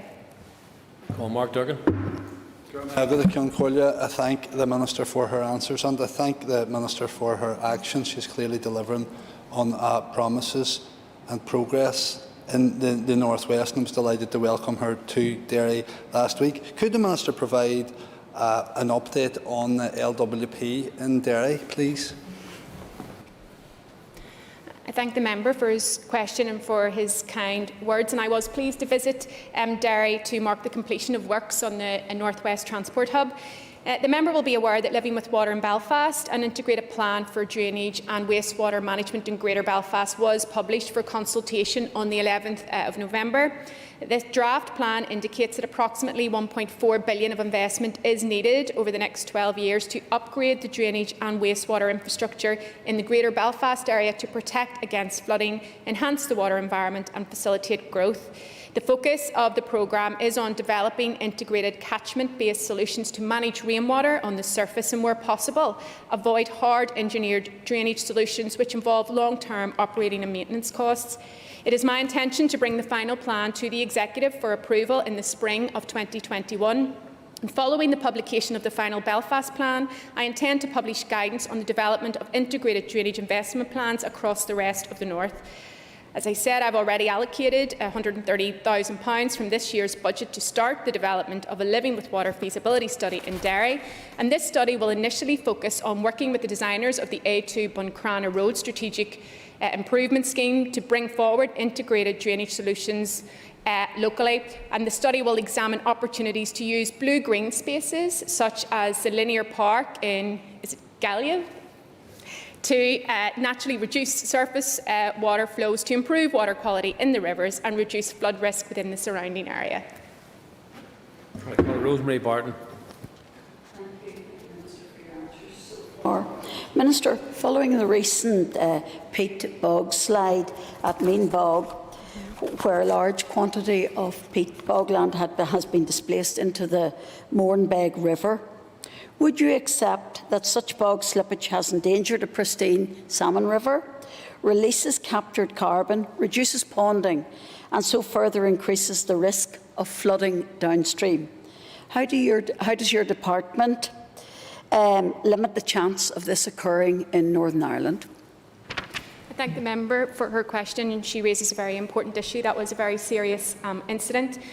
My officials responded when they became aware of the incident, and I know that the DAERA Minister was on site with a southern counterpart as well.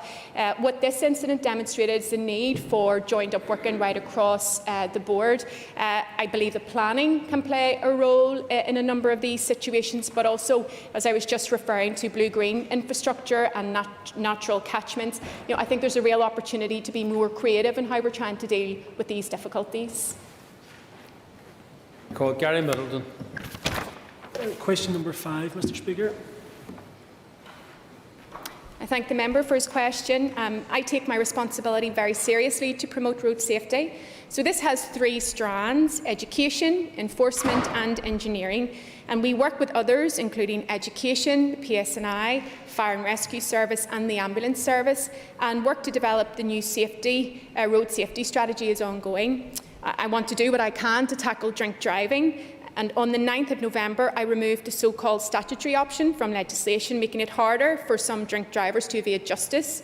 I will be taking draft legislation to the Assembly earlier in the new year to increase the fine and penalty points for using a handheld mobile phone while driving and close the gaps in a law that predates modern smartphone technology. I have also announced the Road Safety Grant Scheme for 2021, where a number of projects focusing on road safety and active travel will be rolled out across local communities in the coming weeks. I was also delighted to allocate £2 million in funding to introduce part-time 20 miles per hour speed limits at 100 schools by the end of this financial year, and I will introduce more as funding permits. My department also has a rolling programme of educational activities, including the road safety public information campaigns. And in recent times, these measures include promoting the benefits of walking and cycling, to do so in a safe way, taking account of COVID. My department will continue its engineering efforts, including undertaking general improvements to the network, providing facilities for users that are more vulnerable, and measures aimed at regulating traffic, seeking to maintain the road network to ensure that it continues to be safe for us all. Gary Middleton, thank you, Mr. Speaker, and can I thank the Minister for her response and the work that her department has done. The most recent figures show that 54 people have been killed on our roads this year. That's up for the same period from 2018 and 2019, despite the fact that we've had a lockdown and less road users on the roads. So that's very concerning. As we approach a dangerous time of the year in terms of the roads and the darker nights, will the Minister ensure us that her department will do everything to continue to promote that message, but also to work with organisations such as Life After, who support those bereaved through road collisions? Thank you, Mr. Speaker.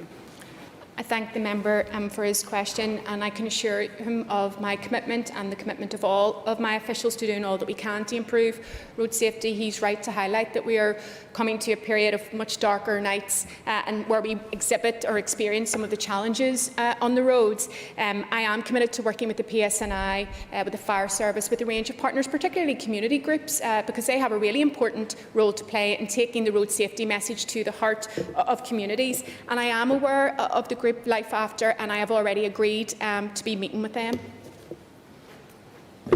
Flynn. And just to follow on from that, unfortunately I have lost two extremely close family members on the roads, both at the start of December, so I'm well aware of the impact that it can have on families when you lose someone in such a cruel way. But I know that the Minister will be aware of the new McDonald's restaurant that's opened on the McKinstry Road in the Colin area of West Belfast, and we did meet with a team of her officials the other week. It was a good site visit that we done, but again, it's just my same concerns that I'm genuinely living with a fear that kids, young people of all ages crossing those 4 lanes, that someone's going to be killed or really seriously injured. So I'm just wondering if the Minister has any update on the progress of the timeline for pedestrian safety measures. Thank you. I thank the member for her question, and I want to offer my sincere condolences on the loss of her family members. I am aware of this issue, and the member has written to me on it along with other colleagues, and there was a site meeting with officials. Signs have been erected, but we need to be doing so much more, and I've asked my officials to be very proactively working with McDonald's so that we can get a more sustainable solution there in terms of road safety. Well, John Blair. Speaker, I'd like to thank the Minister for the answers on the issue of road safety and the detail given. Can I ask, whilst welcoming the information of further rollout of 20-mile-per-hour limits outside schools, if the Department would pay particular attention to areas already raised with them separately, such as main integrated primary school in Randallstown, which I've raised myself? I thank the member for his question, and I want to be doing much more in this area. Logistically, it's challenging to roll it out to 100 schools within this financial year, but that's something that I am committed to doing. I'm also committed to seeing it rolled out further across many more of our schools. We obviously have to use a matrix and criteria to be able to do that fairly, but I want to assure the member that I want to see 20 miles per hour outside many, many more schools in coming years, and I look forward to continuing to work with him as he advocates for that on his constituents' behalf. Call Colin McGrath. Question number 6, Mr. Speaker. The commitments made by parties in New Decade, New Approach will be transformational, and I am committed to doing all that I can to deliver on our shared promise to the people of the North. My department is progressing executive flagship projects on the A5 and A6, along with other key infrastructure projects, including the A1 Junction Safety Programme, the iconic Narrowwater Bridge and York Street Interchange. Work is also progressing to develop the design of the Newry Southern Relief Road and other statutory requirements in advance of public consultation. New Decade, New Approach also recognises that significant investment is required in our sewers, pumping stations and upgrades to our wastewater treatment works. Progressing action on this in November, my department launched a public consultation on living with water in Belfast, the Strategic Drainage Infrastructure Plan for Belfast. Collaboration across our islands is key to ensuring delivery of the commitments in NDNA, as the agreement also contains pledges from both the Irish and British governments. I have met and had useful discussions with Irish Transport Minister, Minister Ryan, to discuss how we can work in partnership to progress these shared commitments to improve the lives of all of our citizens who share this island. The North-South infrastructure projects contained in New Decade New Approach were discussed at the October NSMC Transport Sectoral, and at that meeting I provided my counterparts with an update on my commitments and priorities, including enhancing the rail network to create a spine of connectivity on the island, the A5 project and Narrowwater Bridge. And I look forward to continuing to work closely with Minister Ryan and members of the British Government to realise those commitments. With seconds left, call Colin McGrath. Thank you very much, Mr. Speaker. The Minister has made serious progress in delivering on the commitments of MDNA, and in particular she has clearly set the standard for all-island partnership working and progressing delivery. And with that in mind, could I ask the Minister, will her work towards an infrastructure commission include a focused all-island element? Short answer to the member's question is yes. We only need to look at the climate emergency to realise that the issues facing our citizens are not restricted to boundaries or borders. So I am committed to working with all partners across this island and across these islands as we tackle the challenges facing all of our citizens. And I believe that an infrastructure commission would play a critical role in delivering that. That ends the period for a list of questions. We move on to topical questions, and I call Steve Aiken. Indeed, Mr Principal Speaker, and I would just like to the Minister, as you would be aware this morning that the Finance Minister announced the re-establishment of the Procurement Board. Would the Minister care to set out how she thinks that's going to affect our department and how accountability and responsibility will be run within this new Procurement Board? I thank the member for his question. I welcome the Finance Minister's proposals to reconstitute the Procurement Board.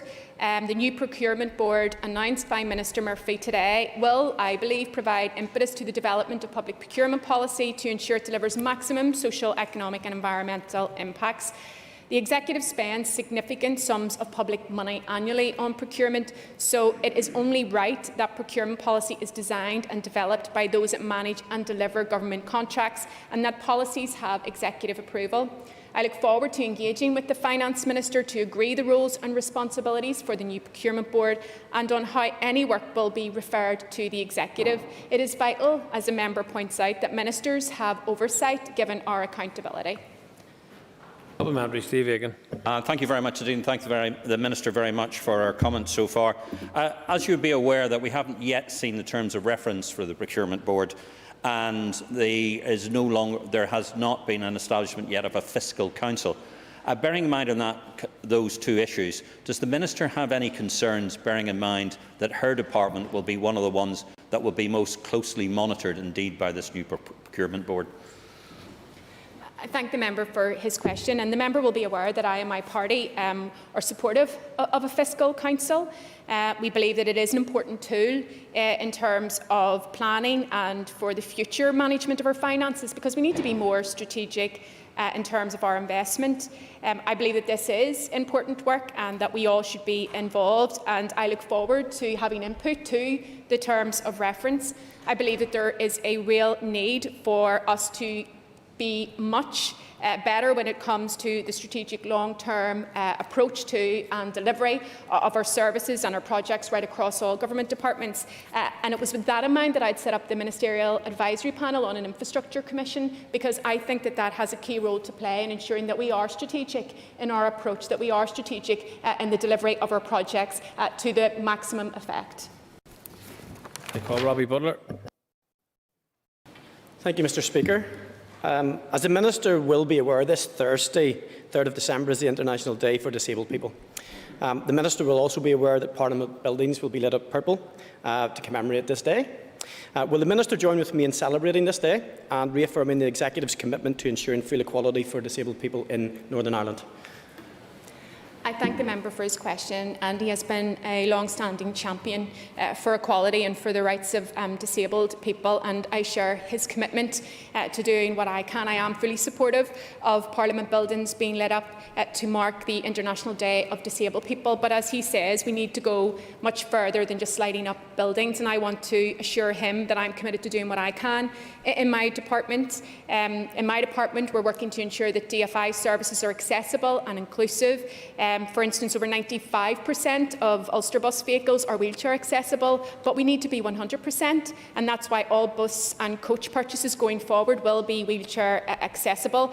My department and TransLink also work really closely with the Inclusive Mobility and Transport Advisory Committee, and it's really important that disabled people are involved in the shaping of services, in the design of services from the very beginning. So I want to assure him that I am committed to this cause and will continue to do what I can as the Minister for Infrastructure. Robbie Butler, supplementary. Thank you, Speaker. Thank the Minister for her answer. Will the Minister also provide assurance that in her vision to deliver sustainable and green transport strategies that she will include the disabled in central to every consultation and inclusive in the strategies that are developed? The member makes a very important point. We bandy around the term co-production, but what it really should be is that we're working with our citizens to shape services and to make sure that we have a society where everyone feels involved and can equally access. That's why when I was setting up the Ministerial Advisory Panel on the Infrastructure Commission, within the terms of reference, I specifically referenced the need for our infrastructure, yes, to be sustainable, but also to be inclusive. And I'm continuing to engage with my executive colleagues in the hope that we can take forward the recommendations of that panel and have a sustainable and inclusive infrastructure right across our society. I call William Urban. Mr Speaker, Can I ask the Minister what plans she has to increase resources for maintenance in B-class and minor roads in the Newry and Armagh constituency? I thank the member for his question, and he is an extremely active advocate for his constituency. The member will know that I make the point to him on a number of occasions about, yes, the need to be transformative, but also to get the basics right. I maintained the budget for road maintenance this year, also established the Rural Roads Fund as well, which is £10 million in that. So I am committed. I've also said it's very important that as an executive, individually and collectively, we do what we can to tackle regional imbalance. So I am committed to doing more, of course. What I would like to do is constrain somewhat by the financial envelope within which I have to operate, but I will continue to make the case at the Executive to ensure that we can get the funding required to invest in our infrastructure, particularly in our rural areas. William Irwin, supplementary. I thank the Minister for her response, but I'm sure the Minister will accept some of these minor roads have got in a very bad state of repair with large potholes. I had one lady in my office this morning who wrecked her wheel on a pothole just yesterday afternoon, and she had made me aware that the police car hit the same pothole yesterday afternoon also. I'm aware of one pothole last year where there were claims of over £7,000 on one pothole. So I think it's, would the Minister accept that more resources are required to deal with this situation?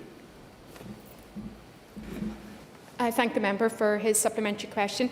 I do agree that we need to have more finances and that we need to be improving our road. I think it was the Barton report that identified independently that I think it's £140 million is required annually to ensure that our roads are maintained to a satisfactory standard.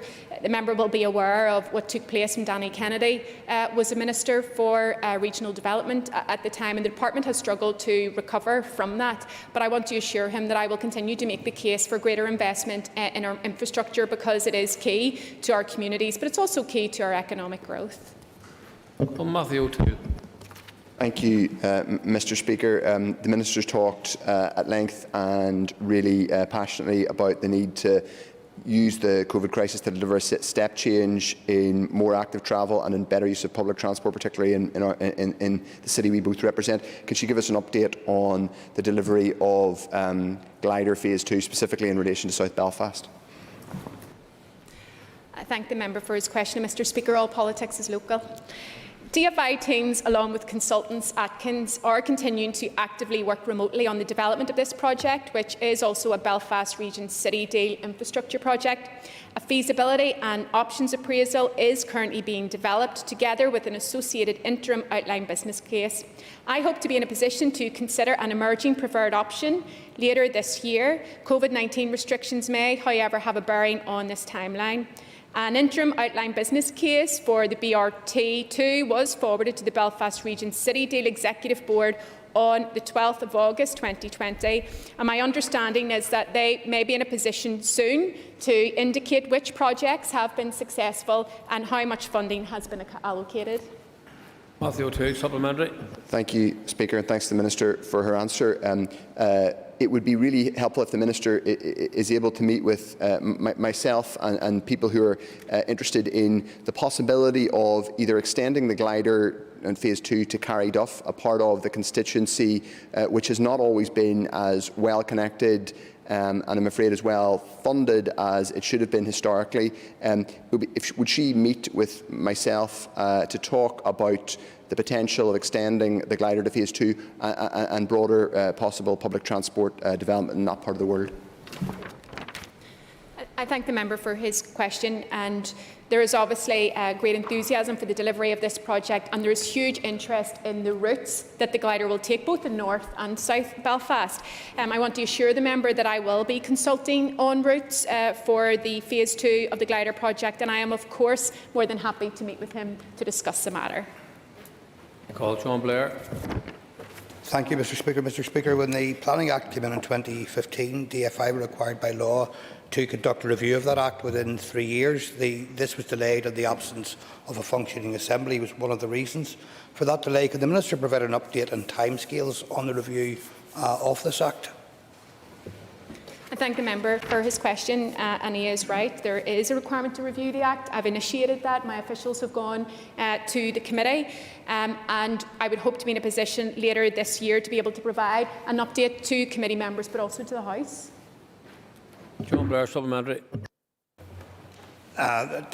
Keen to know, Mr Speaker, could the Minister give us information on the sectors or groups or organisations that she's consulted with in relation to this review? Yes, as part of this review, my officials have been engaging with key stakeholders. I recently met with NILGA, and this was one of the issues that they wanted to discuss with me, and I reassured them, given the critical role that councils play in our planning service and the delivery of a much more improved planning service, that they will be central to this review and will be widely consulted. So we'll be engaging with stakeholders right across the board in terms of the review itself, but also subsequently as we work to identify what needs to change to improve our planning service, both from a legislative perspective and obviously a non-legislative perspective as well. I call Gerry Carroll. Minister to give a breakdown of the 500 extra bus services that were announced several months ago in relation to dealing with COVID and how they relate to my own constituency in West Belfast, including any extra buses. I thank the member for his question. He is right to ensure the safety of passengers and staff. TransLink have provided 500 additional buses. I don't have the specific breakdown of the information that he is seeking at hand, but more than happy to write to him to provide that information. Gerry Carroll, supplementary. Thank the Minister for a reply. I think it's important just for her benefit to emphasise that the glider service in particular in my constituency is regularly full to the brim of people trying to get home from school or work, and I would question whether in these circumstances it actually is possible to socially distance in a scenario at all. Will the Minister commit to ensuring extra buses will be placed on routes in my constituency, including buses that do have more space and capacity than the glider, as a way to avoid a situation where students, workers and everybody are potentially forced into hazardous situations? I thank the member for his question, and I am aware of occasions when there has been a substantial number of passengers on glider service, making it difficult to be socially distanced.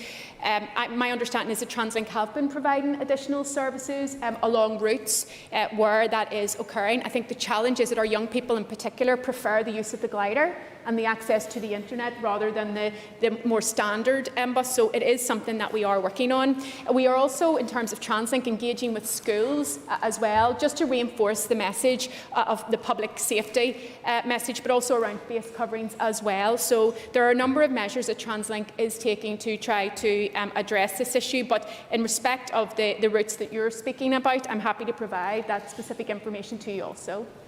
I call Carol Mullen.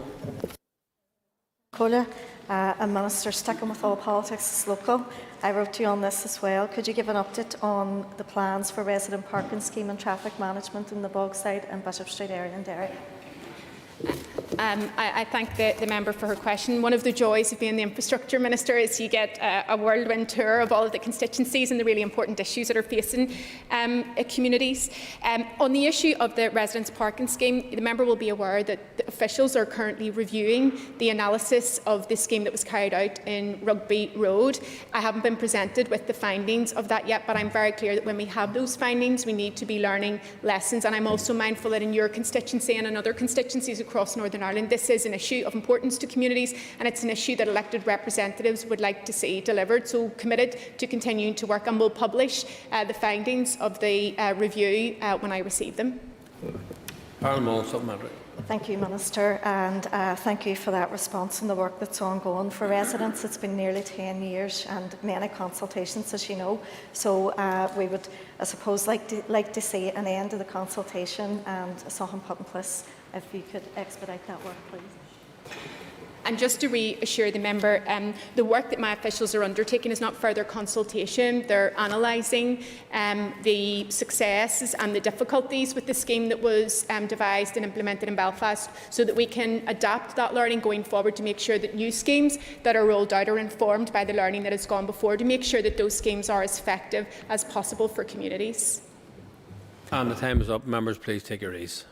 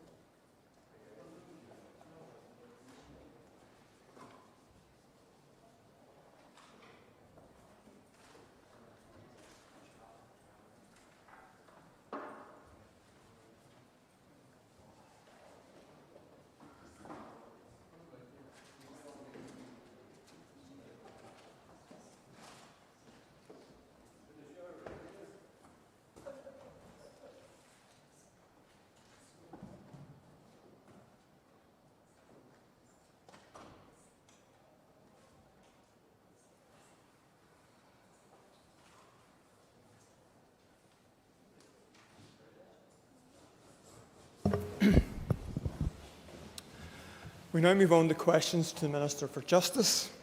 And can I advise members that question number 2 has been withdrawn? I call Cathal Boylan. Ceist Deborah Hain led a whole question number 1, please.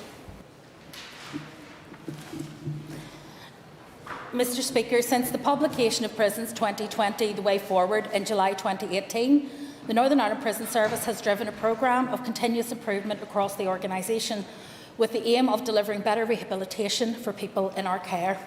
During the first 2 years of the programme, we have seen significant progress made towards the strategic commitments across each of the 4 strands of the programme: our people, our services, our infrastructure and our partnerships.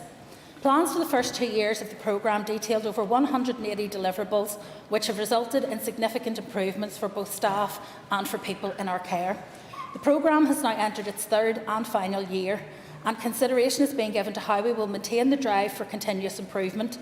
In light of the achievements made in Prisons 2020, I am committed to implementing a consecutive programme to continue the next stage of our continuous improvement journey. The process to develop our strategic commitments for the next 3 years will involve analysis of the outcomes of the Prisons 2020 programme, consideration of our recent hygiene inspection reports, and consultation with our staff, partner organisations and wider stakeholders.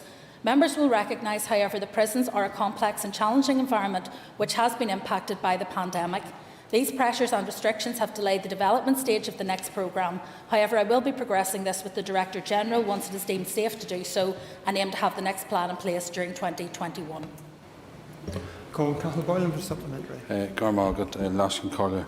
could have thanked the Minister for her answer, but Minister, you'll be aware that despite some real improvements in our prisons, several inspections in prisons, including Gilligan and McGabry, have reported worst outcomes for prisoners from disadvantaged communities, particularly those in the Catholic community. So my question to the Minister is, what work has been undertaken by her department to identify the causes of this disparity and to develop effective responses? Mr Speaker, the causes of people being inside the prison system are multifaceted and complex, and the disparity in terms of the numbers of people within the prison system is not something that the prison system itself has any control over. People are committed to our care by the judiciary and the courts. However, in terms of supporting vulnerable people in prison, it is a key area of priority for prison service, and that was clear both in Prisons 2020 and will continue to be a focus in the next phase of continual improvement. I think what people have seen in terms of the reviews of prisons and the reports on prisons is a significant improvement since the introduction of the SPAR Evolution programme, a person-centred approach in terms of care planning which focuses on supporting the individual. It also aims to support individual needs for people in crisis or distress, addressing the root causes of the crisis or distress while supporting them through that period in a way that is right for them. And of course, as with all prisoners, the focus is on rehabilitation and re-entry into the wider community in a successful way. I call Sinead Bradley. And thank the Minister for her answer so far. Minister, during the launch of the strategy, I note it was anticipated to run to March 21. Does the Minister intend to publish a final report following the final quarterly submission from the Prison Service Management Board, who have provided the oversight arrangements for the programme? Yes, it would be our intention to produce a final report, because that will also be the basis on which we will be planning for any other continuous improvement programme that will be issued consecutive and subsequent to the completion of Prisons 2020. I would have hoped to be in a position to have been able to have more development work on that done this year, but given the extent of the impact on prisons of COVID-19, it simply has not been possible. However, we are hopeful that we will be able to do that during 2021. I call Doug Beattie. Thank you, Mr Speaker. And it's good to hear the Minister say that people are one of her priority, and quite rightly so. So can I ask the Minister, although not a statutory responsibility of the Prisoner's Ombudsman, would the Minister support the Ombudsman's request to look at the staffing level of night custody officers at Her Majesty's Prison Maghaberry? Well, Mr Speaker, the member continues to return to this issue despite the fact that the Director-General for Prisons has been very clear in respect of the fact that our prisons are properly staffed and adequately staffed. We will, of course, consider any request from the Prisoner Ombudsman to look at any aspect of prison service, but I would ask the member to reflect on the information that has been provided now on a number of occasions by the Director-General in respect particularly of their management both of night custody and indeed daytime. I call Jim Allister. Deputy Speaker, given the very clear connection between our prisons and our criminal justice system, would the Minister think it appropriate to join in a tribute to Lord Kerr, who sadly suddenly passed away this morning? Lord Kerr is a man I've known throughout my professional life, first as a member of the Bar and then as he progressed through the various tiers of the judiciary, and served with distinction at a time when many judges were under serious threat and some were murdered by the IRA. And of course he became our Lord Chief Justice and went on to be our representative in the Supreme Court until just 3 months ago. So would the Minister join in a tribute to him and in condolences to his wife Gillian and family? Mr Deputy Speaker, very much so. As the member has indicated, the former Lord Chief Justice of Northern Ireland, Brian Kerr, passed away very sadly today. Between 2009, when the Supreme Court was reconstituted in its modern format, until his retirement only months ago, he served as a member of that Supreme Court, and indeed on his retirement he was the only serving member who was there when the court was constituted. He has distinguished himself in terms of his service to Northern Ireland and in particular his service to the judiciary, but I think it goes much more wide than that. I think it is about to the rule of law and to our expectations of fairness and justice. He also distinguished himself when he was on the Supreme Court in terms of standing up for people's rights, and it is something that he spoke about often with passion. So it's something that I think we're all very grateful to him for, and I would join with Mr Allister in extending my condolences to his wife and children. Moving on, I call Michelle McLeveen. Mr Deputy Speaker. Mr Deputy Speaker, with your permission, I will answer questions 3 and 12 together. I received Judge Marrinen's final report from his independent review of hate crime yesterday. It is a substantial piece of work, over 4 volumes, running to approximately 885 pages and 34 recommendations. It is very commendable that he has been able to undertake such a thorough piece of work on this important issue, and colleagues will appreciate, of course, that having just received the report, I will now need to take some time to carefully consider all of the recommendations that he has made and indeed the context that he sets out for them. The next steps will include my officials working to develop an implementation plan which takes account of the recommendations contained within the report. Whilst the report is wide-ranging, the primary purpose of the review has been to consider the legislation associated with hate crime, and so I will want to give particular consideration to any legislative recommendations emanating from Judge Marrinen's report. Any legislative changes will need to be scheduled into the Department's legislative programme in due course. I have written to Judge Marrinen and met with him today to thank him for undertaking the review of hate crime legislation.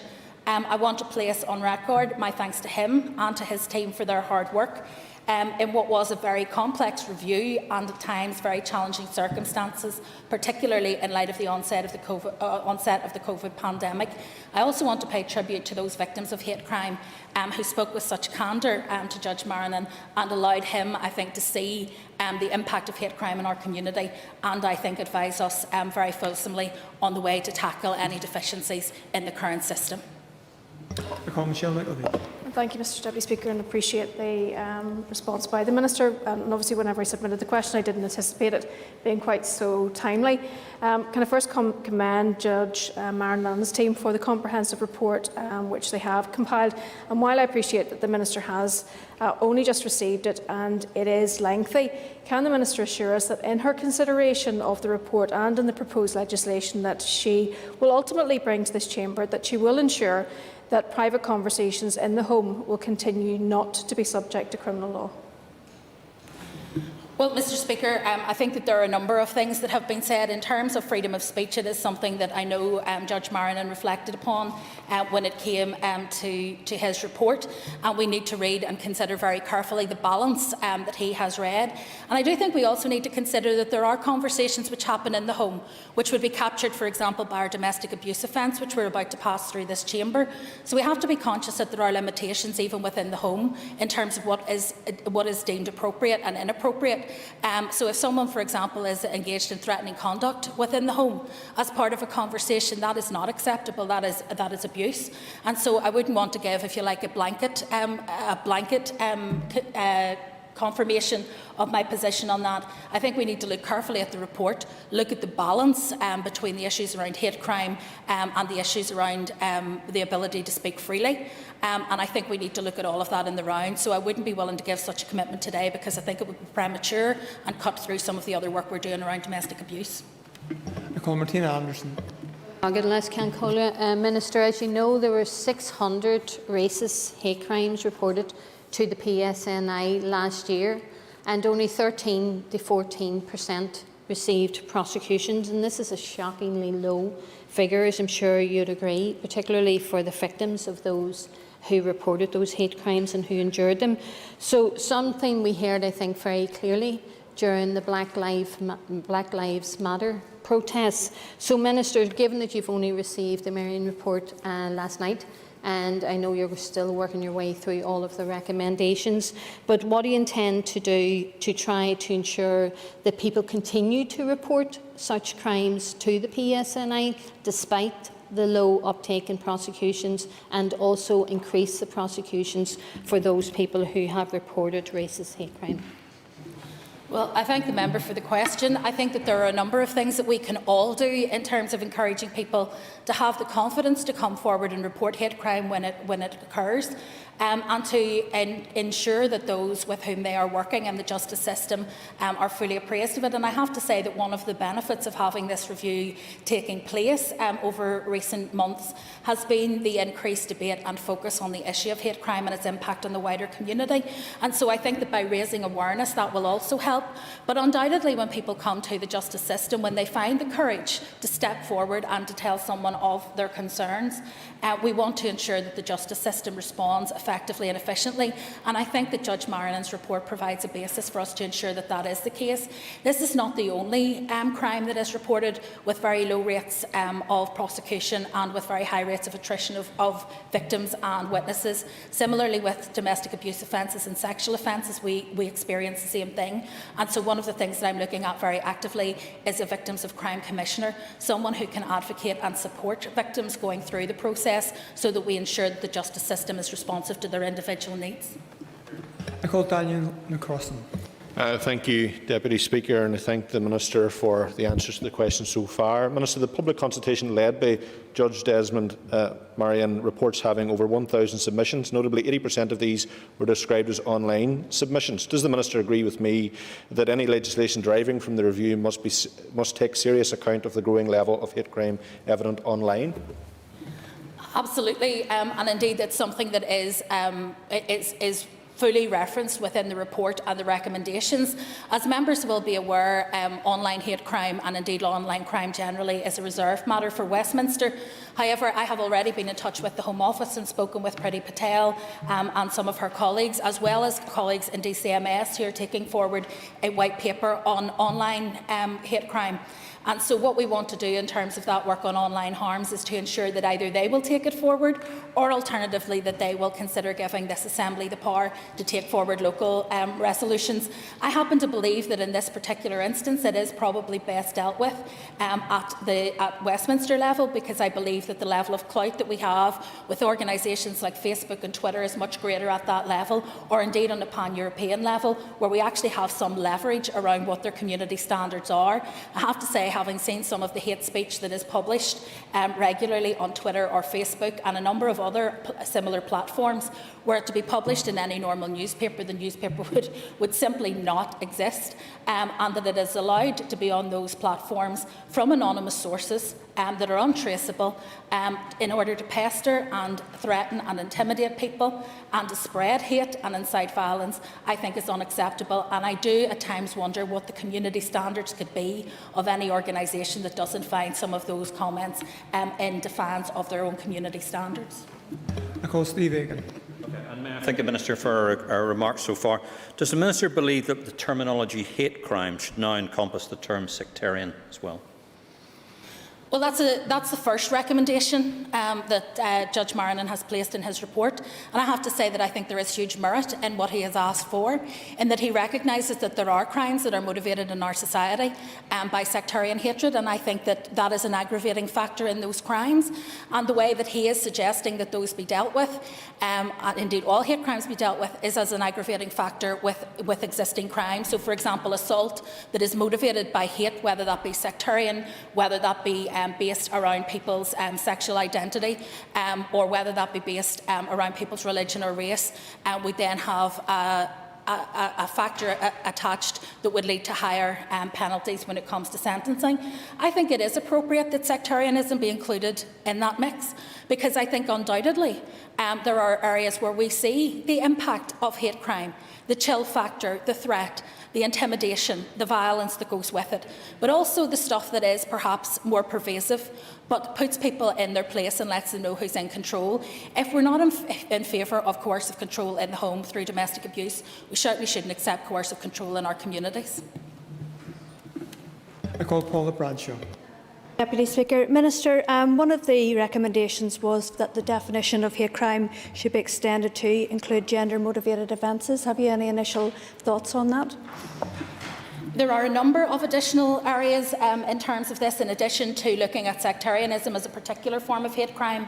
There is also the issue of adding age and sex or gender and variations in gender characteristics and gender identity to the list of hate crimes. Again, this is something that we would want to look at very carefully in terms of the overall context in the report. But I think in light of what we have seen, even just in recent days, with attacks, multiple attacks over a short period on women in our own city, I think that there is certainly merit to look where the motivation for an attack is the gender of the person who is being attacked.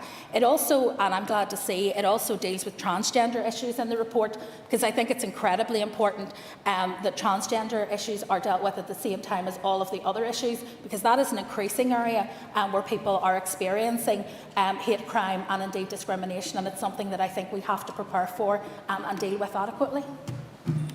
Moving on, I call Robin Newton. Mr. Deputy Speaker, question number 4. The Northern Ireland Prison Service has a central role to play in seeking to make our community safe as we contribute to reducing reoffending and improving the effectiveness of the justice system. It is essential that we hold those in our care safely and securely, and it is equally important that we make the community safer by supporting and challenging people to change as we focus on rehabilitation, resettlement and reintegration into society. To do this, it is important that we have the right infrastructure.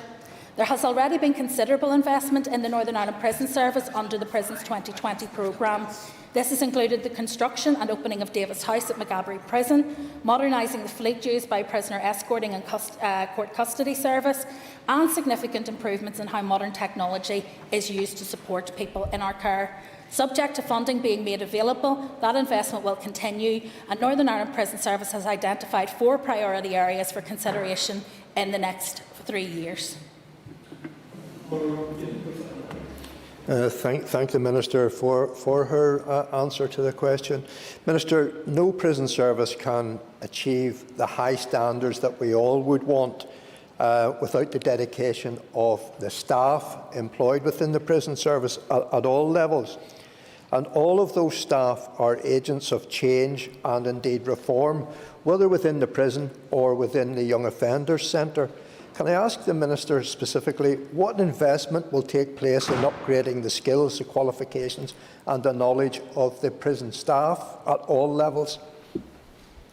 Mr Speaker, there is a continual improvement programme for prison staff in terms of their training, but also in terms of supporting them in other learning that they may wish to take. So as part of their continued professional development, that is something that is very important. We also invest and intend to invest in the well-being of our prison officers, because it is an incredibly complex and stressful job that they undertake. And so I am now waiting the outcome of the review which I commissioned into dealing with particularly mental health, but also other issues that might arise as a result of people working in the prison service, to look at the support we can give people while in service, but also after they leave.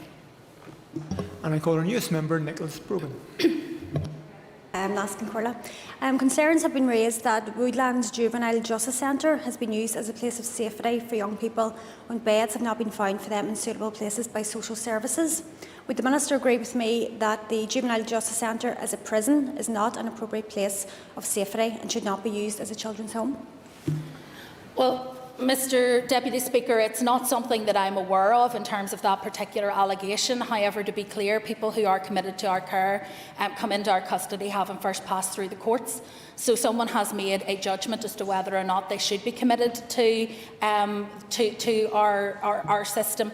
In terms of Woodlands Juvenile Justice Centre, as you know, we are taking forward a piece of work in terms of the reform of Woodlands to try to produce a care and justice campus, because many of the young people who will arrive both in the care centre at Lockview and also in Woodlands will be the same young people at different stages in their development. And so we're working very closely with the Health Minister in order to bring forward a proper campus that will allow for their individual needs and a needs-based approach to be taken, to remove some of the stigma I think that the member is concerned about people being committed to custody rather than care. I call Rachel Woods. Deputy Speaker, and I thank the Minister for her answers so far. Would the Minister support the installation of technology such as body scanners in the Northern Ireland Prison Service to be able to quickly identify people who are or are not, importantly, carrying illegal drugs and substances on their person? I think that technology has a role to play, though it may not be as cut and dried as the member suggests in terms of its ability to determine whether people are or are not carrying contraband into the prisons. However, we are, of course, always interested in the use of technology where we can, and of course subject to the budgets that are available to prison service in order to enable us to minimise the amount of time that people have to spend, for example, in searches and other opportunities. We would want to maximise the use of technology in that regard, but it isn't a straightforward issue, Mr Deputy Speaker, and it is one that will require significant investment in the prison's estate, and that will be obviously dependent on the outcome of the budget.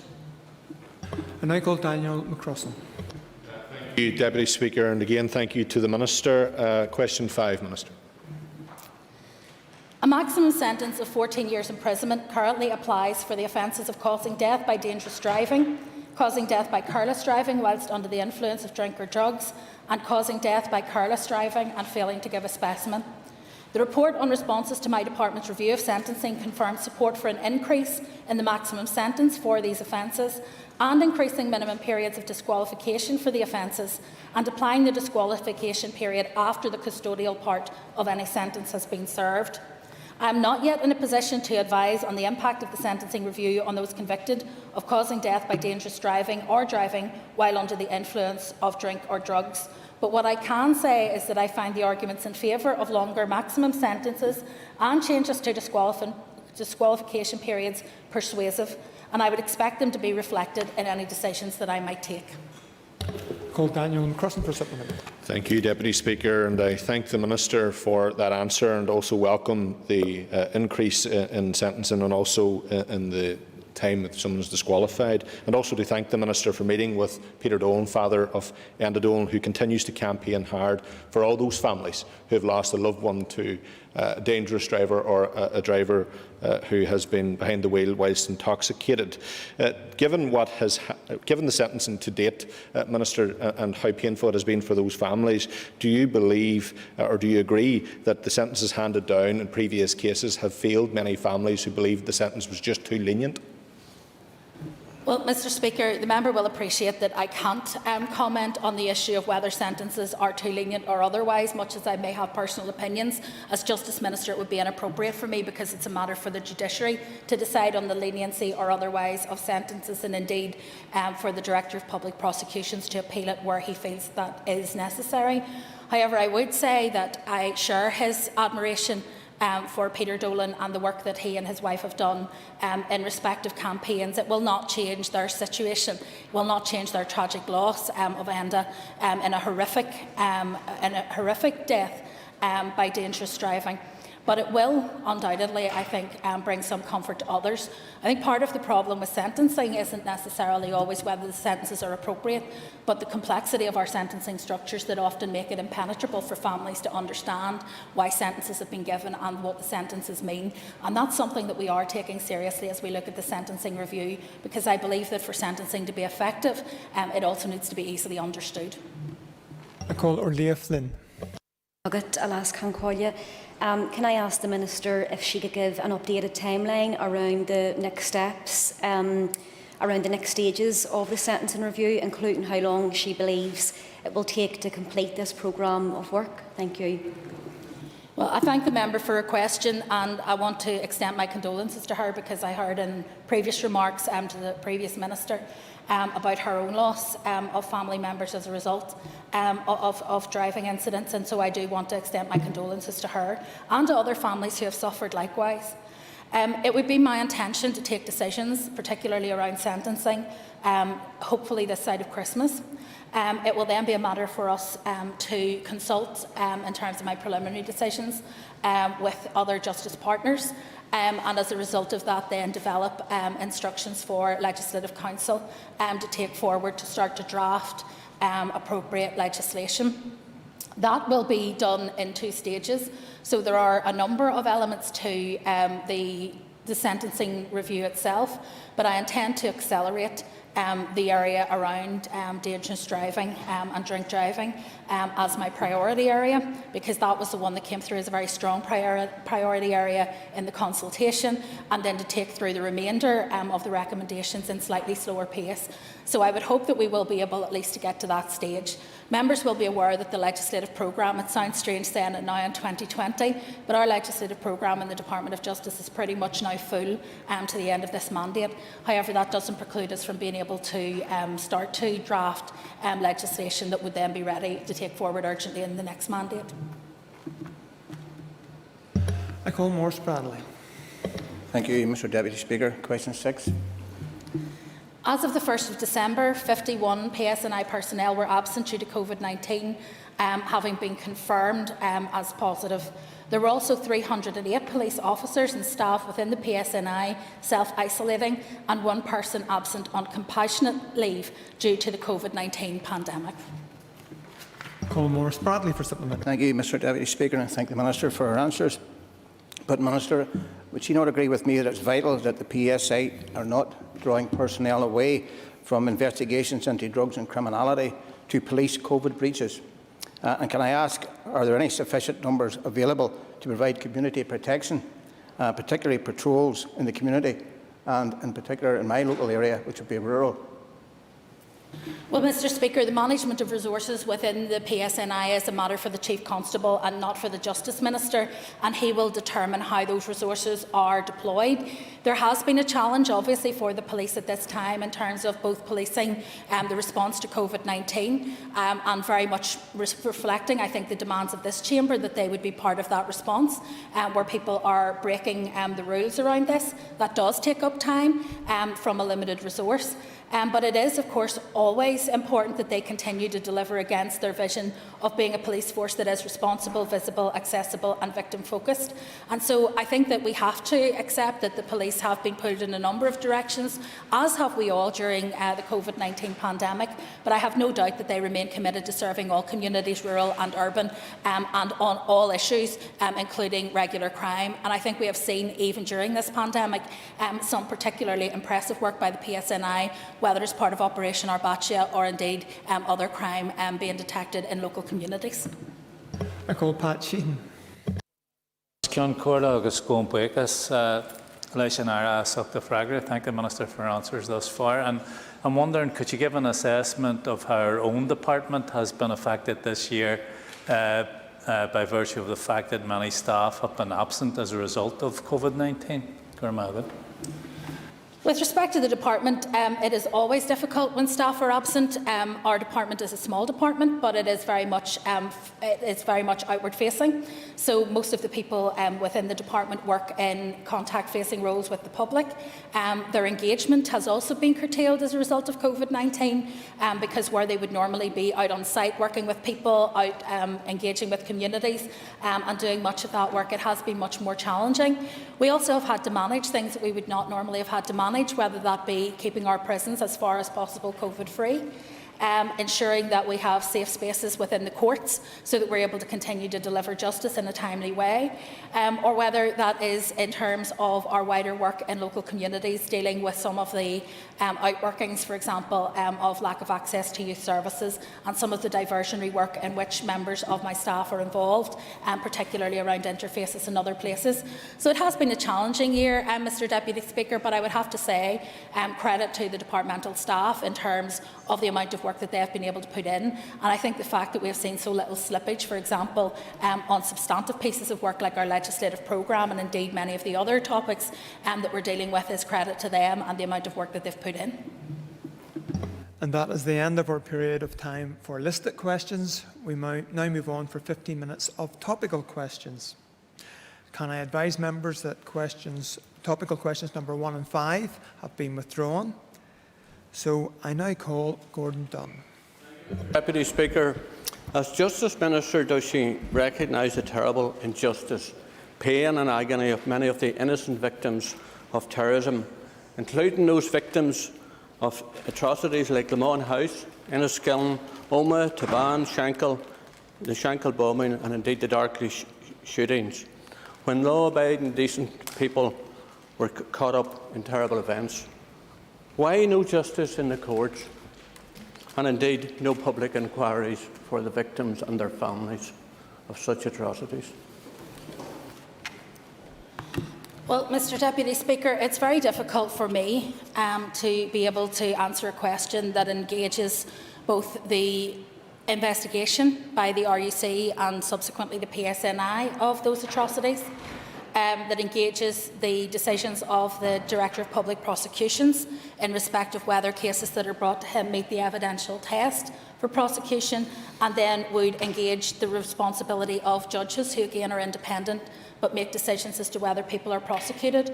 But I would remind the member that there are many families, and he is quite right, there are many families who will not receive and have not received justice and truth as a result of the atrocities that were committed during the Troubles.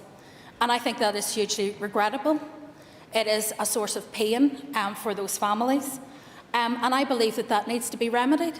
And I believe that the remedy needs to be a comprehensive one. And so I believe that the remedy for that was, as best we could get, in the Stormont House Agreement. That has now been resiled upon by the UK Government.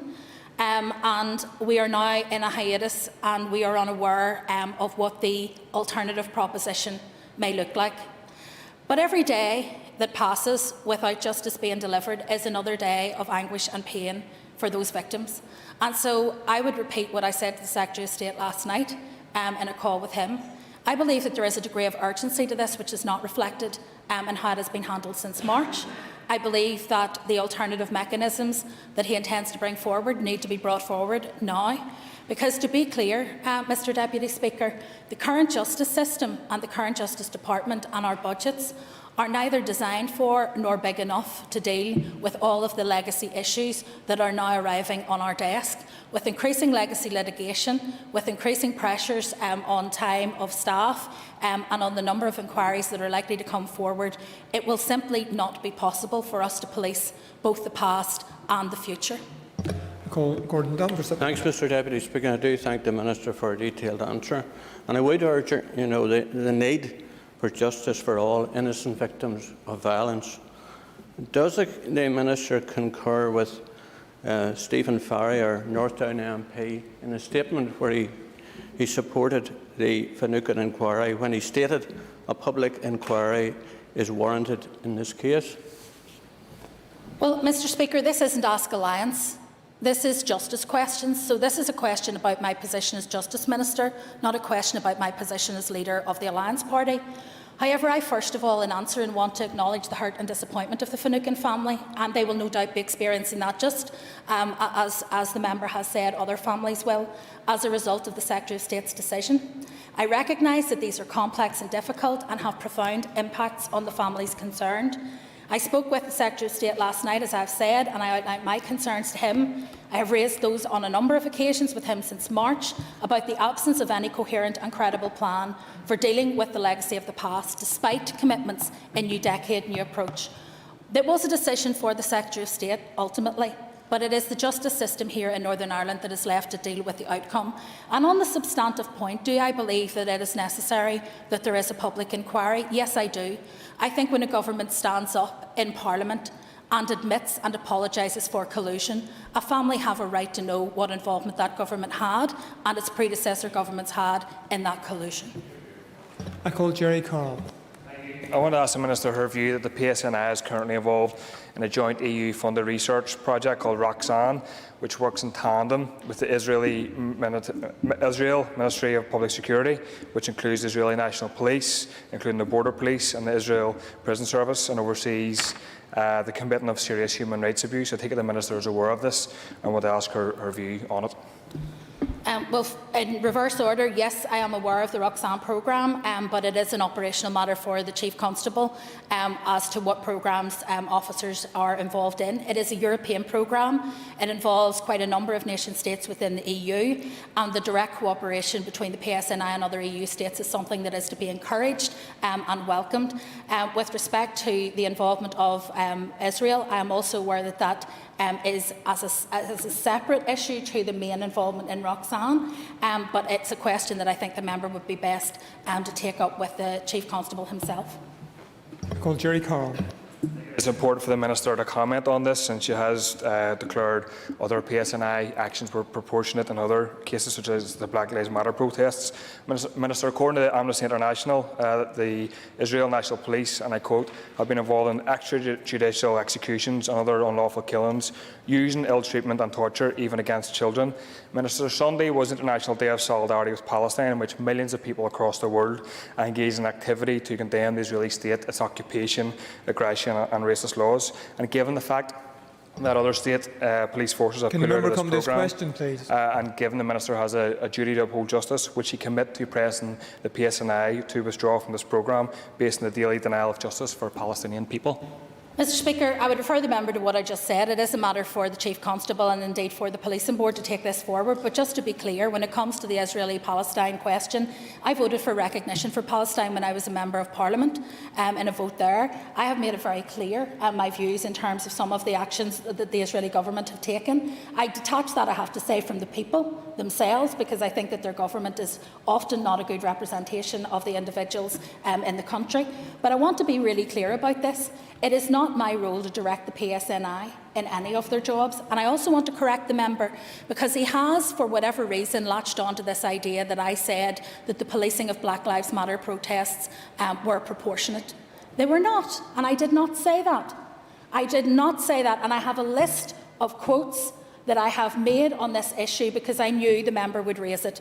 And I did not say that. I said that their policing of COVID generally was proportionate and appropriate. And there is a distinct difference between that. I also stressed on every occasion that I could not comment on individual circumstances. I call Robin Newton. Thank you, Mr Deputy Speaker. Minister, can I ask you if you would be able to quantify the backlog of cases that, due to the pandemic, were due to be taken before the courts, and when the time log might be for addressing those? Yes, prior to the COVID-19 pandemic, there were approximately 8,000 criminal cases within the court system. However, with the closure of some courts during lockdown, this rose to approximately 12,800 cases by early September, so a rise of about 59%. With the reopening of almost all courts from August onwards, the cases disposed of by the courts have exceeded those received, and consequently the outstanding caseload has reduced. The most recent real-time management information indicates the figure now stands at around 11,255 cases. The figures also show that recovery is taking place across all areas, and the number of cases in the system are reducing by around 175 cases per week. The figures in relation to outstanding caseloads for civil and family business can't be generated retrospectively, and because they include cases which may have been settled privately between parties, they can't be interpreted in the same way as criminal cases. Rob Newton. Thank you, Mr Deputy Speaker. I thank the Minister for that very detailed answer. Can I ask the Minister if there has been any assessment carried out on the mental health problems or support offered to those who perhaps are the victims of crime and have been waiting such a long time to have the cases dealt with? There has been no systemic research done in terms of the impact, but there has been proactive action taken. So, for example, Victim Support Service have been engaged in keeping people updated and offering them adequate support during the time that they are waiting. I know that the Public Prosecution Service have also engaged additional resource in terms of actually communicating with people who are waiting for cases to come to trial. And obviously every one of the justice organisations has a recovery plan in place to take account of some of the challenges that we will face. We also meet regularly as a Criminal Justice Board to ensure that our response to the impact of COVID on the courts is one that is balanced across all of the different issues. It would have been easy to reduce on the face of it the number of cases much more quickly by having quick disposals of those more simple cases. But I was very committed to the fact that we needed to be able to return to a situation where, as well as dealing with those simpler disposals, we were able also to hear complex cases with jury trials, because I think it's important to recognise that those are some of the most sensitive and difficult cases, and to keep those people waiting a disproportionate amount of time simply to get better statistics, I think would be unjust in the extreme. And so we have ensured that we're able to continue with jury trials, and indeed we're hoping to open additional courts in Lagannside over the next number of months. I call Alan Chambers. Thank you, Mr Deputy Speaker. Minister, after the understandable delays caused by the pandemic in relation to dealing with policing injury on duty claims, can the Minister confirm that these appeals are being considered again and are progressing in a timely manner? Well, Mr Speaker, there were a number of issues in terms of policing injury and duty claims, and COVID was one of those. There is now progress being made in that respect, but I'm happy to write to the member, because I don't have all of the detail in front of me today. I'm happy to write to the member and give him further detail as to where we are exactly in that programme. Alan Chambers for supplementary. Appreciate that, Minister, and I look forward to receiving that. But my supplementary, and perhaps you could address that in the letter, is are you satisfied that there are sufficient administration resources in place to expeditiously discharge the backlog in cases awaiting consideration? Thank you. Well, Mr Speaker, the issue of dealing with resources is always going to be a challenging one in a small department with limited resources. So we do exactly what we can. We have a number of priorities that we are dealing with at this time, a number of which have a deadline attached to them. But we are conscious that those matters that may have been delayed due to COVID are amongst those priorities, and we do try to progress things as fast as we can and in as timely a manner as possible. Thank you. I call Pam Cameron. Mr Deputy Speaker, can I ask the Minister to provide an update on the implementation of the pay award announced in February of this year for PSNI officers, which was backdated to the 1st of September 2019? Yeah, I think in terms of the pay award for last year, that has now progressed through. Certainly, I signed off on one of the pay awards earlier this year. I think the current pay award is still under consideration, but there is good progress being made on that, and I think that that is now between my department and the Department of Finance. But again, I'm happy to write to the member just to confirm the detail of the most recent pay award. Call Pam Cameron. Thank you. I thank the Minister for that answer, and I would appreciate that clarity, because I have had several officers contact me looking for that pay award to be made available to them. Does the Minister agree that issues such as pay award delay and potential impact on spending review announced by the Chancellor will have a negative impact on our frontline workforce numbers? Well, I suppose there are two issues with this. I mean, the first is about delay. We have sought to eliminate as much delay as we can. As you'll appreciate, there is a process that has to be gone through in terms of the pay remit, going through the PRRB and then coming out to the department, and then also making our case when it comes to the Department of Finance. The wider issue in terms of the stringent measures that may be imposed from elsewhere on us is a whole other matter altogether, and it will be a matter, I think, for all departments, not just my own, and indeed for all of those who receive funding through central government, to reflect on the fact that we may find ourselves in what is in budgetary terms, a standstill situation next year, and not with a particularly bright economic horizon ahead. That is the simple reality, and it will require us all, I think, to manage our expectations in line with our budgets. Deputy Speaker. Could I ask the Minister, further to the findings set out in the annual report recently published by the Organised Crime Task Force, if she could outline whether or not she intends to bring forward new legislation to help tackle organised crime? I thank the member for his question. There is a review of organised crime ongoing within the department, and that is currently underway. And it would be our intention to look at the introduction of new offences at some point when that review is complete. However, there are other things that we are doing in the interim in order to tackle organised crime. So, for example, I have liaised with the Home Office to ensure that the Criminal Finances Act is commenced in Northern Ireland, which will lead to the implementation of unexplained wealth orders, account freezing and forfeiture, and a number of other financial measures, which I hope will act as a disincentive to those who are involved in organised crime because they believe it to be profitable. I think when it is no longer profitable, we will find a decline in that kind of crime. And that is the end of our period of questions to the Minister of Justice. Could I ask members to take their ease for a few moments before the urgent oral question to the Minister for the Economy?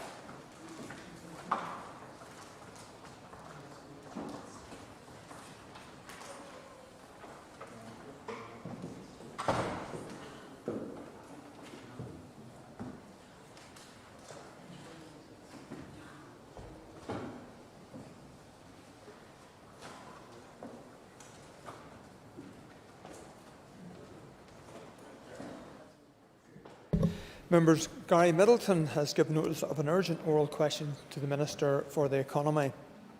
I would remind members that if they wish to ask a supplementary question, they should rise continually in their places. The member who has tabled the question will be called automatically to ask a supplementary. Clerk, please read the question. To ask the Minister for the Economy what support she and the Executive will provide to local employees affected by the collapse of retailers Debenhams and Arcadia. I call the Minister for the Economy. Thank you, Mr. Speaker. Debenhams is a name familiar across many towns and to many shoppers in Northern Ireland. And the news today about Debenhams and Arcadia will have come as a shock to their employees and also to the shopping centres, Castlecourt, Rushmere, Fairhill, Foyleside and the Quays, where Debenhams is an anchor tenant. It is important to note that no redundancies have been announced at this point. However, I do intend to write to the administrators to impress upon them the need to seek alternative buyers to take on the stores as going concerns in order to retain jobs and livelihoods of local staff. We are heading into a very difficult period for the economy, both in Northern Ireland and throughout the United Kingdom, indeed the British Isles. I previously have warned in this chamber that the cycle of restrictions would impact particularly on the young, female workers, part-time workers and lower paid workers. Today's news, unfortunately, shines a light on this. I call Gary Middleton. Thank you, Mr Deputy Speaker, and can I thank the Minister for coming to the Chamber and answering the question today. The announcements by Debenhams and Arcadia has come as a huge blow and shock to our high streets, with thousands of jobs now at risk. Many employees are deeply worried and concerned, and our thoughts are certainly with them at this time. Will the Minister commit to working with the wider executive, the Minister for Communities, with the local councils, the Minister for Finance and through our own department to deliver stimulus packages to our high streets and provide as much support as we can going into the coming months? The member is quite right. This is a UK-wide issue. It is estimated that there are around 12,000 jobs at risk in Debenhams and around 13,000 jobs at risk in the Arcadia Group. This is an enormous blow to the United Kingdom's retail economy.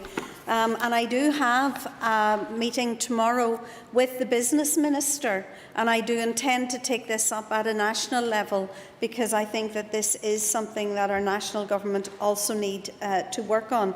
But yes, the answer is absolutely yes. I will work with colleagues across this House to ensure that we will deliver what we can to support employees and indeed to support those shopping centres where Debenhams are a really significant and important anchor tenant, attracting other shoppers in and other shoppers into the other stores within the shoppers or within the shopping centres. Already, my department has the Assured Skills Academies, the Bridge to Employment programmes, and we are engaging with companies and currently recruiting for the Assured Skills programme. Since the start of this financial year, we have issued Assured Skills programmes to 203 people in Northern Ireland. 192 of those young people gained employment. These are short, sharp, targeted interventions in the labour market designed at high levels of return for employment. And of course, we continue to operate the Bridge to Employment programmes. Also, the Careers Service will of course be on hand to try and help employees match skills and experience to vacancies, give advice and guidance on reskilling and information on growth in emerging sectors. It is clear that a joined-up approach across government is absolutely necessary, and this will be essential for the involvement of both the Communities and Finance Ministers. However, be in no doubt across this House that the best way to support jobs in Northern Ireland is by having an open economy. Can I remind the Minister 2 minutes? Thank you. I call Gerry Carroll. Mr Speaker, I want to offer my sincerest sympathies to staff at Debenhams and the Arcadia Company who have lost jobs and others who may do so in the near future. Our workers have been treated like dirt, and it really says everything, Mr Deputy Speaker, about this obscene system we live under, that a man who owns a yacht worth £100 million can play God with the lives of thousands of workers. Does the Minister agree with me that these workers' pensions should not be touched or impacted in any way by these announcements, and what measures will her department take to ensure these workers are financially protected or given the opportunity to get support to access employment where appropriate in the future? The member makes a very important point about the pensions, particularly of those within the Arcadia Group. And this is one of the issues that I do intend to take up with the Business Minister tomorrow, to ensure that those pensions are protected and that appropriate funding is made into the pension pot to ensure proper resources for people as they go into retirement. Because Liz Kinnins. And thank the Minister for her answers so far.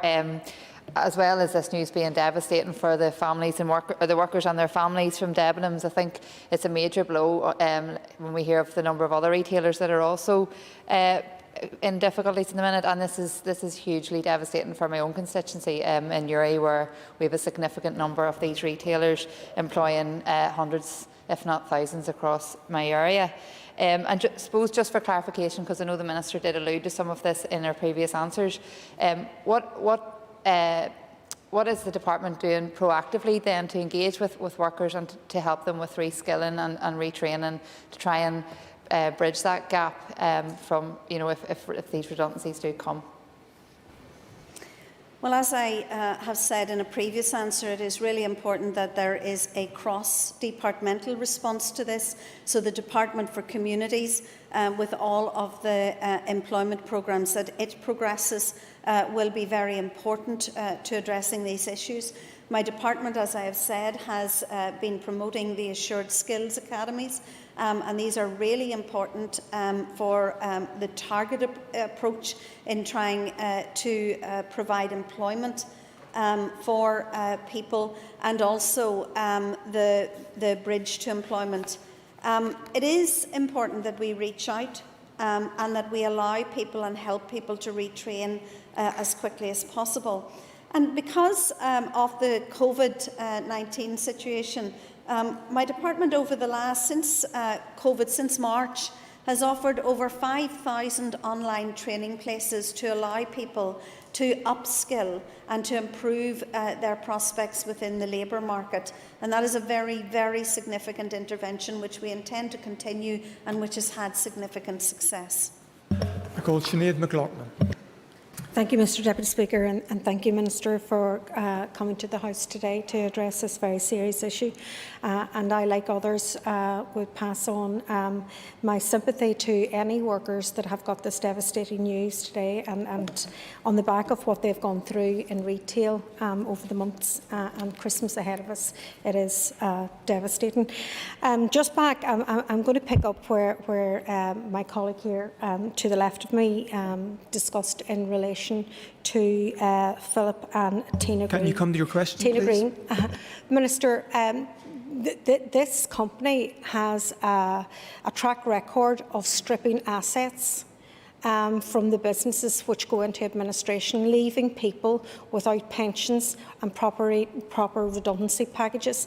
Minister, I think you need to move really quickly with the Business Minister in order to protect the assets of the Arcadia Group, so that employees are not left holding pension pots that are actually worth nothing. Again, the member makes a very important point that protecting the pensions of workers is absolutely important, an issue that I will raise at my Quad meeting with the Business Minister tomorrow. I call Steve Aiken. Thank you very much indeed, Mayor. I thank the Minister for her remarks so far in coming to the Assembly. And again, on behalf of the Ulster Unionist Party, we would like to put on record our commiserations and our help for support for those workers with Debenhams and Arcadia who are approaching a particularly poor Christmas period and beyond. My question is, Minister, in August you set up a High Street Task Force. And the High Street Task Force, I think, should be working very closely now with LPS, Chambers of Commerce, FSB, Retail Northern Ireland and the local councils to come to rapidly a set of outcomes and a set of proposals that should be brought before us here. Could the Minister commit to having this task force, which is now in place, to come with a set of answers and come back to this Assembly within 2 weeks to explain to us how they're going to help support the High Street, particularly with these very difficult times ahead of us? Again, can I thank the member for his question, but I would point out to him that responsibility for the High Street Task Force, of course, lies with the Executive Office, who are charged, and the Communities Department, who are charged with bringing that together. I'm sure that they will be happy to answer the Minister or the member's question in detail. But can I say, in relation to the High Street, and I have alluded to this on many, many occasions, over the past number of months, my department has given out almost £340 million in support to businesses through the 10k grant, the 25k grant, which was specifically targeted at retail and the High Street, and through the Micro Business Fund. Today I'm sending for urgent procedure a scheme in relation to the self-employed, and we are looking at developing other schemes as well as the schemes that are currently operating in relation to the local restrictions. So it is important to support businesses and to support the high street in particular. But again, the most important thing that we can do is ensure that our high street is open for business, is able to trade and is able to do so safely. And I must say, Mr. Speaker, and I beg your indulgence in this, I did listen with great hope, I think, to the plans for the rollout of the vaccine, and I do hope that we can manage to do that in a safe and as quickly as possible so that life can return to something more normal. I call Stuart Dixon. Thank you, Minister.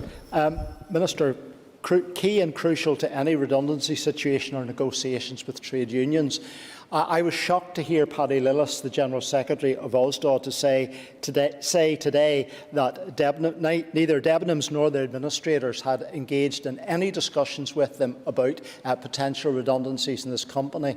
Will you take that up with the Business Secretary tomorrow and encourage him to ensure that Debenhams and or the administrators stand up to their legal obligations to consult with the trade unions?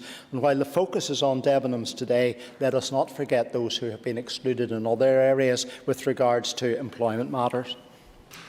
Yes, I will. I think it is extremely important that we are able to speak to the trade unions, that we treat them as partners in relation to an extremely difficult, sensitive situation for many of their members. I call Gordon Dunn. Thank you, Mr. Deputy Speaker, and I thank the Minister for her answers today. I think we all share the pain and the loss of Debenhams and Arcadia and the potential loss to our high streets. Does the Minister recognise the real threat from the internet? And I think we're all guilty of it, and I think we all must admit to it. But we're using the internet too much for purchasing, and that is a real risk. And what can be done to address that issue, and what further support can be given to the high street?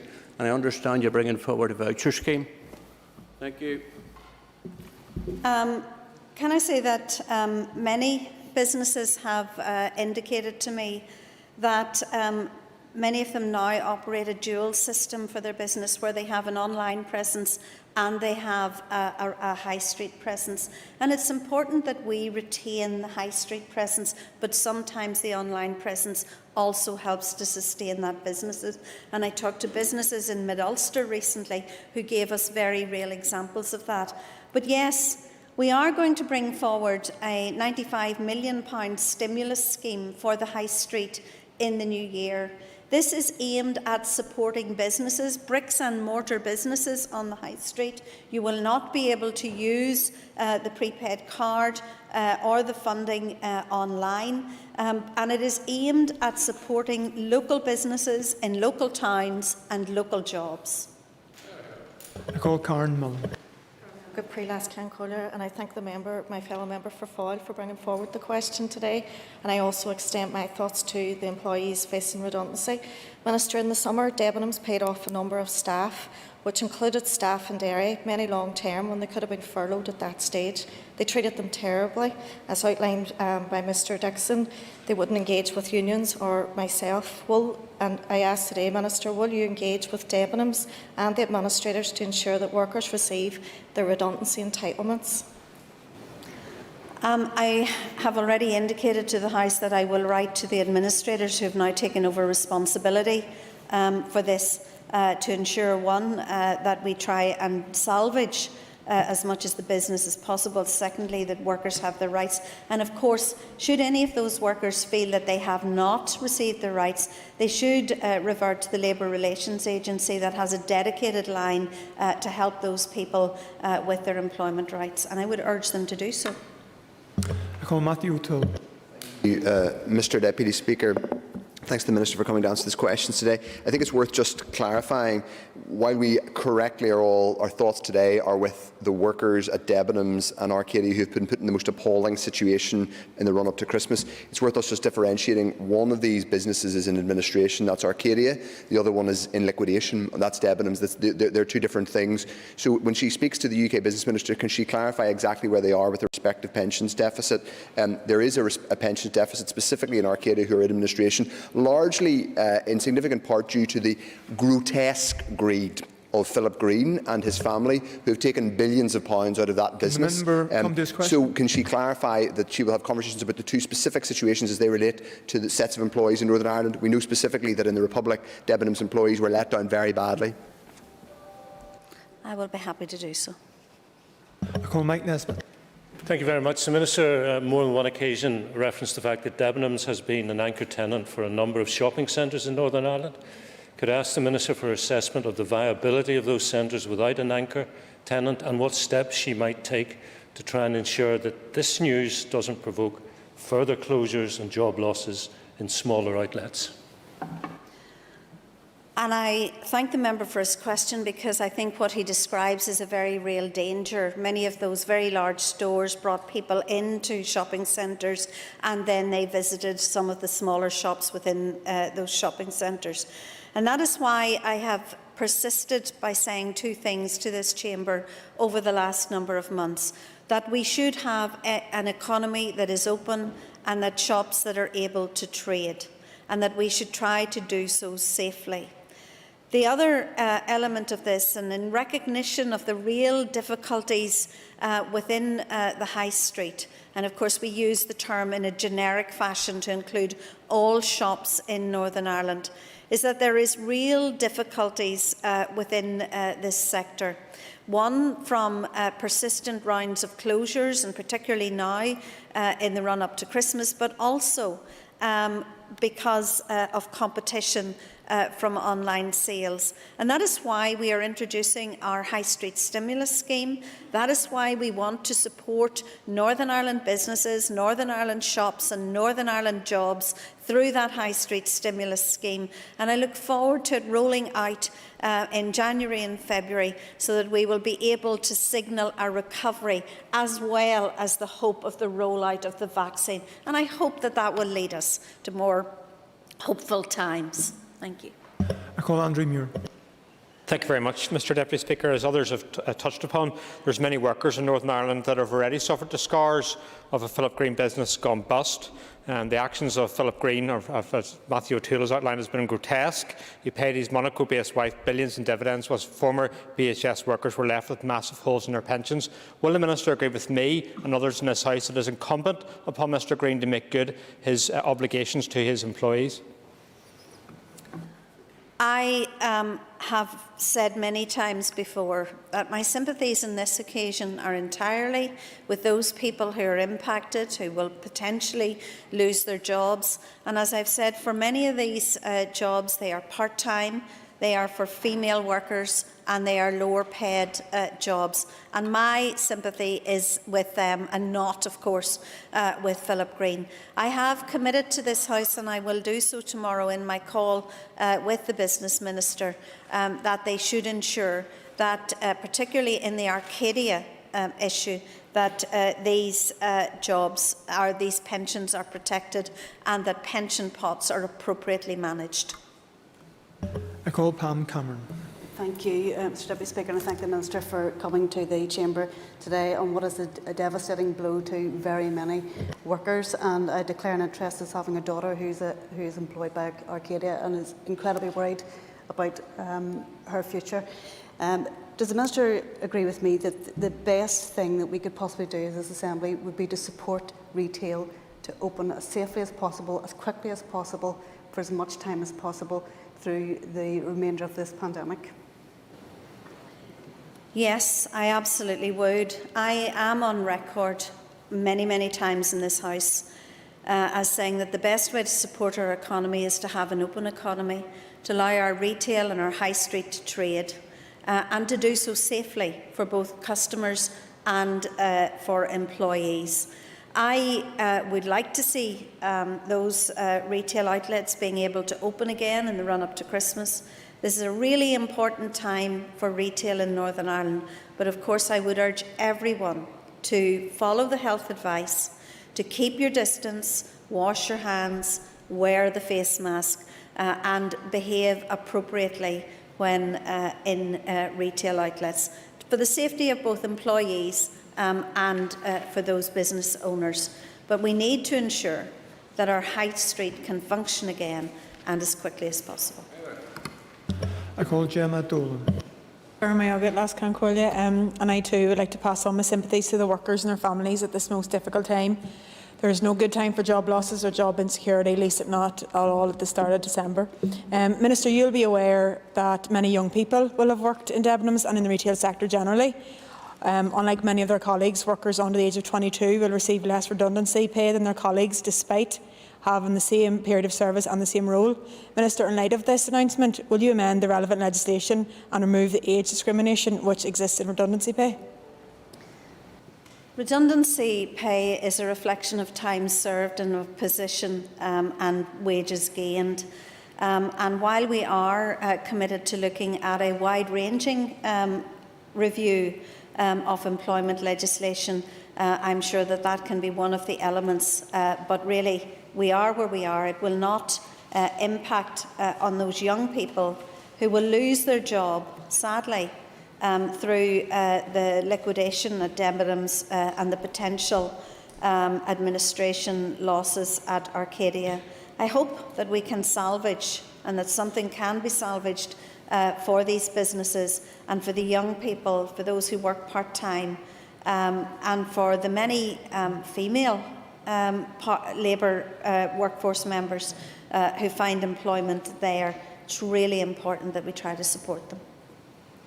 I call Daniel McCrossan. Thank you, Deputy Speaker, and thank the Minister for her statement. Minister, this is a devastating blow for our economy and our constituencies and to our employees and various businesses that are affected, and a rippling consequence as a result of these closures. Minister, the challenges facing business today are unprecedented, with Brexit, with COVID-19 and with the rise in online sales. How can the High Street survive unless we from this House change how traditional town centres and high streets operate? Well, of course, it would be an interesting conversation to have with the member to see what his vision is for how we do that change and how these operate, and I'm sure the High Street Task Force will afford him the opportunity to input into that. For the here and now, we are very concerned, and I've said repeatedly and again today, this is a difficult period for the economy. It has been an extraordinary, unprecedented period for the economy, and the best way to help the economy to survive, for jobs to be supported and for businesses to survive, is to have that economy open up again, but also to support Northern Ireland jobs, Northern Ireland businesses and the Northern Ireland High Street, and I am looking forward to rolling out the £95 million stimulus scheme, which I believe will do that. Could I now ask members to take their ease for a few moments for the next item of business?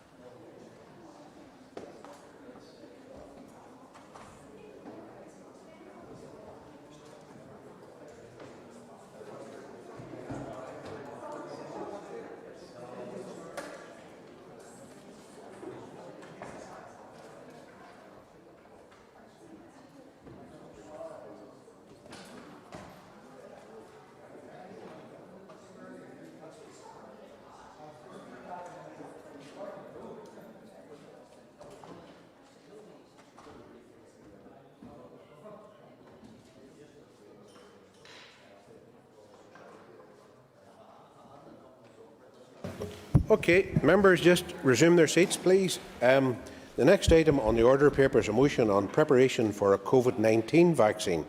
I will ask the clerk to read the motion, please. That this Assembly welcomes the recent breakthrough in efforts to establish a safe and effective COVID-19 vaccine, highlights the importance of Northern Ireland retaining full access to the UK Government's supply network, including national distribution plans, stresses that this approach provides the best means of protecting the wider public as soon as possible, believes a professional expert should be appointed to lead on the vaccination programme in order to ensure it is available to frontline staff and those most vulnerable in Northern Ireland at the same time as the rest of the UK, and calls on the Minister of Health to outline a clear action plan for the rollout, starting before the end of December 2020, of a COVID-19 vaccine in Northern Ireland. Thank you. I call Pam Cameron to formally move the motion. Thank you, Mr Deputy Speaker. I move the motion. Okay, thank you very much. The Business Committee has agreed to allow up to 1 hour and 30 minutes for this debate. The proposer of the motion will have 10 minutes to propose and 10 minutes to wind. All other speakers will have 5 minutes. Please open the debate on the motion. Thank you. And thank you again, Mr Deputy Speaker. And for the duration of this, I'm going to refer to you as Mr Speaker, just to save time. I very much welcome the opportunity to propose this motion on behalf of the Democratic Unionist Party, because today we have light at the end of the tunnel. And I'm sure all our hearts have been lifted with the announcements in recent weeks heralding the groundbreaking development of vaccines to combat this horrendous virus that has lived amongst us for these last 10 months. It is a remarkable feat of science and an answer to the prayers of millions across the world that we now stand but weeks away from administering a vaccine to those on the front line and the most vulnerable in our society. Sadly, for many families, the vaccine has come too late. We now know that there are over 1,000 lives lost to COVID-19, according to the NI dashboard. Many homes across Northern Ireland struggle to bear the pain of loss to this awful disease. We know of others too, for whom the mental anguish of lockdown and of fear of catching coronavirus, or a belief that they have contracted COVID-19, and the fear of passing that on to a more vulnerable loved one, has been just too much for them to bear. And these numbers of lost lives will likely not be captured under the banner of COVID. So, Mr Speaker, as we move ahead with plans for a vaccination programme, we do so with the memory of those we have lost at the front and centre of our hearts and minds. Of course, Mr Speaker, we are very much taking for granted the approval by the regulator in the coming days and weeks of these vaccines. However, that process must be thorough, it must be independent, these vaccines must be safe, and they absolutely must have the confidence of the public. But, Mr Speaker, if and when that approval does arrive, we must be ready to hit the ground running here in Northern Ireland to protect our people. And that is the purpose behind this motion today, to focus minds, to collectively identify issues and offer solutions to help. It is also a matter of concern and regret that we are, to some degree, playing catch-up in terms of planning for the rollout of a vaccine. When you look at Wales, for example, some of the work we are doing now was done months ago by their health department and chief medical officer. So we need to act with haste, because ultimately the speed at which we can deliver this vaccine will literally be a matter of life or death for some. Mr Speaker, I want to focus my comments on 3 key areas: getting a plan, logistics of delivering the plan, and equality of access within our plan. In terms of planning, Mr Speaker, we do come at this with the comfort that the UK has one of the world's largest vaccine order books per head of population. The Government has secured early access to over 355 million vaccine doses through agreements with separate vaccine developers at various stages of trials. The NI share of the BioNTech Pfizer vaccine will be around 1,140,000 between December 2020 and September 2021, and the NI share of the AstraZeneca vaccine will be around 2,850,000 doses. And for that we say thank you to our Government at Westminster. And with that confidence in terms of what is coming, we could have planned to a greater degree, and have not. Our constituents remain largely in the dark as to how this vaccine will be delivered, and whilst I understand the need for the public's help in continuing to adhere to regulations and to guidelines until it's safe to do otherwise, it is also vitally important that we have hope for the very near future. What better Christmas in this pandemic than one where we can say that next Christmas could be truly normal? So what shape must this plan take, Mr Speaker?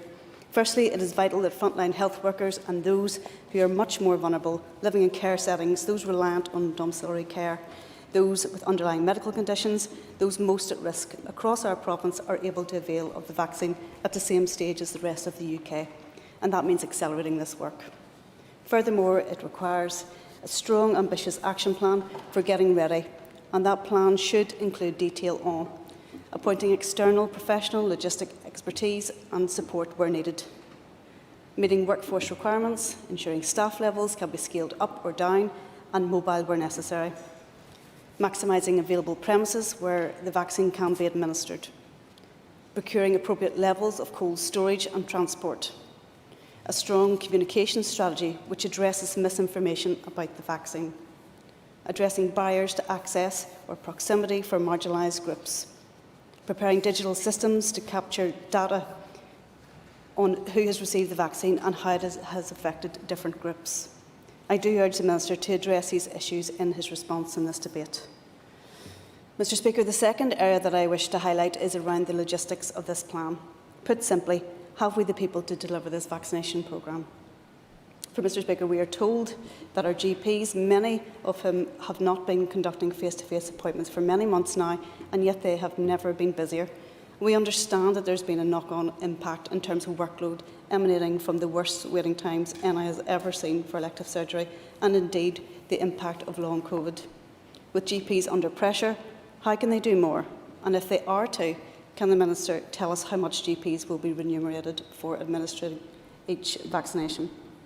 Mr Speaker, with GPs so under pressure, surely we cannot then potentially reduce public access for their day-to-day appointments to enable them to administer the COVID vaccine as well. Will others be skilled up to fight this war against coronavirus? And will they need to have a background in healthcare? Furthermore, let us not forget that many of our frontline healthcare staff, especially our nurses, are simply exhausted, having been at the coalface of this battle for months. At a time when we should be ramping up all aspects of our healthcare system, we cannot draw more people from this task. The Minister has often said that the health service is short-staffed. This vaccination programme will only exacerbate this. In this context, Mr Speaker, I would urge the Minister to utilise our nation's military resource to deliver the vaccination programme alongside our medical professionals. With the understanding that the vaccine will require 2 doses, 28 days apart, it is vital that there are enough hands on deck to deliver and administer this vaccine. This is critical to the success of any programme. The deployment of MOD personnel to explore the logistics of rolling out a vaccine in Northern Ireland is therefore a welcome and constructive move. Mr Speaker, the third element is the equality of access to the vaccine. As you know, Mr Speaker, we have a diverse population, young and old, urban and rural, those with underlying health conditions and those who do not, those who work on the front line and those who do not. To meet this reality, the vaccination programme must be dynamic and flexible, owing to the fact that it will be administered in a range of settings to patients whose circumstances will differ. Serious consideration must be given to mitigating any risk. The risk to the 80-year-old with underlying health conditions living at home, the cancer patient. What about the 100,000 people named as clinically vulnerable with diabetes at the start of the pandemic? Where will they be at on that priority list? What about those from the ethnic minority background who may well be more susceptible to this virus? There are many people who have many questions about how the vaccine will be administered to them and indeed will query the safety of it. Furthermore, in relation to care homes, we understand it may not be possible to use certain vaccines in care homes due to logistical issues. So I would ask why this is, and will it lead to a delay for residents being able to avail of the necessary protection that they require? We've also learned much about the impact of the varying types of underlying health conditions, and that begs the question if priority on vaccination will be given to those on the at-risk, the previously shielding list. And I would ask the Minister to outline what we've learnt over the last period of time, and has this learning impacted on potential rollout of the vaccine? Is there a new nuanced list of that at-risk individuals? And if so, how will those individuals be made aware? Mr Speaker, I would implore the Minister to communicate and be as transparent as possible on the rollout of this life-saving vaccine. We know that some will not take the vaccine, and that is their choice, and it should always be their choice.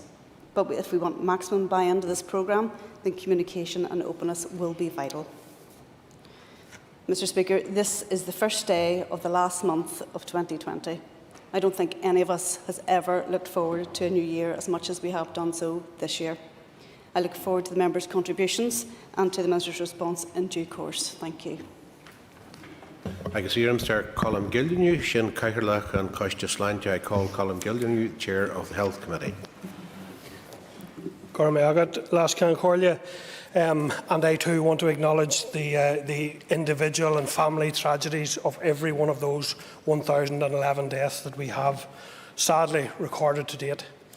And after so many difficult months, I very much welcome the opportunity to consider some much yearned for positive news, albeit that it will undoubtedly bring additional challenges of its own. The Health Committee has briefly considered legislation and funding associated with the vaccine and will be briefed in further detail at its meeting on Thursday on plans for the rollout of the programme. In August, the Committee received correspondence advising us of a consultation on proposed amendments to the Human Medicines Regulations 2012 to support the rapid and effective rollout of a COVID-19 vaccine and an influenza vaccine. We were advised then that this was to ensure that an unlicensed vaccine, once deemed safe and effective, could be given temporary authorisation pending the licensing process, subject to strengthened controls. It was also designed to allow a wider range of trained personnel to administer the vaccine, allow for promotion of the vaccine and to facilitate its transportation. The Committee sought information on consultation responses and inquired about liability in the case of any adverse impact of a vaccine. In October, while the Committee was assured that all safety checks were proceeding as normal, we were also advised that an individual would be able to claim against the Vaccine Damage Payment Scheme should they meet the eligibility criteria. The Committee was updated on the consultation responses and was advised of changes made in response, including commitments to review the relevant regulation within a year, to specify that a person of appropriate expertise will consider any question of loss of immunity for liability where conditions are breached in respect of vaccine authorisation, and to enhance supervision arrangements for the expanded workforce administering the vaccine. During discussions on the budget last week, the Committee inquired about costings associated with COVID-19 and the vaccine in particular. We were advised that an initial $140 million towards the vaccine had been allocated, but that the British Government has since indicated that it would be purchased by them and this charge would not be passed on to the Executive. While a lesser amount will now be required to fund the administration of the vaccine, officials did stress that a high degree of ongoing uncertainty around COVID-related costs does remain more generally. The Committee welcomed these positive developments and will continue to monitor next steps. Concordia, I'd now like to make a few words as my role as Sinn Féin Health spokesperson, if I may. We all understand the grave nature of COVID-19 pandemic and the devastating effects the virus has had on the health and well-being of our citizens and of our economy. We understand that an effective vaccine is the best way to combat the virus at this time and allow our citizens and our communities to return to more normal activities. Around the world, incalculable numbers of lives have been saved by widespread vaccination. Vaccines have all but wiped out smallpox, rubella, typhoid, measles and polio here, as we witnessed in Belfast itself a number of years ago, illnesses that can cause immense death and suffering. The science behind any COVID-19 vaccine must, of course, be transparent, and there must be no doubt about the safety of the medicine. While the successful development of a vaccine is very welcome, we must ensure it does not lead to complacency. It cannot be a reason to lose focus on the absolutely crucial find, test, trace, isolate, support and communicate strategy that is so badly needed to stop the transmission of COVID-19. Yes. No, it's just maybe to make the point that if the member would be in agreement that countries and systems that have put in more robust find, test and trace programmes that they have been not only successful in protecting their people, but also it's helped in protecting their economies also. Would the member agree? Member's an extra minute added to it. Or may I have it? Yes, I think that there is significant emerging evidence that that is the case, and I think that's something that we should be looking at. And we're looking forward to a panel on Thursday who might give us more information. Thank you. So we must also guard against community complacency, members, at this time in relation to the need for basic precautions to be maintained, including washing hands, maintaining social distancing requirements and reducing our social contacts where we can. This is particularly challenging as we enter the Christmas period, but it remains just as vital now as it has since the outset of this emergency, and I appeal again for everyone to do all they can personally in this regard. The vaccine must be delivered through the public health system with community support. It must be made available to all equally, regardless of age, location or financial means, free of any charge, with priority given to the most vulnerable in our society: the elderly, those with underlying conditions, those who live in areas of high deprivation and frontline workers. It's important that this work is clinically led to ensure the vaccine is rolled out in a way that maximises protection. What this horrendous pandemic has shown is that we need to transform our health and care system, and that austerity has no role to play. A key part of rebuilding must include preparations for any potential public health emergency that may occur in the future. We must have the staff, we must have the equipment, we must have the systems, training and preparedness built into our health and social care system, and the ability to find, test, trace, isolate and support must be central to that plan. Thank you. Éireann Sir Colin McGrath on Canchai. Call Colin McGrath. Thank you very much, Mr Deputy Speaker, and I welcome the opportunity to take part in this important debate today. The recent announcement of a success rates developed towards the vaccines to treat COVID-19 has brought with them the single greatest injection of hope that the world has witnessed this year. I concur with the remarks that were made earlier about the vaccine probably being too late for so many people and so many families, and this will be difficult for them to process as well. So certainly our thoughts are with those families at this time. A major impact of COVID has been loneliness. Loneliness for those that have been isolating, loneliness for those that live alone who have lost their community networks for support, and loneliness in the face of the darkness, certainly, that winter has brought as well. This vaccine is bringing hope, and hope that, together with a short relaxation of the regulations this Christmas time, that it will help us to combat that loneliness at a critical time. And as we are preparing for the celebration of Christmas, to know that the new year will bring with it the hope for the rollout of a vaccine will bring much comfort to many. Our primary concern when the vaccine arrives should be, have we got the adequate supplies of the vaccine for those that need it the most? That's our hospital and care homes residents and staff, our healthcare staff, our essential workers. These are the people that need to be protected now, and this is something that we could actually achieve quite quickly. But we have to remember that a vaccine is not a silver bullet to address all of our worries about COVID. It will not depoliticise the virus, and it will not fix our economy.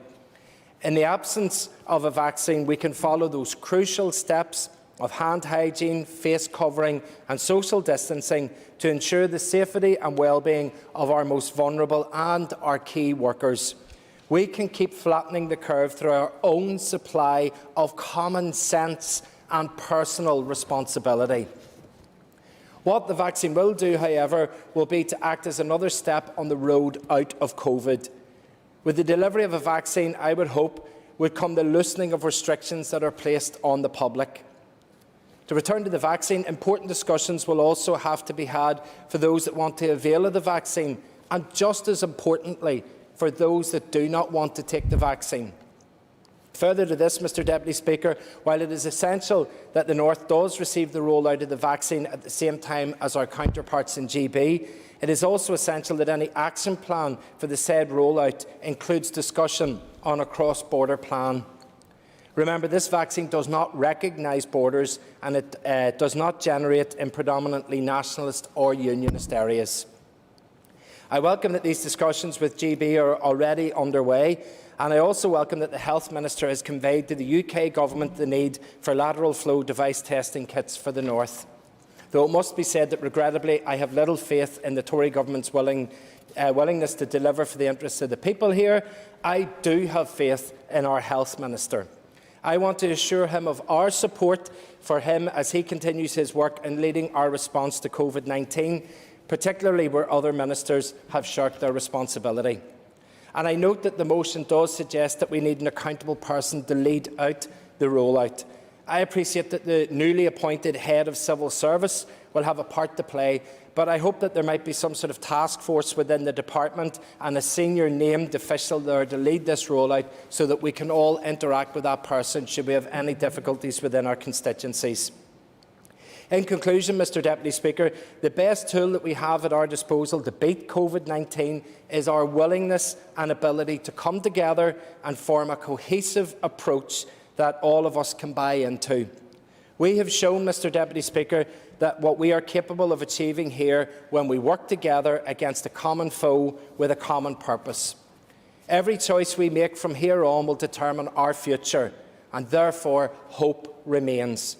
Our hope for a better tomorrow is our single greatest weapon against this foe, and it is that hope that will allow us to endure these difficult days, safe in the knowledge that our best days are ahead and we will reach them, but only when we stick together. I support the motion before us today. I call Alan Chambers. Thank you, Mr Deputy Speaker. I would like to place on record my admiration and appreciation for the urgent response by scientists in producing a vaccine that will protect our population from COVID-19. This has been a fantastic United Kingdom achievement, and it is reassuring that the checks and balances that have and are being carried out to ensure that it is a vaccine that is safe to use. So, what is our expectation of this vaccine, and is it a magic wand? In the medium to long term, it will give the community individual protection, and the more people who decide to be vaccinated, and I would hope it would get close to 100%, the spread of this deadly virus will be slowed down and eventually halted. In the short term, we must not allow its arrival to create any sense of complacency in the community. The virus will not go away just because a vaccinating programme has begun. The messaging around washing hands, wearing face coverings, social distancing and following the guidance and regulations will still be a vital weapon in suppressing the virus while we seek to vaccinate everyone, starting with our valued NHS and care staff and then our most vulnerable citizens. That is another reason why it's not a good idea to be campaigning for the opening of certain sectors currently closed by legislation when that runs contrary to current medical and scientific advice. The motion has called for the urgent appointment of a professional expert to be appointed to lead the vaccination programme. That is a sensible suggestion and one that I think has already been addressed by the Minister of Health. I have to say I was a little bit disappointed earlier in remarks that perhaps implied a degree of criticism of the plans to roll out the vaccine in Northern Ireland before it has even begun. It is also reassuring that a panel of vaccinators is being recruited from various parts of our health service and that they are receiving the necessary training for the task. This programme is an enormous challenge and is certainly unprecedented in living memory. It is an exercise that will require the support of the entire executive and of everyone in this House. Any action or words that compromise this operation or indeed lead to a loss of public confidence would be unhelpful in the extreme. There will be local hiccups, but we'll have to recognise that and not try to use them for political point scoring. It is correct that those who will initially be providing the administering of the vaccine will be the first to receive the dose. There will be some logistic issues around how some of the vaccines produced have to be stored or transported. This will add to the challenge of the task. There will also be challenges in how the vaccinating will be brought to nursing and care homes and also taken out to the homes of those receiving care in their home. These are all issues that those professional experts leading the programme will undoubtedly address. Over recent months, there have been calls for military intervention, and the Minister is on record that he would not hesitate to call in such help if required. To date, it has not been necessary.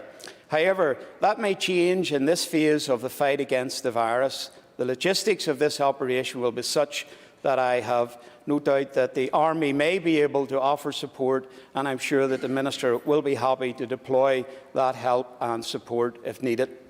If the rollout of this vaccine was not a big enough challenge for the NHS, there will also be the development of a mass testing procedure.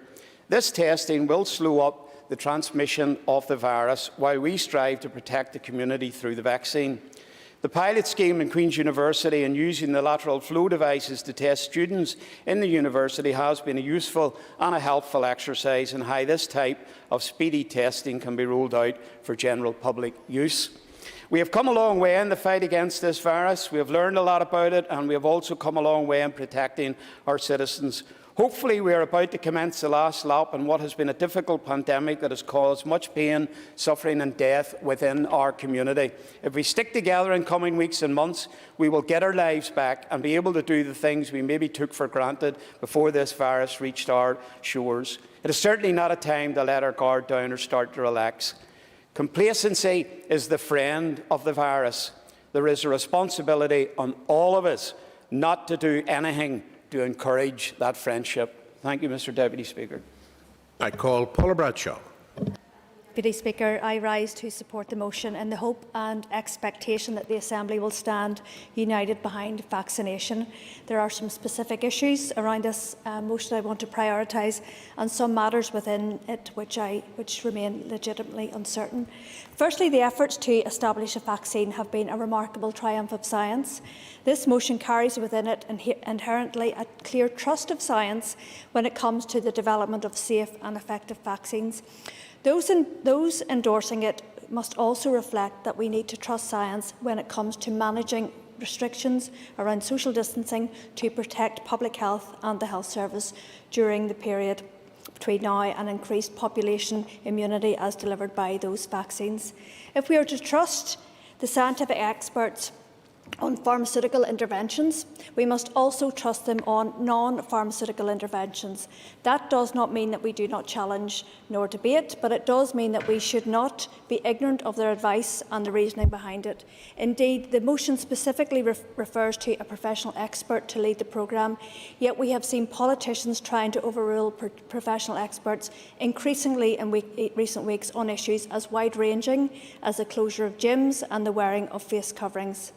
If we are going to endorse the use of professional experts, we have to start respecting their professional expertise. We simply cannot have parties overruling the scientific evidence in their own partisan political interests on one occasion and then demanding that we all trust the science and the experts on another. Secondly, and that brings us to the core point which I believe is missed in the motion, I share in the call for all the parties in the Chamber to get behind a public awareness campaign focused on the need for this vaccine to protect the health of the population as a whole and to remove pressure from the health service in particular. Every single party leader needs to commit clearly that they will endorse the use of vaccines which the regulators have deemed safe and effective, and that they will fully and proactively encourage access to and use of the vaccines through the agreed vaccination programme without reservation. I trust we will soon hear a unanimous statement from the Executive to that effect. However, I have to add, Mr Deputy Speaker, that I am unsure why a date end of December 2020 appears in the motion. I am uncomfortable with the treatment of this issue by the UK Government as some kind of competition to get there first. We must emphasise that while time is clearly important, that this cannot be rushed. The vaccines used must be established by the professional experts to be absolutely effective and safe, and we must allow for that in this process. Any vaccine used in Northern Ireland or anywhere else will have to have been through that process, and we want that regulation to be clearly detailed and definitive. In practice, this may mean rollout is delayed for further assurances if they are sought, in our case by the Medicines and Healthcare Products Regulatory Agency. Alternatively, of course, if authorisation proceeds quickly, it may mean rollout can begin very imminently, perhaps well before the end of December. But let us not be driven solely by time. We also need to be cautious about creating false hope that the rollout itself will be completely swift.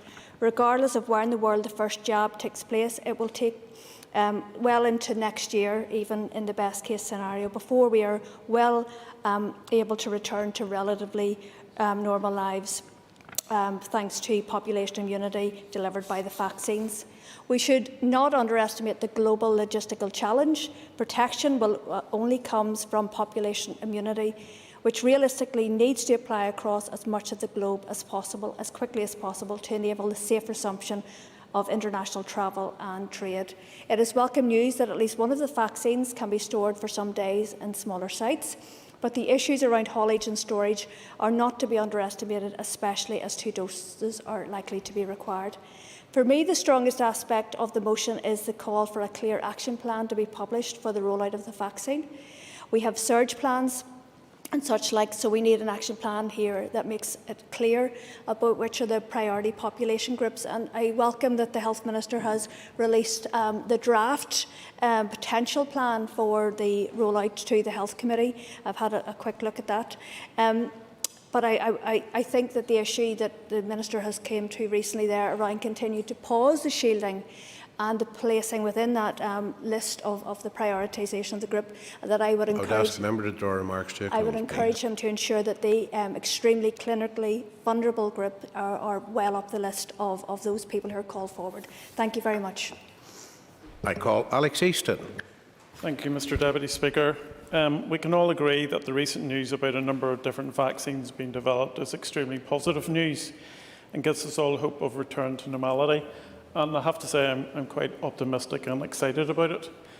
The rollout of vaccines is going to be on a scale we have never seen before, and given the issues recently with the distribution of the annual flu vaccine, it is my view that thorough preparation must start now. A clear action plan must be developed in order to achieve a successful rollout. The motion calls for the appointment of a medical professional to lead on the programme, and I agree with this wholeheartedly. I note that the UK Government appointed a junior minister over the weekend to have oversight of the vaccine operation in England for this specific reason. On the delivery of the vaccine, it is obvious that current staffing levels will not be enough to cater for the demand that we will see for this vaccine. I would like to ask the Minister what discussions he has had surrounding former NHS doctors and nurses potentially coming back into service to assist in this rollout.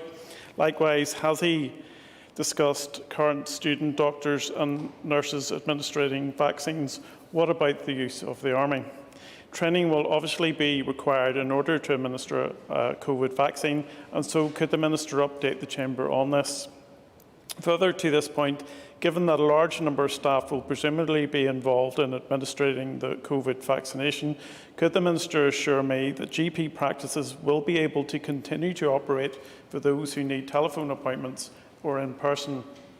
Another important aspect of this issue is the prioritisation of the vaccine.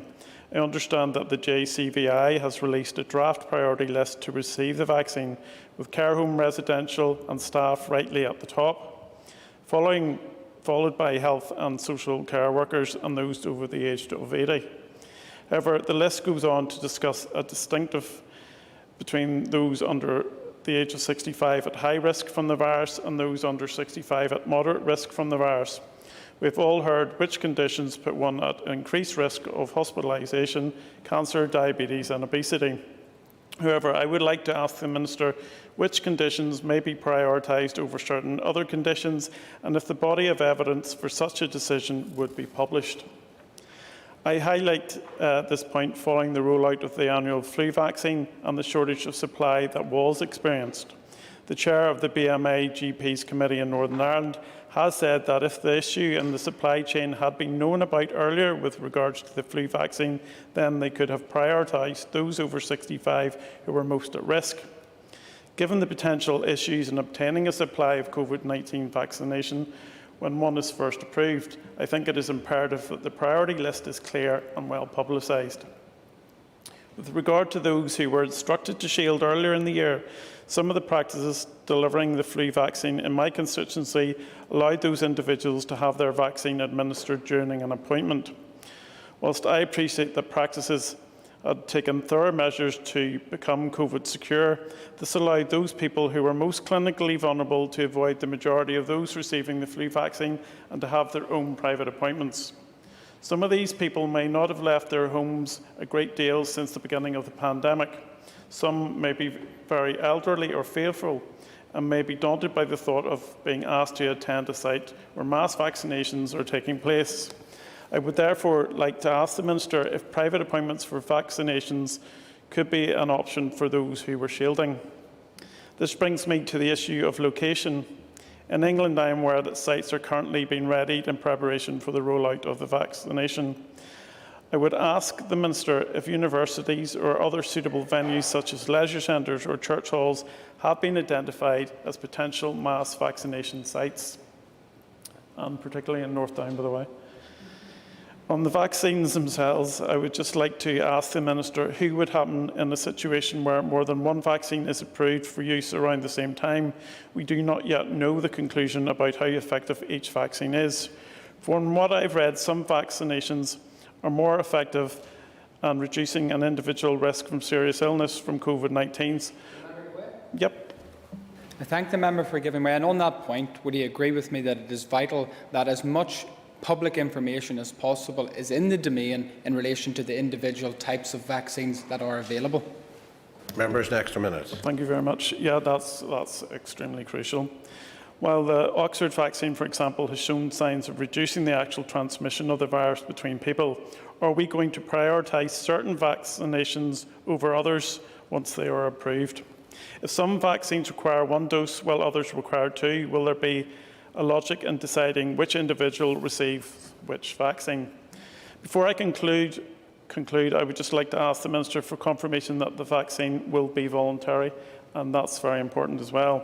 To end my remarks, I want to make it clear, Minister, I want the funding in place now to roll this out. I want hundreds of trained people ready to roll this out. And Minister, I don't want to see any excuses or delays.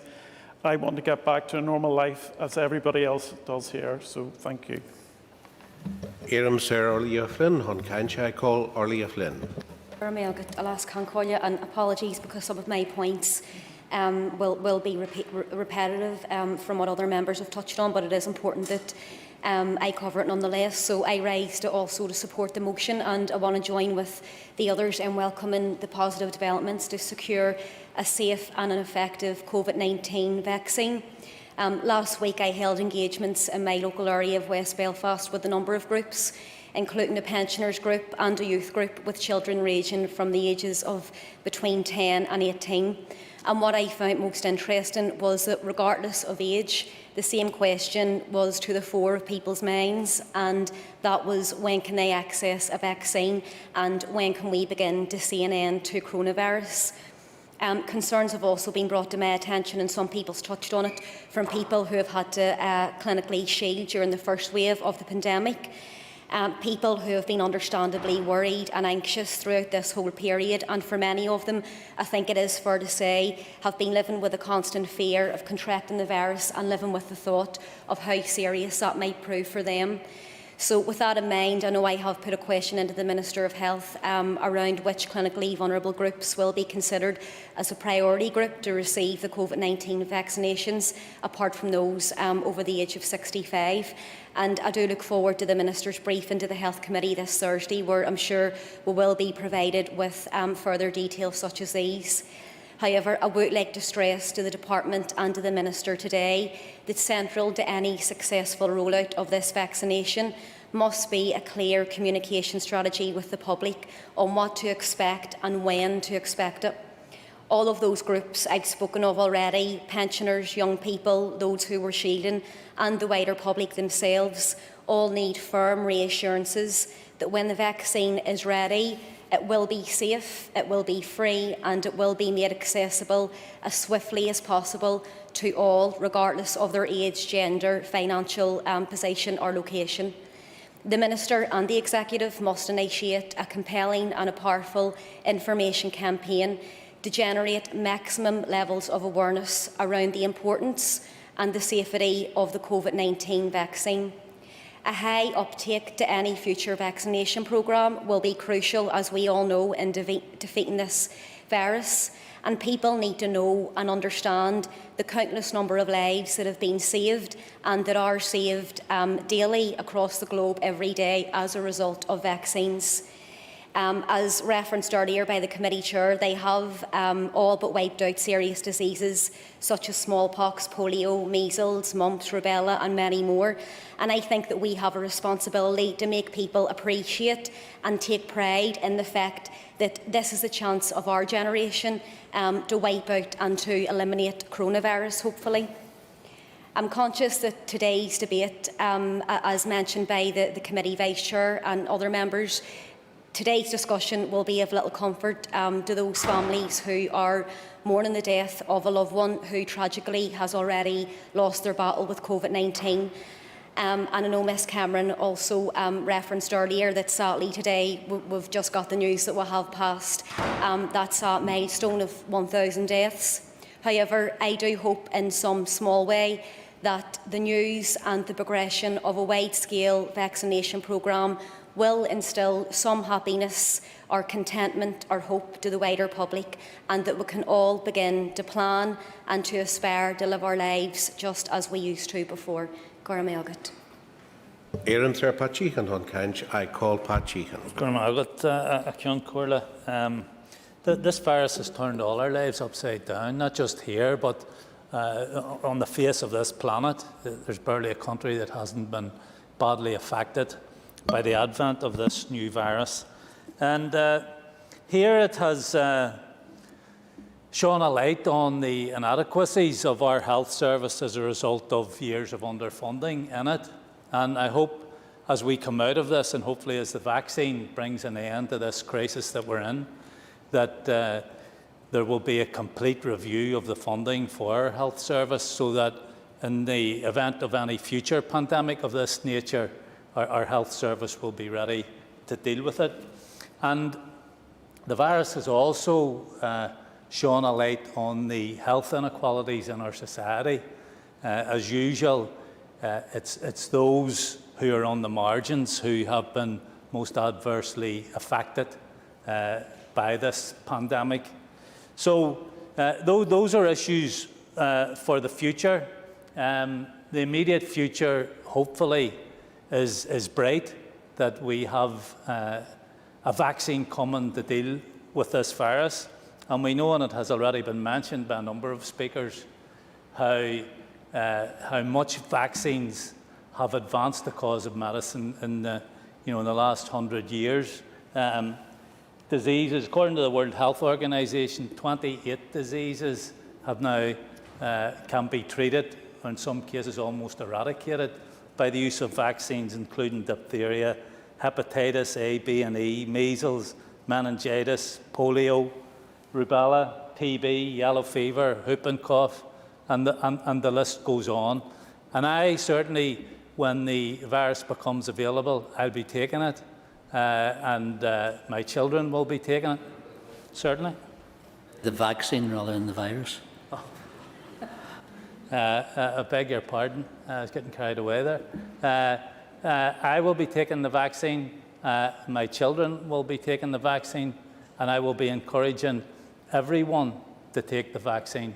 That's what we need. And I suppose one of the questions that we must ask is, in terms of an action plan, which I hope we're going to see in more detail over the coming weeks, who's going to get the vaccine?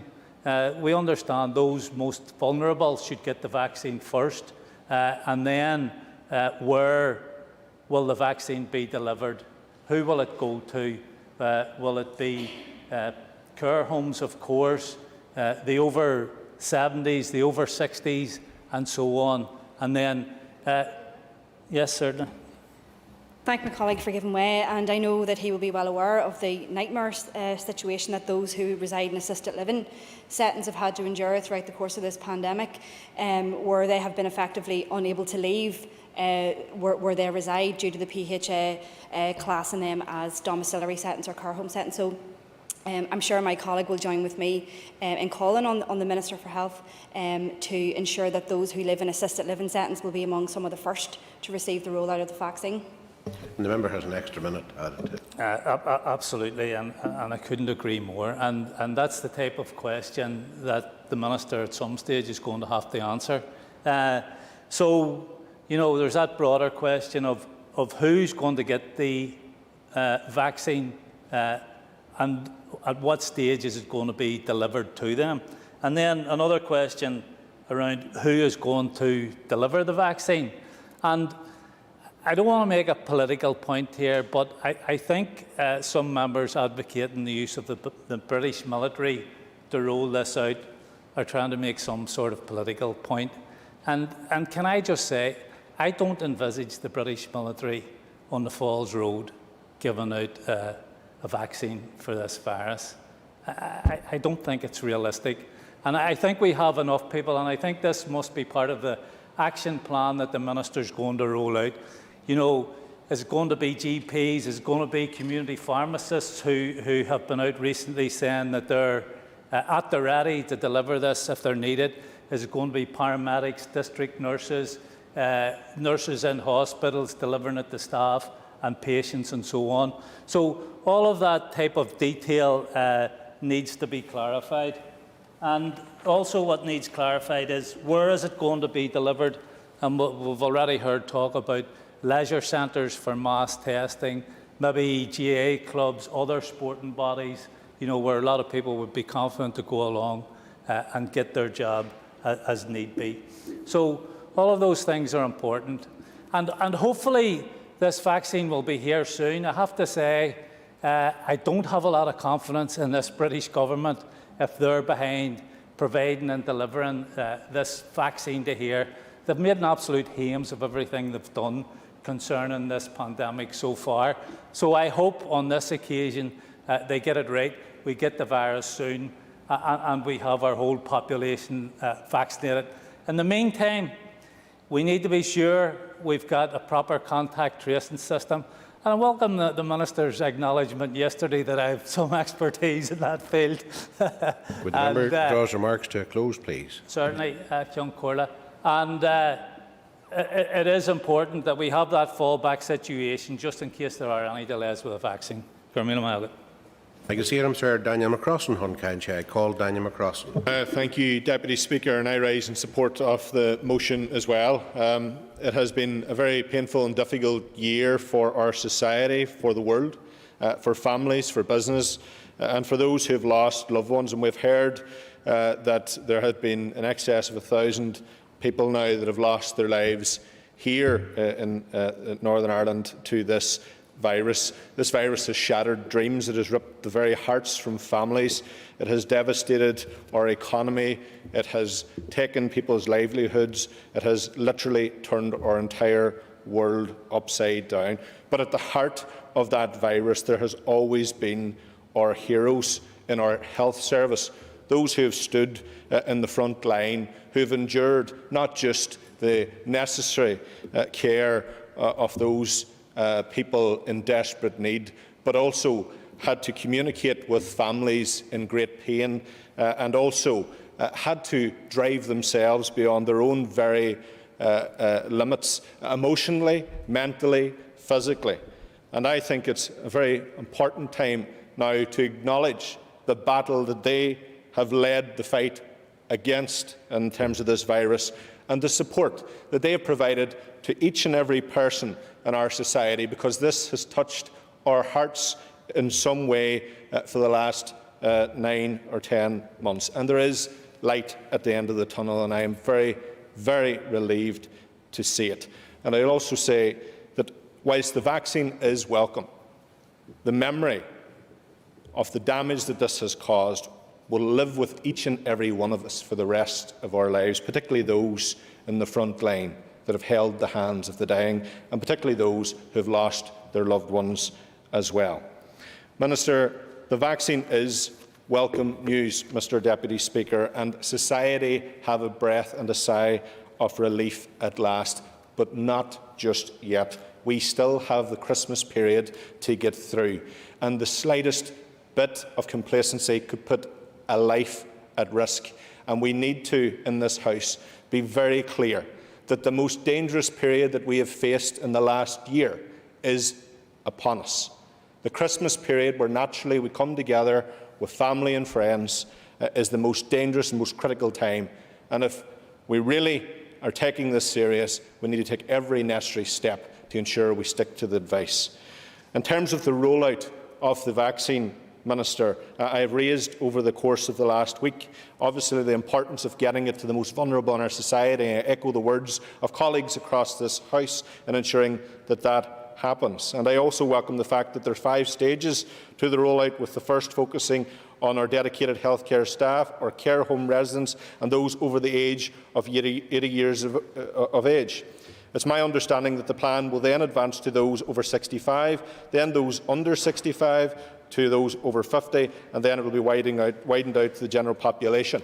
There is a job of work, Minister, because social media, as always, has those who, the naysayers, who say, how can they come up with a virus so quickly? This has been a global effort to save human life, and we need to be very clear that that has been the case, and to urge people continually for the next number of weeks to take this virus and to encourage their family, friends and community to do so. And the leadership of that message needs to come consistently, clearly and strongly from this House. In terms of logistics, as a rural MLA in West Tyrone, Minister, my constituents will be asking how far will they travel to access this. And we have to also remember that so many in my constituency in rural parts have not access to vehicles or otherwise, and therefore the location of the provision of this virus is going to be critical to them in alleviating any anxiety that they may have, and that's why ensuring that it goes to the heart of the hubs of communities out there is very, very important. I will indeed. Would the member agree with me, in order to provide that accessibility but also to build community support, that it would be of value to talk to community groups such as the GAA, rugby clubs, who provided support very, very well at the start of the pandemic? I thank the member for his intervention. I think it's very clear we are all in this together. A single life lost is one too many, and we all have a huge challenge that we must work together in getting this vaccine rolled out, and we must support those with the responsibility in overseeing it as well. And that is why, right across these islands and this island, we need to work with our counterparts to ensure that we have a united approach in ensuring we battle this virus together. And after it, we have bigger and not bigger, but we have big challenges to face as well. The battle won't end when the vaccine's rolled out. The damage that has been left in its path will then, the work to resolve that will then start in terms of mental health services, investment in rural services, investment in our health services, Mr Sheehan has rightly pointed out. I don't envy the position of the Minister, but I want to put it firmly on record that he has my support and the support of my party in overseeing a very difficult and challenging task ahead. And again, Mr Deputy Speaker, to put it firmly on the record, thank you to our healthcare staff who have led the battle against this virus. I call Kelly Armstrong. Thank you very much, Deputy Speaker. I welcome this motion today, as it will provide an opportunity for the Health Minister to confirm his rollout of the vaccination programme across Northern Ireland. But if I could take us all a little bit of a step back, on behalf of Alliance Party, we are extremely thankful for those scientists, the biochemists, the doctors, the researchers, nurses, lab technicians and all who have helped to get us to this vaccine. We all have concerns about circuit breakers, not being able to see vulnerable family members, the businesses that are at breaking point, and sadly those that have already closed down. In this House, we are acutely aware of the pressure the Department of Health and all working in it are under. This is the first chink of light, the first real hope of a solution that will bring the misery of COVID-19 within control and hopefully lead to eradication of the virus. This planned large-scale vaccination programme, I'm sure, is being developed with engagement with multi-professional health experts across the system, including primary care, general practice, pharmacy, community services, care homes, school health and potentially linked to acute services, for example, A&E and outpatients. And while all that is going on, what we need to consider is the public out there. Our local population needs infrastructure availability, service capacity and demand that all these demands need careful consideration. If we are taking forward a vaccination programme, while this House wants to learn more about it, and as others have said, there needs to be clear guidance for the public. We need to manage their expectations and give them confidence that this vaccine will work. When considering how the vaccine will be rolled out, I expect a well-organised system will be broken down into priority groups. It is, of course, vital that healthcare staff are part of the first people to receive a vaccine. But I urge the Minister to ensure that all key workers and frontline staff, as been mentioned by the Chair of the Health Committee, are taken into consideration in that first wave, and that should include people like the police, public transport staff, people who work in residential and domiciliary care, our prison service staff, teachers and classroom support, foster and kinship carers, and it'll come as no surprise to the Minister when I say that absolutely exhausted unpaid carers are in that first wave. It has been mentioned before, just there with Mr McCrossan, about the access to the vaccine. I worked for years before I became an MLA within community transport, providing access to services for older people and people with disabilities across Northern Ireland. It will be a key issue to ensure that people who are defined as vulnerable can get to where these vaccines will be administered. It doesn't matter who says what, whether it's a church or GAA hall or a school or anywhere else. If you can't get to it, there's no point in it being there. So I would ask the Minister for Health to work with the Minister for Infrastructure to ensure older people and people with disabilities, people with limited mobility and rural dwellers will all have access to a public transport solution if needed. What I would ask everyone to consider is 2013. In 2013, we had one of the heaviest snowfalls in Northern Ireland in years. If that happens again in 2021, what are we going to do?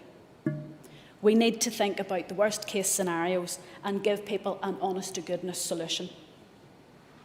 I have to ask the Minister that there needs to be this clear public messaging campaign, and it needs to start as soon as you have a clear idea of what this programme is going to look like. We don't need any more podiums of doom, Minister. We need to look at people and ask them to work with us.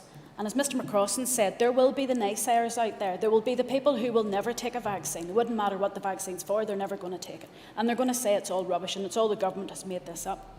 But this is going to save lives. Our heroes, those scientists, have come up with something that is going to save the lives of people across Northern Ireland. And we need to ensure that the public will come with us, that their expectations are managed and they have confidence. And the best place that they can get that confidence is here in this House. Leadership is unity, and unity is what is needed in the times ahead. We have lost over 1,000 people. We do not need to lose any more. Thank you. Sir Gerry Carroll, call Gerry Carroll. Thank you. We certainly welcome the news, Mr Deputy Speaker, that the COVID-19 vaccine may now become available. We have shared in the suffering and tragedy of the pandemic with people around the world over many months, almost a year. And it's been a stark reminder of our common humanity, because the pandemic, as people have said, pays no heed to borders or nationality. The pandemic has impacted all of society, but as others have pointed out, not and never equally. Healthcare workers risk their lives in front lines to save people's lives, and sometimes have paid tragically with their own lives, whilst billionaires have seen their wealth increase exorbitantly during the pandemic, some of whom are stuck on private islands. The health and safety of low-paid essential workers, Mr Deputy Speaker, who kept society moving during the pandemic, was treated as an afterthought by those most concerned with how Randox and the likes and other big corporations could profit during the pandemic. The vulnerable and the low-paid have suffered the most through botched government health and financial relief policies, while the politically connected rule with one law for them and another for the rest of us. Workers and small businesses have fallen through the cracks time and again, while government contracts worth billions have been dished out to a corrupt, politically connected golden circle. Shameless profiteering has been ramped up by unscrupulous people in power during the pandemic. The pandemic has revealed the impact as well of decades of neglect and attacks by government on our health service, but it's also made clear why our health service and all other public services are vital and so essential.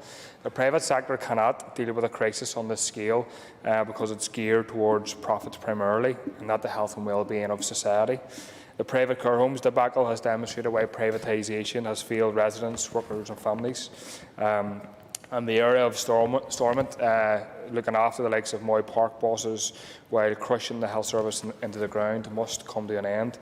When the pandemic finally ends, a new era of equality, Mr Deputy Speaker, must begin, where our health service and all our public services are fully protected and funded, where care homes residents, their families and workers are kept safe and paid properly, where poverty pay and zero-hour contracts are ended, where students aren't treated as disposable, and where politicians, people of colour and migrant communities are treated with the respect they deserve, and where bosses and politicians are no longer allowed to shamelessly profit and make rules and laws up to suit themselves. But we still, Mr Deputy Speaker, face the immediate danger of this life-taking virus, a danger that has been compounded many times over by the catastrophic response of the government on these islands and from the executive as well. So while we welcome certainly this positive news, potentially extremely positive news, we have several points we think, my party think, has to be raised. We are unlikely to be able to vaccinate our way out of this pandemic, at least not this year. Therefore, there will be a continued need to pursue a strategy to protect people, and we have joined with others in calling for a zero-COVID, all-Ireland zero-COVID strategy against the policies coming from Westminster, the Dáil and indeed in Stormont. And the need for an all-Ireland integrated health strategy has been all the more evident this week as the North and South go different directions on guidelines. This is a continued recipe for disaster. Secondly, distribution of a vaccine programme shouldn't be done on the basis of creating disparities. It should be done on an all-Ireland island basis, with all healthcare workers, the vulnerable and the elderly first in line. We cannot have a situation where people are getting the vaccine in Derry and not Donegal, or vice versa. We need to make sure the vaccine itself is safe, and therefore the patent should be available for scientific scrutiny. It should be transparent, and this is crucial to building public confidence in any vaccine programme and to keep people safe. It's worth mentioning that the Jonas Salk, who created the patent for polio, responded saying, "There is no patent, could you patent the sun?" And I think it's disgraceful that major corporations could see their profits soar from trying to vaccinate people from COVID. And connected to all this, we need to invest in education on the scientific and health merits of utilising a vaccine, as others have referred to. There's a lot of scientific confusion, Mr Deputy Speaker, swirling around, promoted by former US President Donald Trump, assuming that he's going to walk out of office.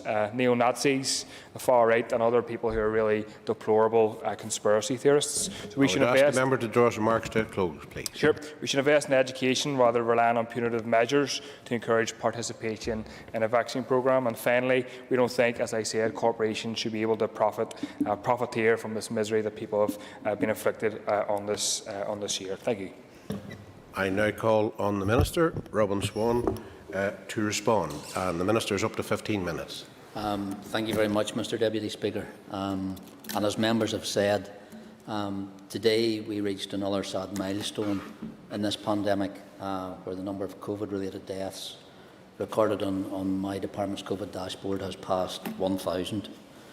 But, Mr Deputy Speaker, we must always, and we have to remember, that we are not talking about statistics, but much loved people who will be desperately missed. And my profound sympathies go to every bereaved family, because this is another harsh reminder of the threat posed by COVID-19, and no one should underestimate the virus or delude themselves that it could never affect them. I am, Mr Deputy Speaker, very aware that there is a small and vociferous minority who seek to play down the coronavirus risks, and to anyone who is trying to do that and minimise the impact, I ask them to please think again.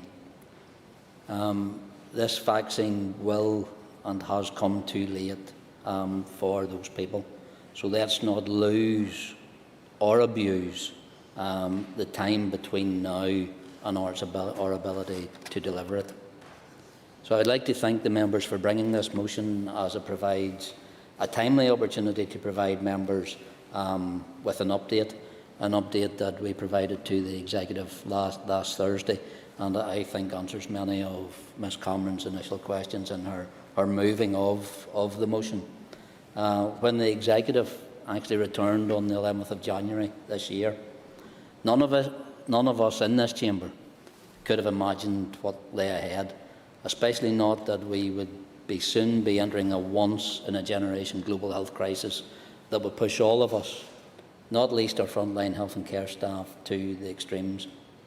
However, while the pandemic has been a health crisis, the impact has, of course, been much wider, as has been mentioned. Daily life has changed beyond anything we could have imagined at the start of this year. And we are now in the midst of a further period of extended restrictions. And I fully appreciate the huge impact that these restrictions are having across so many sectors in Northern Ireland and the many sacrifices that people are making. However, thanks to those restrictions, the number of infections are starting to come down, although the system is still under significant pressures. As I speak, there are still COVID-positive inpatients in our hospitals and a high but stable number also in critical care. Mr Deputy Speaker, these are not decisions that anyone wants to take, but they are necessary. They will prevent our health service being overwhelmed. They will save lives, not just the lives of patients with COVID, but of any patient who urgently needs treatment. I have listened with interest to members' contributions, and I should state that I wholeheartedly support this motion. This is an important subject and a valuable discussion, but the most imperative issue, and I am sure all members agree, is that we get this right. Mr Deputy Speaker, at this point, I would like to take a few moments to describe the planning and the preparations for the vaccination programme. As has been said across this House, we need experts leading this House, and as has been said by most parties contributing, we need experienced health service professionals who know what they are doing and can act quickly and decisively. The motion itself calls for the appointment of a professional expert to lead our vaccination programme. I can confirm that has already happened. I have appointed Patricia Donnelly, who is the former Director of Acute Services in the Belfast Trust, and a highly experienced health professional to drive and oversee the planning and delivery of our vaccination programme. And she has been working extensively with officials and clinicians in the Department, the Public Health Agency and the Health and Safety Trust, or the Health and Social Care Trusts for some time, and she gave a presentation to the Executive last Thursday on the planning, on the advanced stage of planning. Because vaccination plans are at an advanced stage and will be delivered over a number of phases, which will see different groups or age cohorts being invited in to receive the vaccine over the following months. The vaccination programme itself will build on the Northern Ireland Health Service expertise delivering immunisation programmes, as has been mentioned by the Chair of the Committee and a number of other members. As members may be aware, the UK Government has secured access to 7 vaccine candidates across 4 different vaccine types, which could potentially result in 357 million doses of COVID-19 vaccines being made available in the United Kingdom. I would also add at this point, while I am always open to all-island solutions, the UK did not sign up to an EU procurement process, as the Commission itself confirmed that it was not possible for the UK to pursue parallel negotiations with potential vaccine suppliers. That meant the UK would be required to stop its negotiations with manufacturers with which the EU launched negotiations, and that, I suspect, members would agree, would have been a mistake and a challenge. The UK is well positioned nationally. The Government has secured early access to doses through agreements with several separate vaccine developers at various stages of trials. And I can confirm that Northern Ireland will receive its Barnett share, 2.85% of the total UK stock of COVID-19 vaccines that are eventually approved for use. And it is important to say that the vaccines will only be deployed for use when they have passed the required safety and efficacy tests and received authorisation from the MHRA. And I would assure everyone that while the process is being progressed as rapidly as possible, the experts in MHRA will only provide that approval when they are assured that the vaccine is both safe and effective. Nevertheless, we expect to have authorised vaccines available for use shortly, and we are ready to begin a programme once sufficient quantities are in place. Realistically, it may be early in the new year before the full vaccination programme is in operation, but we are hopeful that the programme will be launched in only a couple of weeks' time in each of the 4 UK countries. As I mentioned earlier in this statement, the planned vaccination programme will be a major logistical exercise lasting many months and taking us well into the middle of next year at least. Members will be aware from media reports of some of the requirements of the different vaccines in terms of storage, transport and other logistical issues. At present, the 2 vaccines that are expected to be used first require 2 doses to be given 28 days apart, and I think that answers some of Mr Easton's questions. We are therefore planning on the basis on a number of different scenarios based on different vaccines becoming available at different times. This is a developing situation and our plans are flexible enough to respond to any emerging developments. The vaccines will be rolled out to eligible groups as quickly as possible, but bearing in mind the limitations of where the Pfizer vaccine can be safely deployed.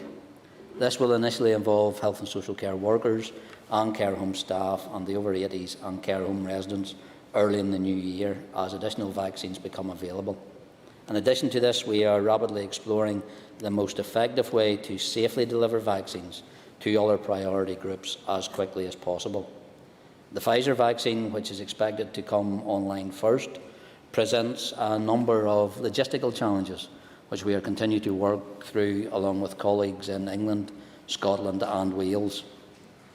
Subsequent vaccines are expected to be handled more in line with routine vaccines and therefore will be easier to deploy outside of the mass vaccination sites and should allow them to be delivered by GPs and others, as some have mentioned in this House, the same way as the current flu vaccination programme. I mentioned earlier the importance of getting this right. The most important aspect of this is to have a systemic, reliable and sustained vaccination programme. While we want this to start as quickly as possible, we also need to minimise waste and, above all, ensure that vaccines are delivered in the correct environment for them to be effective. The vaccination workforce will initially be based mainly on occupational health staff, trust peer vaccinators and GP staff who have a proven track record of delivering the annual flu programme to thousands of patients over a 12-week period. The exact composition and location of vaccination teams will vary according to the requirements of the different vaccines and the population receiving the vaccine, as well as the timescales whereby they receive the MHRA approval. An expression of interest to all the registered healthcare professionals, which includes pharmacists, nurses, dentists and allied health professionals, to become sessional vaccinators was issued on the 16th of November. These individuals will be trained up and brought into the programme as and when they are required. In addition to this, we are also seeking healthcare assistants and admin staff to support the programme and free up the time of the vaccinators. As always during this pandemic, I have been overwhelmed by the commitment and enthusiasm of staff from across the health and social care system. Already, Mr Deputy Speaker, almost 1,000 individuals have registered their interest in helping to deliver this programme, and over 400 applications have now been submitted. In recent weeks, I have also received a number of queries related to how different groups will be prioritised in terms of receiving the vaccine, and that has been raised here today. Mr Deputy Speaker, vaccination policy in Northern Ireland is based on the recommendations provided by the Joint Committee on Vaccination and Immunisation, which advises the 4 UK health ministers. The Joint Committee on Vaccination and Immunisation is made up of independent experts who advise the Government on which vaccines the UK should use and provides advice on who should be offered the vaccination first. The JCVI have access to all the relevant information in relation to the COVID vaccines and to the clinical data on the groups who suffered the worst outcomes if they catch COVID-19. While we are not strictly obliged to follow JCVI recommendations, Northern Ireland has always implemented JCVI recommendations up to this point, and it is appropriate that we follow their expert advice on who should be offered the vaccine first. An updated JCVI interim position on prioritisation was published on Friday the 25th of September. The interim position has been produced on the basis of a combination of clinical risk stratification and an age-based approach. They have advised that the vaccine first be given to care home residents and staff, followed by people over 80 and health and social workers, then to the rest of the population on order of age and risk. It is expected that this will help to optimise both targeting and deliverability of the vaccines. The JCVI position is available on their website and will be updated as more information becomes available. An effective vaccine will be the best way to protect the most vulnerable from coronavirus and is the biggest breakthrough since this pandemic began.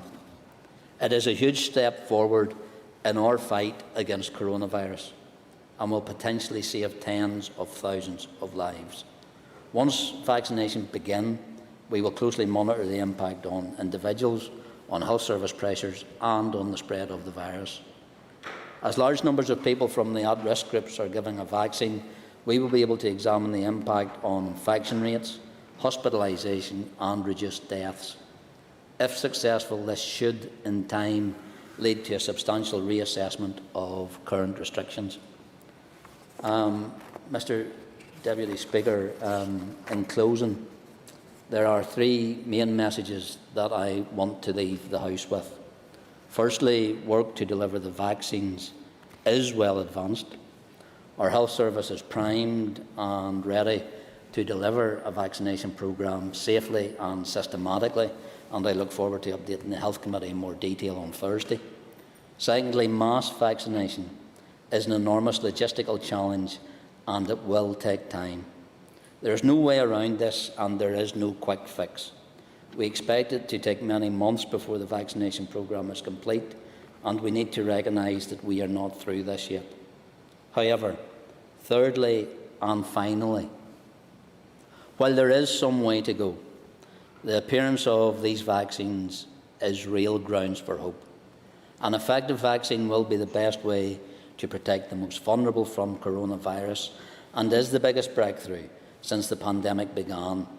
And while the pandemic is not over yet and there are still difficult decisions ahead, it is, Mr. Deputy Speaker, possible that this may at last signal the turning of the tide. I now call Jonathan Buckley to conclude and wind on debate on the motion. Thank you, Mr. Deputy Speaker, and can I begin by thanking members for their positive contribution in this debate and their support. There's been many dark days in this House throughout 2020, but even as we sit and debate this motion today, there is glimmers of light. For the first time and on record, health officials have confirmed that if the Pfizer vaccine is given the go-ahead in Northern Ireland, it will be good to go with rollout on December the 14th. That is something that I'm sure members in this House can take great heart and solace in. If I had to sum up members' contributions, Mr. Deputy Speaker, it would begin with one word and one word only, and that is of hope. The mover of the motion, Ms Pam Cameron, who I thank for co-sponsoring this motion with me, talked about the light at the end of the tunnel.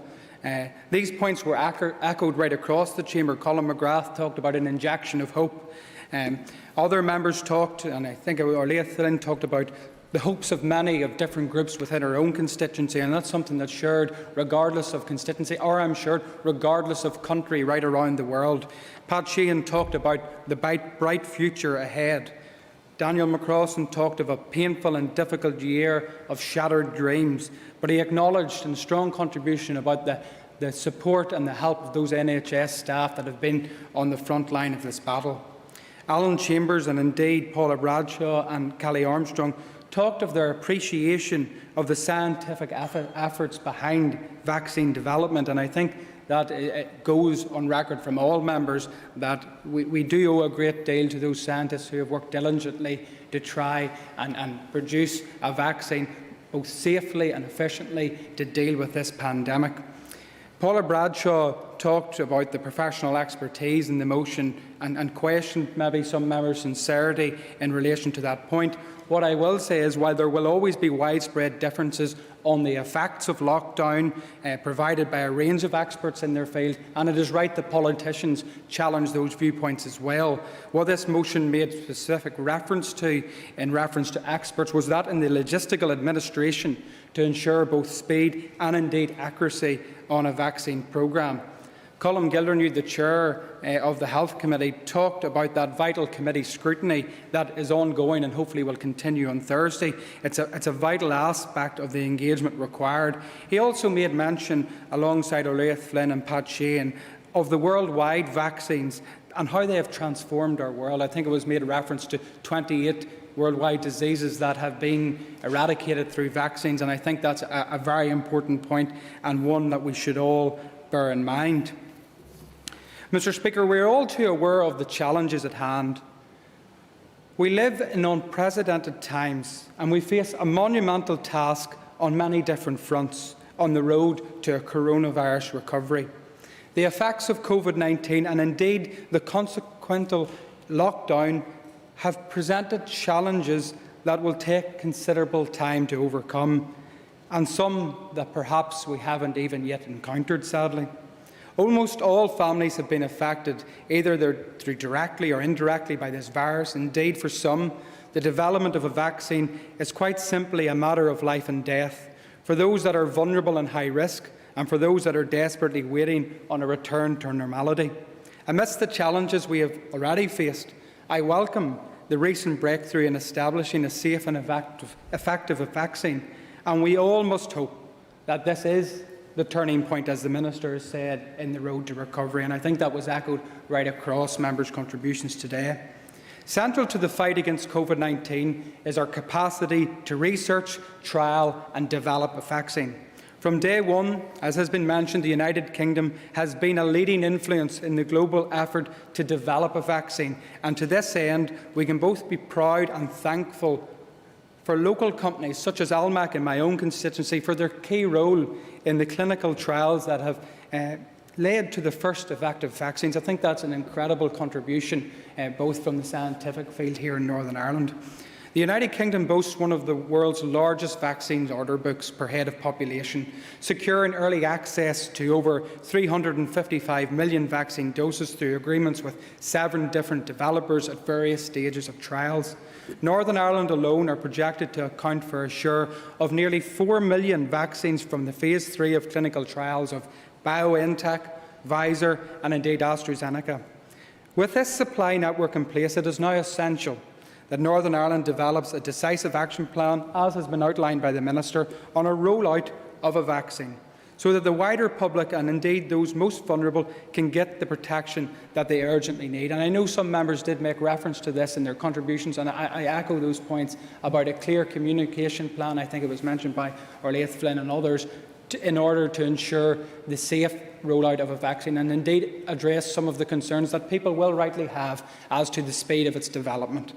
The action plan must be both. Absolutely, yes. The member, thank the member for giving way. Do you agree that as part of that plan that there is going to be, that there needs to be alongside it the plan for easing of the relaxation of the regulations? Now, obviously not immediately all of the regulations, but people need to have hope that as we start the process of the vaccine, that too we will start the road back to normality, because people maybe have a concern that we're going to be looking at a vaccine that may take to the summer to deliver, and people are keen to get back to some sense of normality soon. Absolutely, and I thank the member for his intervention. I think it's vital that with the news of a vaccine and potential rollout of that vaccine brings hope to normality, some form of normality in the short term for those many businesses and indeed people right across your constituency and mine that have faced the realities of lockdown and the effects on their businesses and livelihoods. The action plan must be both strong and ambitious, detailing how workforce requirements can be met on how to maximise premises whereby vaccinations can be administered. And members right across the House have made reference to the different types of community settings that have already played a vital role. But in anticipation of a vaccine, we must be both strong and ambitious on how we can mass vaccinate our population to ensure that we put an end to this disastrous saga of both lockdown and indeed COVID-19. It is essential that external professional logistic expertise is appointed to lead on a vaccination programme. We simply cannot get this wrong. And I do welcome the appointment of Patricia Donnelly and the detail of the decisive plan that the Minister has outlined before the House today. And I would, hopefully, at the committee on Thursday, like to hear how the logistical expertise of the personnel that are involved can be part of that solution with a task force. With this in mind, we must emphasise that any vaccination programme put in place be both dynamic and flexible, owing to the fact that it will be administered in a range of different settings to patients whose circumstances will inevitably differ. And I think that point was highlighted quite well by Sinead Ennis in relation to those in a home setting in their homes that haven't been able to access community facilities because of the PHA advice. I welcome that the initial recommendations set out by the Joint Committee on Vaccination and Immunisation prioritises healthcare and care staff among the first to receive access to vaccines. It is crucial that this is upheld, given the vulnerability of those who cared for and the grave consequences of the infection amongst such settings.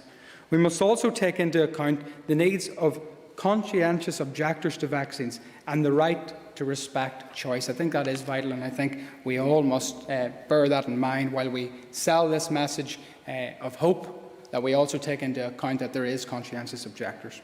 Ensuring there is enough hands on deck to deliver both administer a vaccine, and indeed some may require 2 doses, as was outlined by Mr Easton, weeks apart. It is critical to the success of the programme. At a time when the capacity of our existing health service is under pressure, the deployment of, whether it be Ministry of Defence personnel, to explore logistics in rolling out a vaccine in ANI is a welcome and constructive development. There is absolutely no doubt that the distribution of a COVID-19 vaccine is a large logistical operational challenge, but it is one we must act on now and be adequately prepared for. Northern Ireland cannot lag behind any other region in our countries in preparations. The first seemingly insurmountable challenge has been overcome. The dawn is finally setting on what has been a horrendous 2020, and the glimmers of a new light and dawn awaits our nation. And I hope that both our executive and indeed the world grasps this opportunity with both hands. Thank you, Mr Deputy Speaker. Members, the question is that the motion standing on the order paper be agreed. All those in favour say aye. Contrary, no. The ayes have it. The ayes have it. We then now move to the final item on the order paper, and that's item number 5, which is the adjournment. The question is that the Assembly do now adjourn. The Assembly is adjourned. Thank you.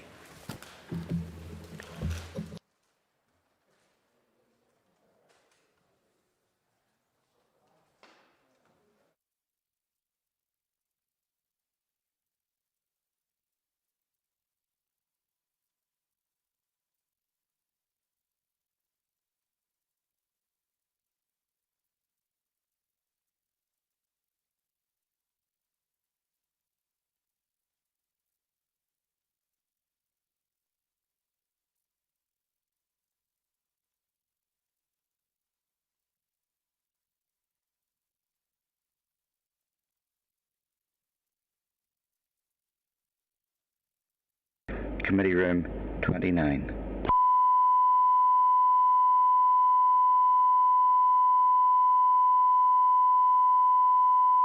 This is the Northern Ireland Assembly, Committee Room 29. This is the Northern Ireland Assembly, Committee Room 29.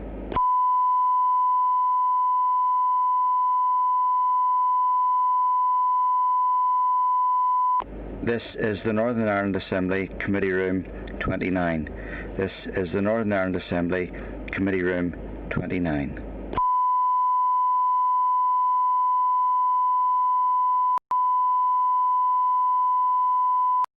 This is the Northern Ireland Assembly Committee Room 29.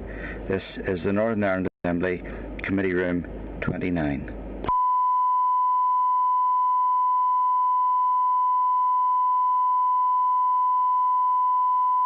This is the Northern Ireland Assembly Committee Room 29. This is the Northern Ireland Assembly Committee Room 29.